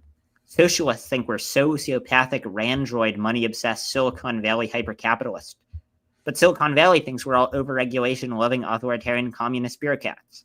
The right thinks we're all woke SJW extremists, but the left thinks we're all fascist white supremacists. The anti-AI people think we're the PR arm of AI companies, helping hype their products. But then the pro-AI people think we want to ban all research on AI forever and nationalize all the tech companies. The hippies think we're a totalizing ideology so hyper-obsessed with ethics that we never have fun or live normal lives. But the zealots think we're a grift who only pretend to care about charity while we really spend all our time feasting in castles. Big shots think we're naive children who fall apart at our first contact with real-world politics. But the journalists think we're a sinister conspiracy that has taken over Washington and have the whole Democratic Party in our pocket. And then this is cool. The apolitical compass. EA was sophistry designed to justify hierarchy under capitalism. It's bullshit that libertarian billionaires buy into. Prosperity gospel for liberals. Capitalism keeps spawning new clones. And it's like, Muri and EA are a hotbed of communist anti-Americanism. Never heard that one before. Power. Mark my words, effective altruism is the new liberalism. Is nothing more than standard pro-criminal liberalism. Yeah, accidentally. It's just like, and the reason why people think this is basically like, if you have a totalizing ideology that you see everything through the lens of, then just like things that are good and apolitical, you just are unable to recognize them. And so then you end up thinking that they're like subversive and go against your ideology. But like spending money on malaria nets is neither capitalist nor anti-capitalist. It's not communist nor is it anti-communist. So anyways. No, that's funny. And I've been saying something like that for a while, which is that EA, I don't think a lot of EAs realize how unpopular effective altruism is with the broader public, including with sort of like educated or at least opinionated people in the public discourse, that not many people like us because we don't align with any of the traditional political spectrum. I mean, I think that there are certain tendencies that EA tend to have, but like it doesn't fit very neatly within a lot of these ideological frameworks that are popular these days. And so people interpreting things through their ideological framework see us as the enemy, even though sort of everyone sees us as the enemy. And therefore you get a lot of inconsistencies. It's interesting. Funny description of certain people as moral entrepreneurs. As well as so moral entrepreneurs, which is a term that's used to describe like these charity startups that sort of like try to do good in new ways. Well, so you could talk about the early abolitionists, right? Like William Wilberforce as moral entrepreneurs. It's maybe not a term I personally would use, but I mean, it's sort of clear what it is indicating. I think that the problem is that the word entrepreneur is associated with capitalism, which is bad. It's just more guilt by association. Yeah, but it's all this like, oh, EA has this as part of their ideology. EA's talk this way. It's like, no, you should look at what they do, not like these highly abstract things that aren't objections to they're neither objections to the core EA ideas, nor are they objections to what EAs do. They're just like random pot shots at things. Well, he thinks they're objections to the core ideas. He thinks that all of this historical analysis of ideas and how they've been used in some way undermines effective altruism's core claims because it undermines liberalism or utilitarianism. I'm not really sure how, right? But like, I think he thinks that it does. I don't think we've been told how. Mostly we've just been told EA has historical connections, or the ideas that EAs hold have historical connections with ideas that people have used to do and justify bad things. That's almost the entirety of what we've been told, which, I mean, even if you think is completely true, it just doesn't, it's not obvious why that matters. I mean, it's mostly just like pointing to random bits of EA writing or something, and then just like wanting the audience to and then saying that something sounds slightly capitalist, and then wanting the audience to this totally discredits the movement. Yeah. Okay, let's keep going. Should we skip to the? Should we keep going in this one? Was there you wanted to do the neoliberalism bit? Yeah. So I think market solutions. Maybe let's start there. Just a little. Yeah. Little Wait, I'm before. curious what the McMahon one is. Okay. Yeah. Sure. Wait, but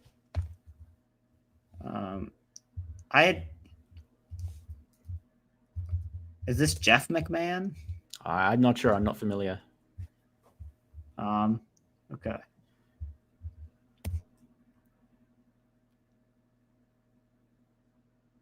My community. Which is a wonderful defense, because it simultaneously misunderstands and reinforces the critique. He's saying that an individual can dictate how a community acts, and that's precisely the terms of the critique of individualism. The point of the critique is that it reduces the level of analysis and the scope of action down to what individuals can and cannot do. But if I'm an individual, that's what I should focus on. It's like, if you're I think they disagree with that. You are an individual, but you should focus on things that groups can do. But why? That has no effect. I mean, you should think somewhat about like you should if it affects how you should vote or whatever. But it's like, no, at least one important thing you should think about if you're an individual is how individuals should live. But wait, I don't. So I think this is the individualism and the systems systemic change critique that EA's focused on just what an individual can do and not how to change the system. So we could go back a little bit if you want. This could be interesting. I also think he misspelled Jeff McMahon. Like it's spelled McMahan. So well, it wouldn't be the who first different name misspelled. That's kind of funny. But of the critique is that it reduces the level of analysis and the scope of action down to what individuals can and cannot do. It is concerned with individual action, not class action.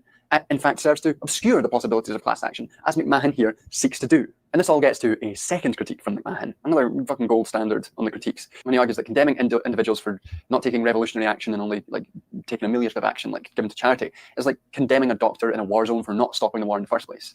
Unfortunately for McMahon, this is bullshit, but also absurdly, another absurdly individualistic understanding of the world. It reduces the whole of social life to what a particular individual can or cannot do. It also assumes. He said it's bullshit, and then he just didn't give an argument. I was wondering why it was, because that seems like kind of a good analogy to me. But also, I think that Sir John is wrong here. So the individualist focus doesn't reduce the entire social life to what a particular individual can do. It's trying to reduce social life to the sum. Sum is probably too simple, right? But the sum and interactions of what all people can do, like considered collectively, right? Like it's not saying just this one individual can do something. Yeah, but this individual can, and this individual can, and this other individual can. And together, that's what makes up a group. And groups can act collectively. That's what effective altruism is. It's a coordinated group of individuals.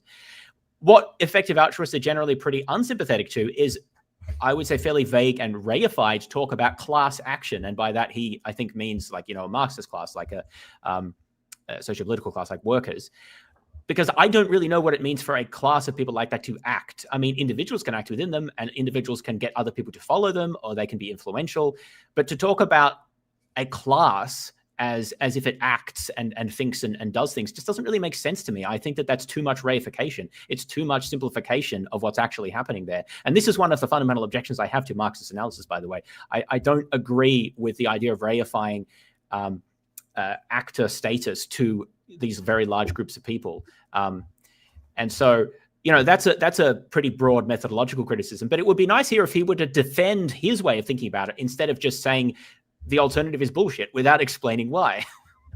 Yeah, and that EA doesn't address some problem isn't an objection to it, because EA is pretty narrow in its aim. It's about what individuals should do.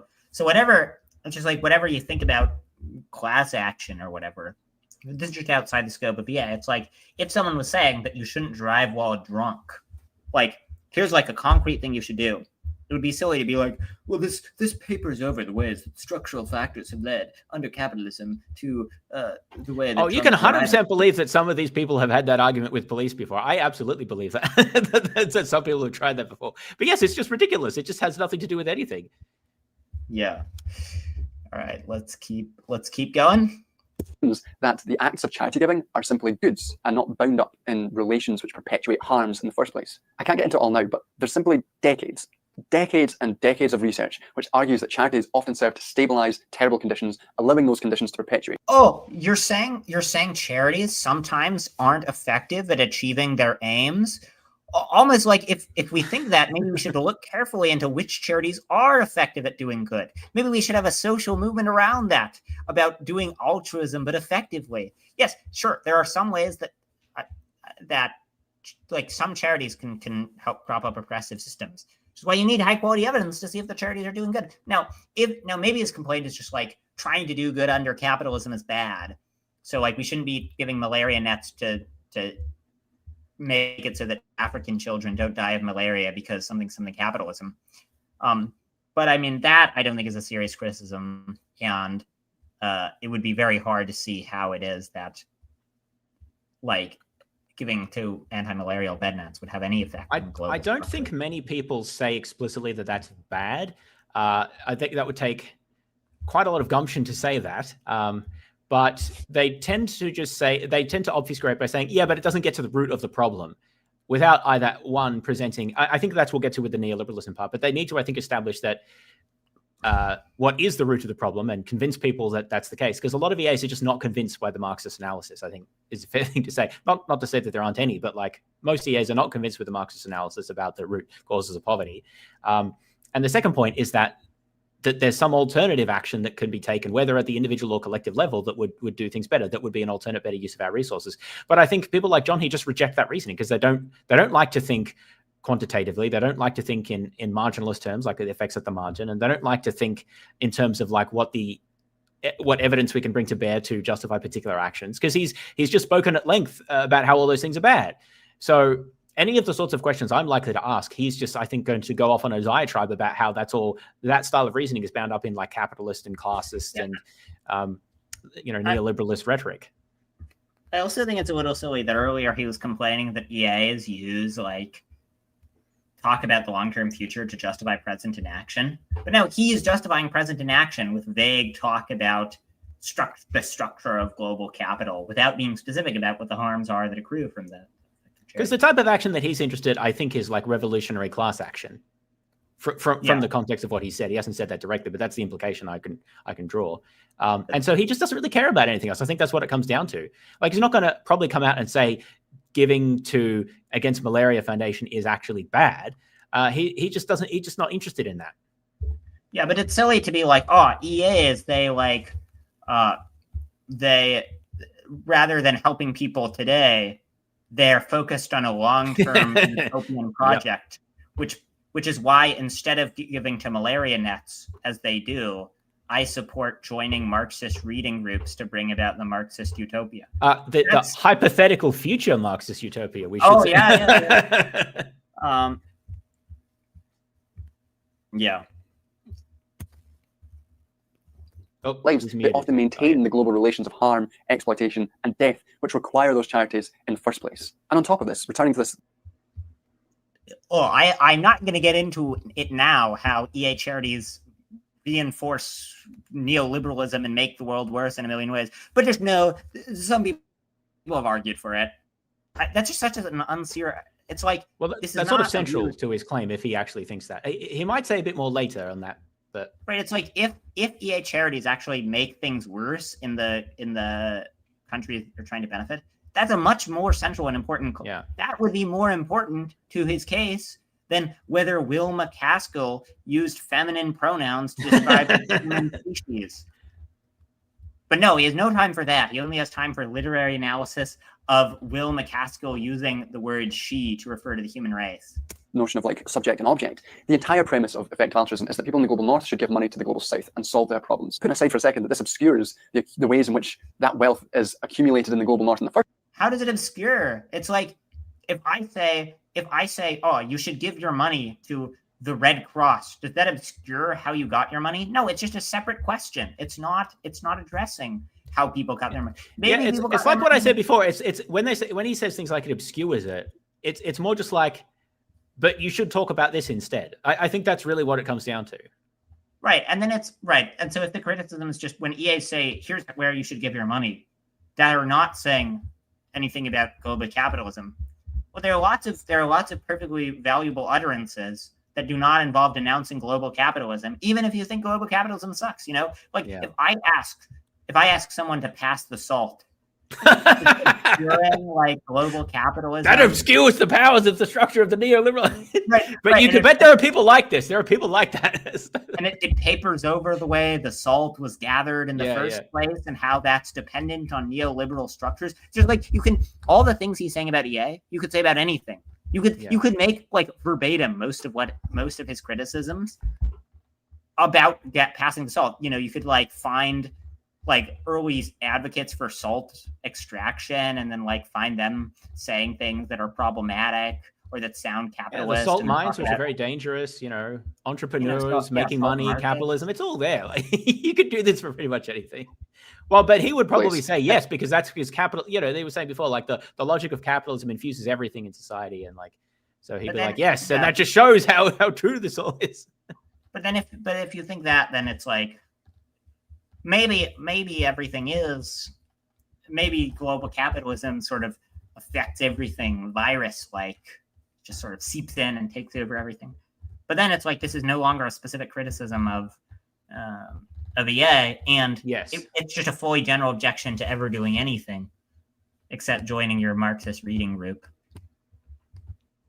Also recreates the exact epistemological split that I spoke about earlier. There's a concept in Marxism called interpolation. A classic example from Althusser is that when a police officer calls to you and you respond, you're accepting the social relation of police and policed. A power relation is reestablished. And similarly, that doesn't seem right, but when effective altruists engage in this kind of charity, they are recreating the subject-object distinction of Cartesian rationality. Just like McCaskill's view of the abolition of the slave trade, the peoples of the global south are simply objects to be saved by the subject.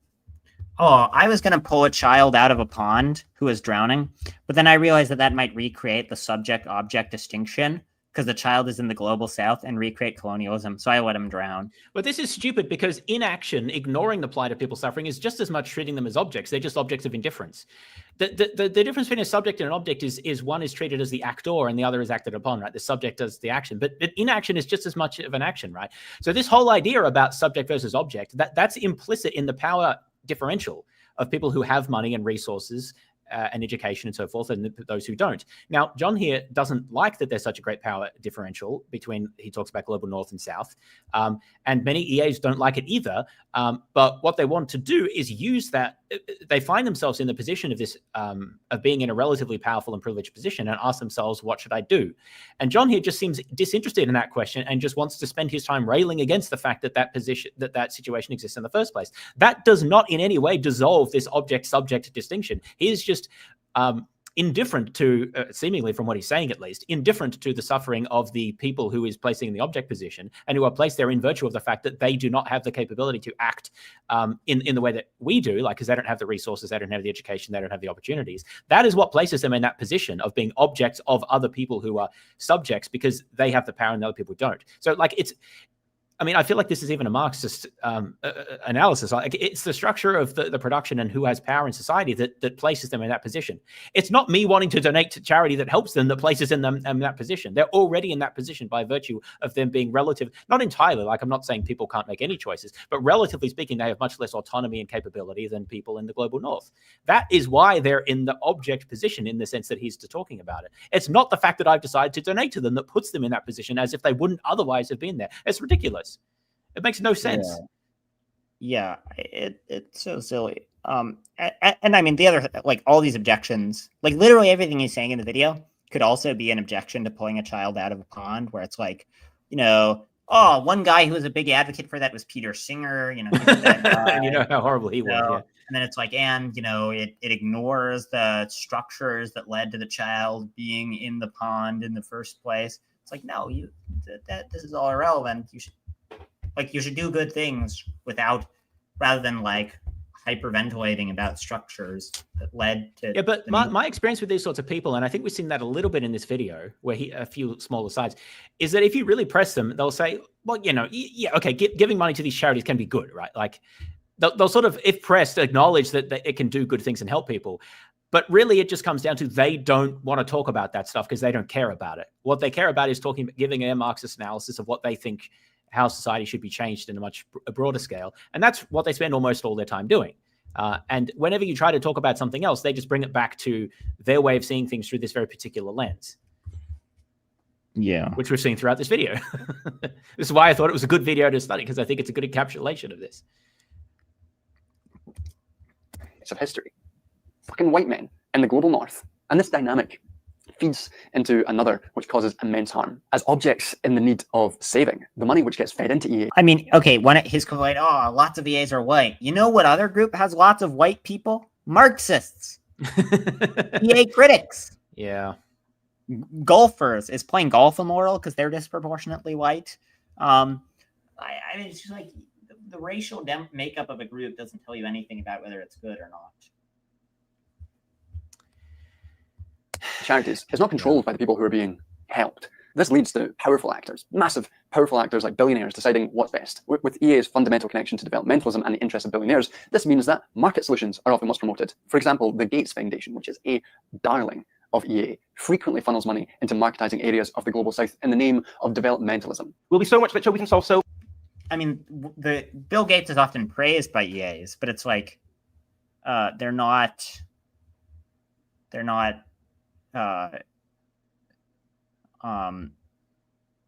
like, it's not like he's where their EA money goes. He has his own money. He's actually pretty rich. Famously. I don't know what he's referring to when he says Bill Gates has promoted marketizing in developing countries. I actually don't know what he's referring to there. Yeah. I wonder what he's talking about. What is meant by Bill Gates is promoting? Be nice if he would explain that to us. I mean, this doesn't... I doubt you're going to find a clear answer because it's just such a vague term that it could be meaning lots of things with it. Yeah, I mean, if the idea is just like, yeah, okay, I just Googled, like I just asked ChatGPT and it didn't seem to have any specific idea. Yeah, this just seems made up. I don't know that it refers to any very specific thing, is my sense. Yeah, I mean, maybe if the concern is just, well, it seems like Bill Gates is kind of a neoliberal. Yeah. I think that's probably yes, that's probably the root of it. Yeah, some EAs think capitalism's a good thing. Now, you know, that some people in Movement X have false beliefs. To be clear, I think capitalism's good, you know. So, but even if it's not, that some people in some group have false beliefs, that doesn't really tell us very much about whether the movement's but he's going to say that sort of neoliberal logic and consequentialist logic suffuses the way EAs think about everything. That's what he's been saying throughout the video. But what he's, I think, failed to do is establish what's wrong with the sorts of things. Well, either he's very unclear what he even means by that, or when he has been clear, like when he was talking about science and objectivity and using reasons and evidence and stuff like that, he just didn't really explain what the problem was supposed to be. And what it comes down to is that he wants to talk about how capitalism is bad and doesn't really want to talk about anything. Oh, and class action to deal with that, and doesn't really want to talk about anything else. And, you know, Bill Gates doesn't have much interest in talking about those things, as far as I understand, so he's not going to like Bill Gates. Yeah. Many problems that are intractable today. Free markets, which perpetuate the expansion of global imperial capitalism and actually facilitate the extraction of wealth from the global south into the hands of the people who are supposedly helping them. We can also see this penchant for market solutions in McCaskill's breathless promotion of carbon offsetting as the most effective way of dealing with climate change. You know, a famously bullshit fake solution, but one which perpetuates.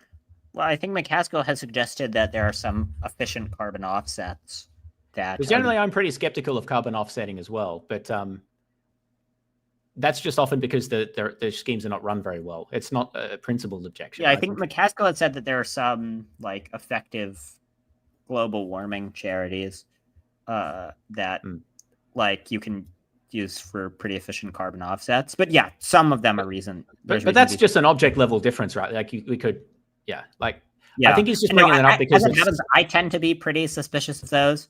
I agree they're all right for fighting global warming, but they tend to involve adding extra land to forests, like adding back forests.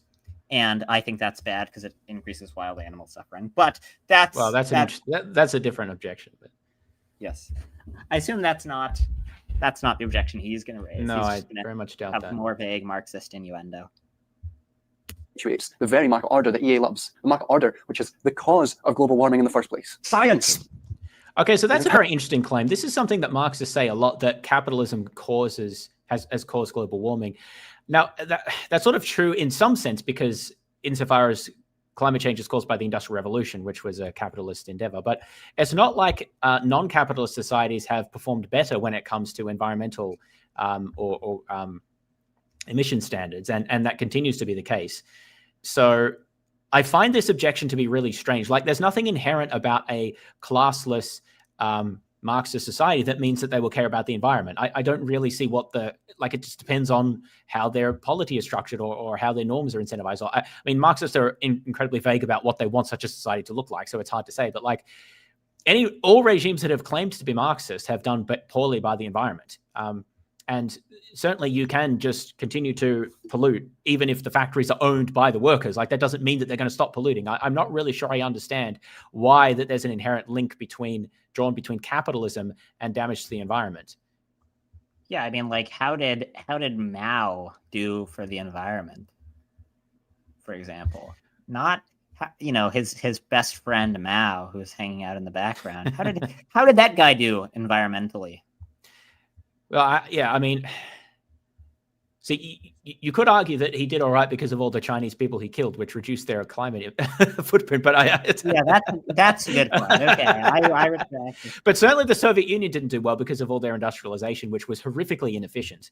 And if you've heard about the RLC, the Soviet Union basically destroyed the RLC because of extraction of water for inefficient irrigation. Sorry, what's the RLC?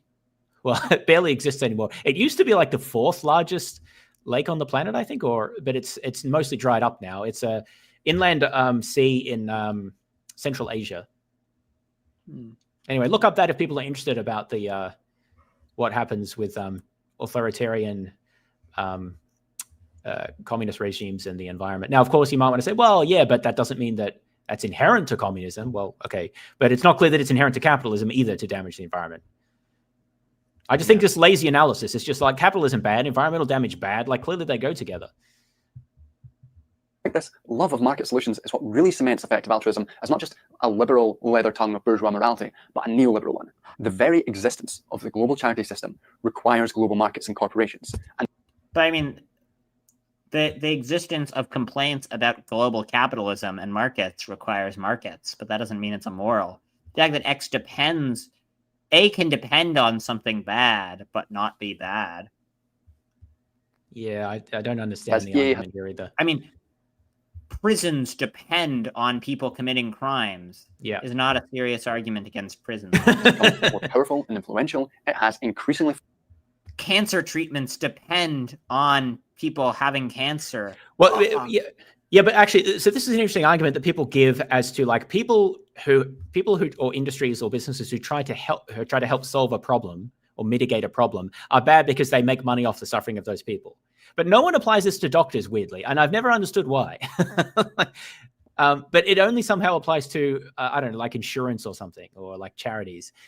But anyone who ever helps to try to solve a problem that someone else has could be argued to be bad because they're benefiting from that person having the problem or trying to avoid the problem. But that's just silly. Like, that's how we help other people, by reducing or helping them avoid their problems. And in a market economy, that involves exchange of money to compensate people for that. Now, that's also, by the way, true in most actually existing non-market economies. They also exchange goods or services or indeed money. They just have like worker ownership or production or whatever. So I don't know what system this guy would advocate, John would advocate for instead rewarding people for doing things that help others if it doesn't involve some sort of exchange. Maybe he has another theory of how that's supposed to work. But again, he makes it sound bad when really all it is like, yeah, people do things to try to help other people and they get something in exchange. Like, sometimes that can be bad in the particulars, but in general, that's not a problem. That's just like how people have always worked. Yeah. Forced a market frame on charities. This has been extensively documented within the animal rights movement, which EA apparently holds us. I mean, that, as we've already discussed. Documented, yeah. Whinged about, maybe. a central tenet. Because EA holds a cost-effective market logic for determining the value of charitable endeavours, it's those charities which adhere to the market logics, which tend to be much larger. When he says market logic, what he Whoa, just whoa, means whoa, is whoa, whoa, whoa. What he just said is factually wrong there. The charities that EA recommends are not the largest charities. We recommend often against some of the biggest charities because it's too hard to evaluate what they do. They do too many things, like the Red Cross, for example. Maybe I misheard. It didn't sound like that's what he was saying to me. Okay, maybe I missed it. Within the animal rights movement, which EA apparently holds as a central tenet. Because EA holds a cost-effective market logic for determining the value of charitable endeavours, it's those charities which adhere to the market logics, which tend to be much larger, which are deemed most effective. And then they get the money and then force the entire field to monitor. I mean, it's like, no, a lot of EA charities don't have That's that just much money. factually wrong. Like the EA support would be a lot of the charities that GiveWell has recommended. I mean, they've grown larger partly through attracting EA support, but they're still relatively small compared to some of the real big charities. And some of the big charities have pushed back against EA logics precisely because it's hard to apply them to these big conglomerate charities that do so many different things. EA tends to focus on charities that do quite specific things that are easier to document and analyze, which I think is a good model in general. Not to say that that's always a better model, but I think there are a lot of benefits to that. It's baffling that he said that. That's just factually wrong. You can just check that. That's just not true. I agree that it's factually wrong. I don't agree that it's baffling. That Okay, fair enough. Because I don't think the fact that the thing is factually wrong Okay, alone fair is enough. the odds of him saying it. It might increase the odds. Into a further marketized hellhole and forcing those organizations which can't fit easily into the market frame to fail. I've seen this dynamic. What is he even talking about when he talks about forcing them into a market frame? It means being able to show that they're effective. That's how we would describe it. Yeah. I mean, it's like, why is that bad? Well, he hasn't said. I think if you asked him why, he would go back to, well, so remember Descartes, right? So the difference between the object and the subject and how that was somehow caused by colonialism and capitalism. And, half an hour later, and so that's why we shouldn't give to I don't know. I mean, he doesn't explain why it's all bad. All he means by market logic is just trying to do cost benefit analysis. I think that's essentially it. I mean that seems quite silly. Play out for disabled people's organizations in neoliberal Britain, as those groups which can't prove the cost effectiveness of their organization get their funding withdrawn, while the larger, more established, more market oriented, more liberal organizations. No, but it's not larger and more liberal. I'm sorry, it's like the Against Malaria Foundation more liberal than the Red Cross? Red Cross? No, it's just less. It's just more effective. Or Salvation Army? The bulk of the funding. The neoliberal dynamic of effective altruism is not just supporting pre-existing harmful charity orders, but actually, amazingly, making it worse. Amazingly. Wow. Now, he hasn't actually mentioned any charities by name unless we missed some, but Give Directly, I think is actually that's what I personally donate to. One of the things that I love about it, apart from how well evidenced everything that they do is, and how focused they are on their mission and how transparent they are, is that it's maximally empowering people who otherwise have very little. It's just giving them money in a way that's traceable and documented. But yeah, it really is giving them money. So it's in the best way possible that you can transfer your sort of privilege to someone else is to give them the ability to make more decisions and more empowered choices about their life and how to live it. And that's fundamental to my value set, which interestingly I would describe as a very liberal value set, atomized neoliberalism. I don't know, maybe that makes it bad, but it seems actually quite consistent with the idea about wanting to respect other people's autonomy and try to enable them to be subjects rather than just treating them purely as an object, like you need this. Now, not to say that there's never a case for that. I think sometimes vaccines, malaria nets, that's good as well, right? There's a place for different types of charity. But what I'm saying is it would be, I think, much more interesting for him to say what he thinks is the problem with charities like Give Directly, which seem to not face really any of the criticisms that he's mentioned, because they do allow you to respect the person's autonomy. That's sort of the whole point. They're not a large group. They started off quite small. They have grown, but they're still not one of the really big charities. And it's just sort of, and they do work in direct cooperation with groups in local countries, like developing countries. It's true that a lot of their funding comes from rich countries, but that's because they're the rich countries. I don't know what, that's the whole point, is that, well, we're trying to become less rich by giving away our money to people who are. So the point is that most of the criticisms that he's raised, whether they're true of sort of any of the main EA charities, particularly give directly is one where they're it's very unclear how they would apply. And it would be nice if he would have something to say about specific things that EAs actually do, but he's somehow managed to avoid that throughout pretty much the entire discussion. Yeah, I found a lot of this guy's what he said puzzling, but then I saw something that I thought sort of made a lot more sense of it. So let me play a 30-second clip that I think helps explain the sort of the worldview. Okay.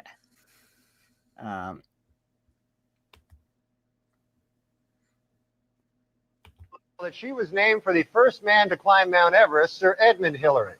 But as Esquire magazine recently pointed out, Sir Edmund did not climb Mount Everest until 1953, 6 years after Hillary was born. However, the First Lady does have a good explanation for the discrepancy. She loves to lie. Oh, I love Norm Macdonald. He's such a good delivery. She loves to lie. I feel like that's a good explanation of a lot of the things in this video. Okay. But this isn't the only harmful neoliberal aspect of this terrible project. And that's not all. One essential part of neoliberalism is the exporting of social reproduction to private or market hands. Under neoliberalism, charities have increasingly stepped in to fill the social reproductive roles left absent by... It's just like, he thinks that's a decisive argument against a thing where you can describe it in a way that makes it sound slightly like something else that is capitalist. Yeah, and then it's like, but you can do that for anything.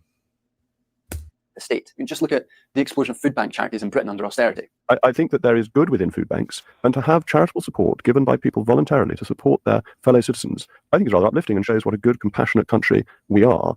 And as I say, inevitably, the state can't do everything. So as neoliberal marketization expands to require charities to fill this social reproductive role, so too does EA work to ensure that the charity sector is as marketized as possible. EA then is not just compatible with neoliberalism, but is playing an important role in its expansion.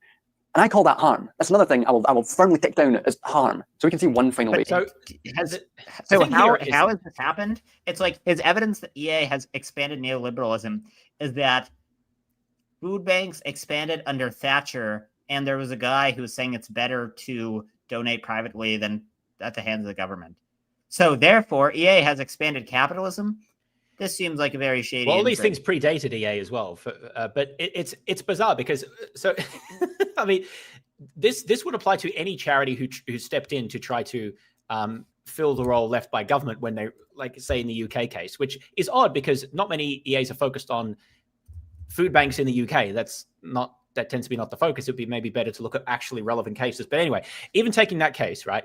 So the UK government reduces funding for social programs. So there's more people going hungry. Okay, so what should we do? Well, according to this guy, what you shouldn't do is try to feed the hungry people, because that would be facilitating the retreat of the state institutions and then helping to like consolidate neoliberalism. But like what? Like that's just absolutely crazy. Like you should let the people go hungry just so that you're not like working into it. No. The thing that you would criticize is we should. You help the poor, you help the people who are hungry, and you criticize the policies that caused it. You can do both of those things, and there might be an argument as to how much do you focus on one and how much do you focus on the other. That's a difficult trade-off. EA is here to help answer those questions. He doesn't seem to think we should even think about that trade-off. But the point is, you can do both of those things in general, devote a certain amount of resources to both as appropriate, right? And unless he can show that EAs have actually advocated for cutting these sorts of programs that needs the private sector, the private charity sector to step in, then he doesn't really have a case. And I'm not aware of that. The EAs argue for cuts to these sorts of social services. EAs that they do try to do the best they can with the situation, that other people have brought about. I just don't know what the connection is supposed to be. Yeah, I mean, EAs tend to be left of center and the support of expanding services. Yes. Yeah, I would have thought it's like there seems to be some discrepancy between that is like things that you cite as evidence that EA is bad that were around decades before EA. Nothing to do with EA. But I think there is an explanation of this discrepancy, which is that he loves to lie. That is particularly strange because it's just such an odd argument. Like he wants to bring like Thatcher era policies and somehow blame EA for that, but like that just doesn't make any sense. Now, yeah, it's all arguments by vibes. It's like EA does this and this sort of it's sort of like that, which is sort of like this thing, which is sort of neoliberal. But then it's like if you're going to be suggesting that that saving tens of thousands of lives every year is anything other than extremely good, you'll need more than the fact that it gives you the ick.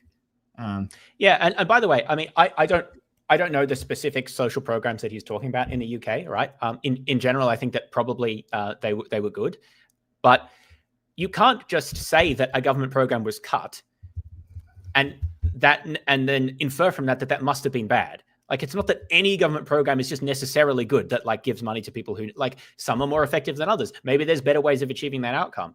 If you're not even open to having that sort of discussion and saying, well, what are the merits of different ways of bringing benefits to poor people, or of trying to uplift people who are in difficult circumstances and helping the marginalized inside, if you're not even open to having that discussion and considering different possibilities, then like, what is even like, what is the point of anything? Like, and that really seems to be like he's ideologically committed to. I don't actually know why he would be ideologically committed to the British welfare state, because that itself is a neoliberal institution that tries to convince the working class not to revolt against capitalism, right? So it's odd that he would be defending that, but I don't know, whatever.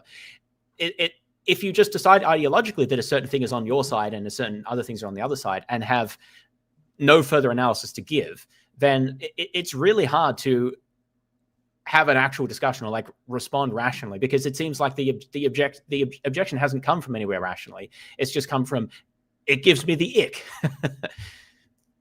Yeah, I agree. Okay, should we keep watching? We could skip to the bit of that's just like at the end titled "Effective Altruism." Sorry, should we do that one? Yeah. Let's watch that bit. Okay. I think it's just the next part. I think you can actually see this neoliberal mode and how they operate as a social movement. And in fact, some effective altruists have just come out and explicitly said that they should model their mode of gaining influence on the way neoliberalism gained power, which is like Torres isn't an EA. Torres is an EA critic. I'd like to see the way the quote. I mean, actually, is there just a link to this in the comments? Let's see. I'm not sure. I didn't check. But they may have been quoting someone else. Okay, so this guy doesn't even include his sources. Well, there's transphobia on the far right. So I'm not sure what that has to do with effective altruism. The far right and liberalism. Yes, because liberals are, of course, well known to support the far right. Yeah. Like, suspicious. That's suspicious. Why didn't he quote any of them? So I don't see what's suspicious at all. So you could, again, the most you could say is it sounds a bit ick, but you could say like, okay, I'm an anti-Marxist, right? Like, this is me speaking personally. I don't really like Marxism. I don't think it has some things to learn that we can learn from, some interesting points, but in general, I don't think it's a very convincing ideology. I think it's done a lot of harm.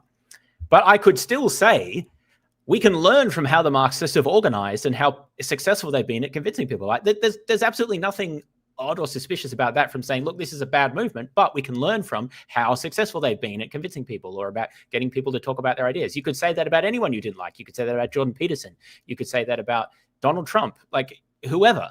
But there's nothing suspicious about that at all. I don't see what the problem is supposed to be. Well, but I mean, what do you make of the argument for it being suspicious, that he said that's suspicious, and then he played a woman with blue hair saying that's suspicious?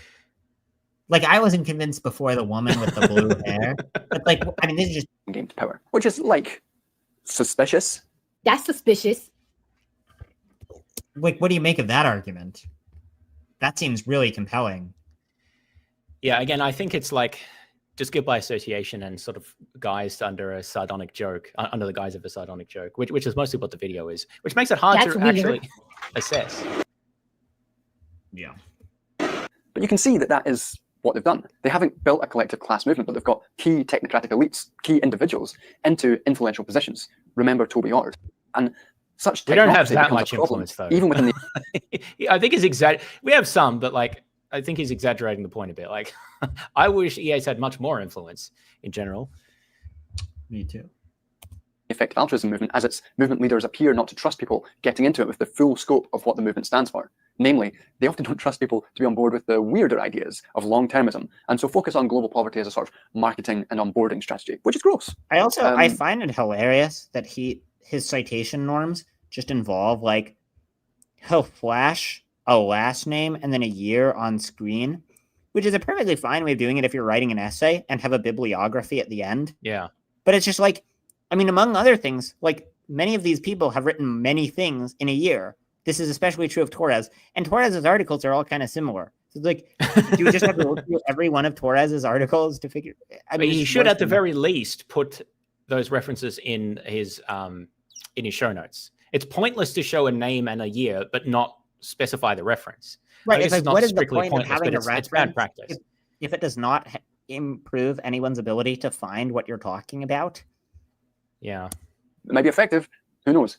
But it's gross. As people become more deeply involved in effective altruism, they become more indoctrinated into accepting these weirder ideas, no longer advocating for poverty reduction, but for, I don't know, make. What do you say? Like they're building a shrine. Maybe you could describe what EAs do. Well, what was the thing that he said here? He cut out for a second there. Instead of poverty reduction, it was what?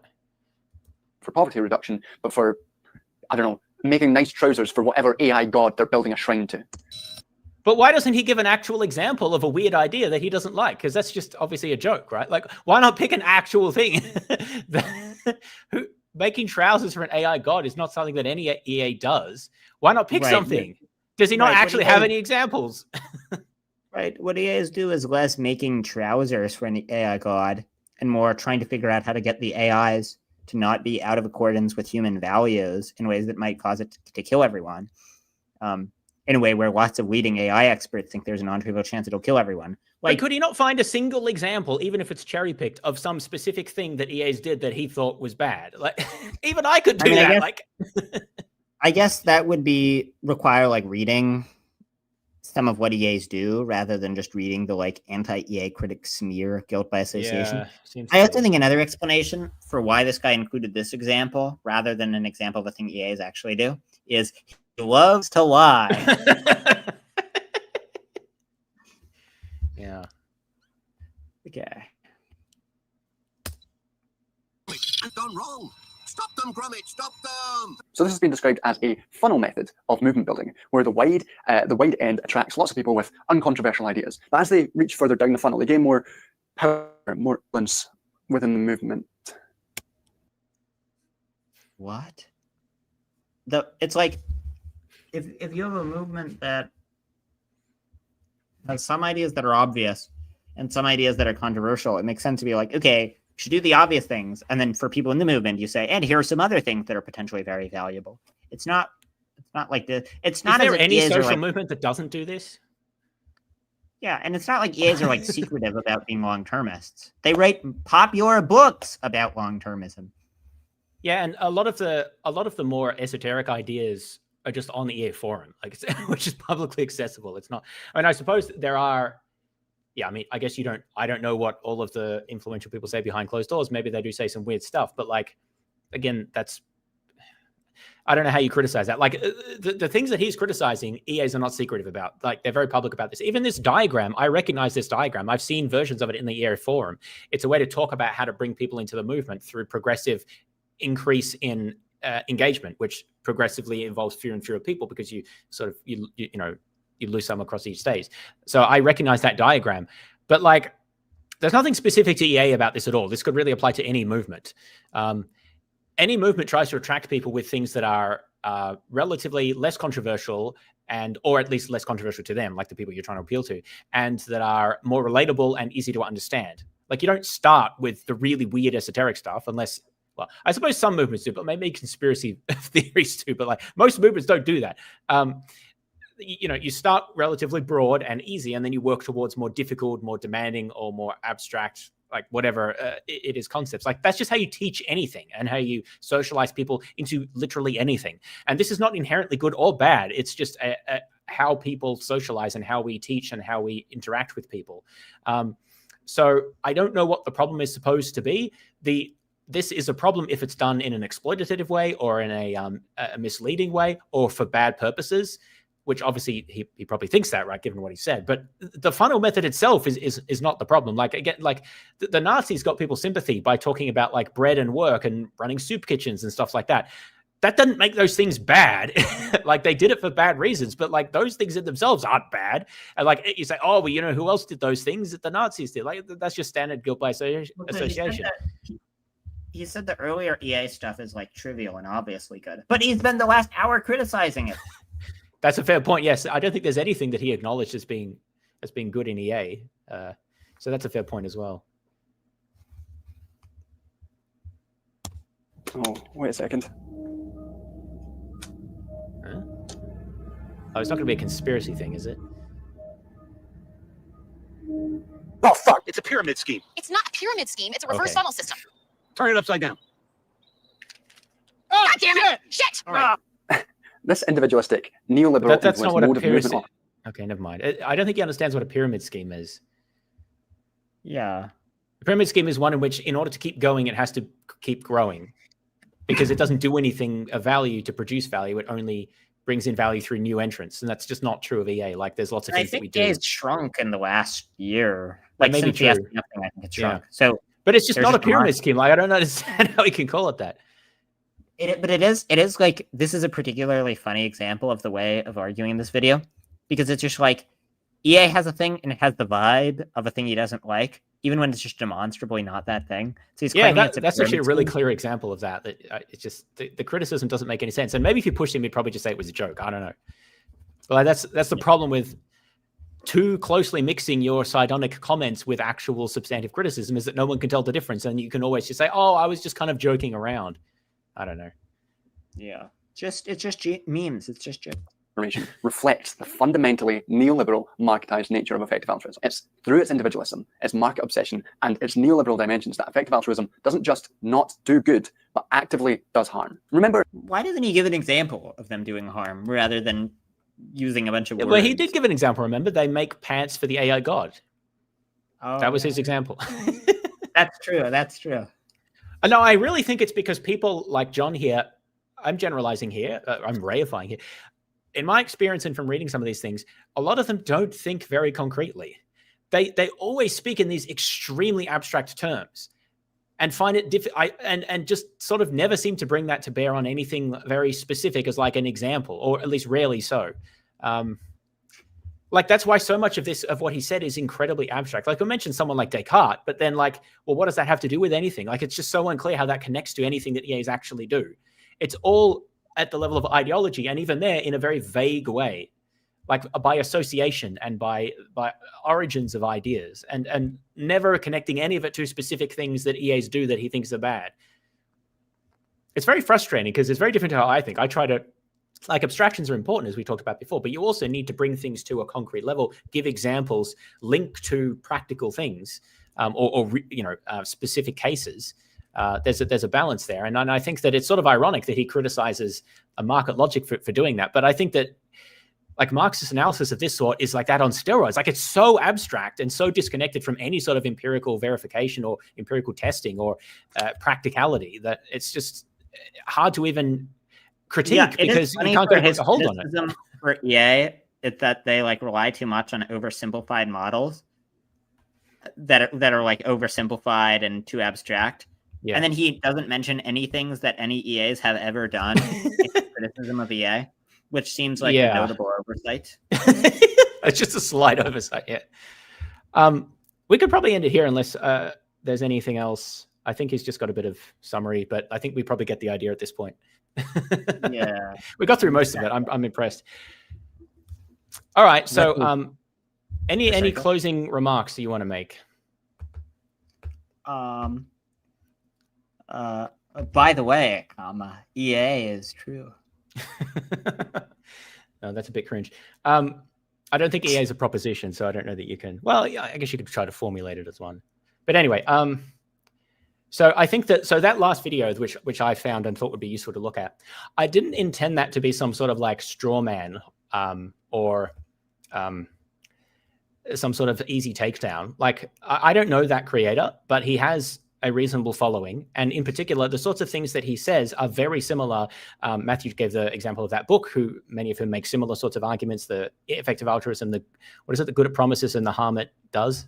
And I've had conversations with other people and read also other criticisms along very similar lines. And so I think that that's fair game and a good exemplification of a sort of left-wing sort of criticism, a particular type of left-wing progressive, in this case, sort of, Marxist style criticism of effective altruism. And many similar lines of criticism often come up in discussions. Whenever any of the Peter Singer events that I've been to, and I've been to quite a few of them, he always gets asked about capitalism, often multiple times, unlike the Q&A. And so this is clearly an issue that is very salient to a lot of people who are otherwise interested in EA. And I think it's sort of unfortunate because I think that the criticisms are just very confused. And you can say that EA should maybe talk more about reform of capitalist institutions, right? That's something I've said before, although not in Marxist directions, but like I think that EA should focus a bit more on that sort of thing, economic policy and so forth. But that's, again, it's not really a criticism of EA. It's a point about what we think is most effective and ways that we can use reason and evidence to guide our actions about what to focus on. And having disagreements at the object level about that is not really to disagree with EA. It's just maybe to disagree with what some EAs think or what they tend to prioritize. And the way to make progress there, I think, is to bring your arguments, try to convince people, and you have a discussion, right? That's what I try to do, even though I'm critical of certain aspects of the movement. A movement doesn't have to be perfect to be part of it. And the fact that there are bad things or that there have been bad actors like SBF doesn't mean that the movement as a whole is bad or that its underlying ideology is fundamentally problematic. I think that the nirvana fallacy is very common in these sorts of contexts. I think that fundamentally EA is relatively simple. Fundamentally, it's about, as I said at the outset, trying to use our time and resources to affect the world in positive ways, and more positive ways rather than less positive ways. And you can apply that in different contexts to different degrees, depending on your values and your abilities and your talents. And you can disagree with the way that other people think that they should do that. And that's part of EA, is to engage in rigorous discussion of disagreements. But I don't think any of those concerns that we've looked at really fundamentally get at this issue or say why it's a problem. And I think that it's a bit disappointing. This is sort of speaking a bit more personally. It's a bit disappointing at how little uptake effective altruism has had over the past 15 years since it's existed. It's obviously grown, but it's still very, very small and very unpopular amongst many people across the political spectrum, as we've seen, who are familiar with it. So I think that's unfortunate. And I do think that I've commented on the forum about this before, that I think partly it's due to EA's not being as effective as we should be at communicating our ideas.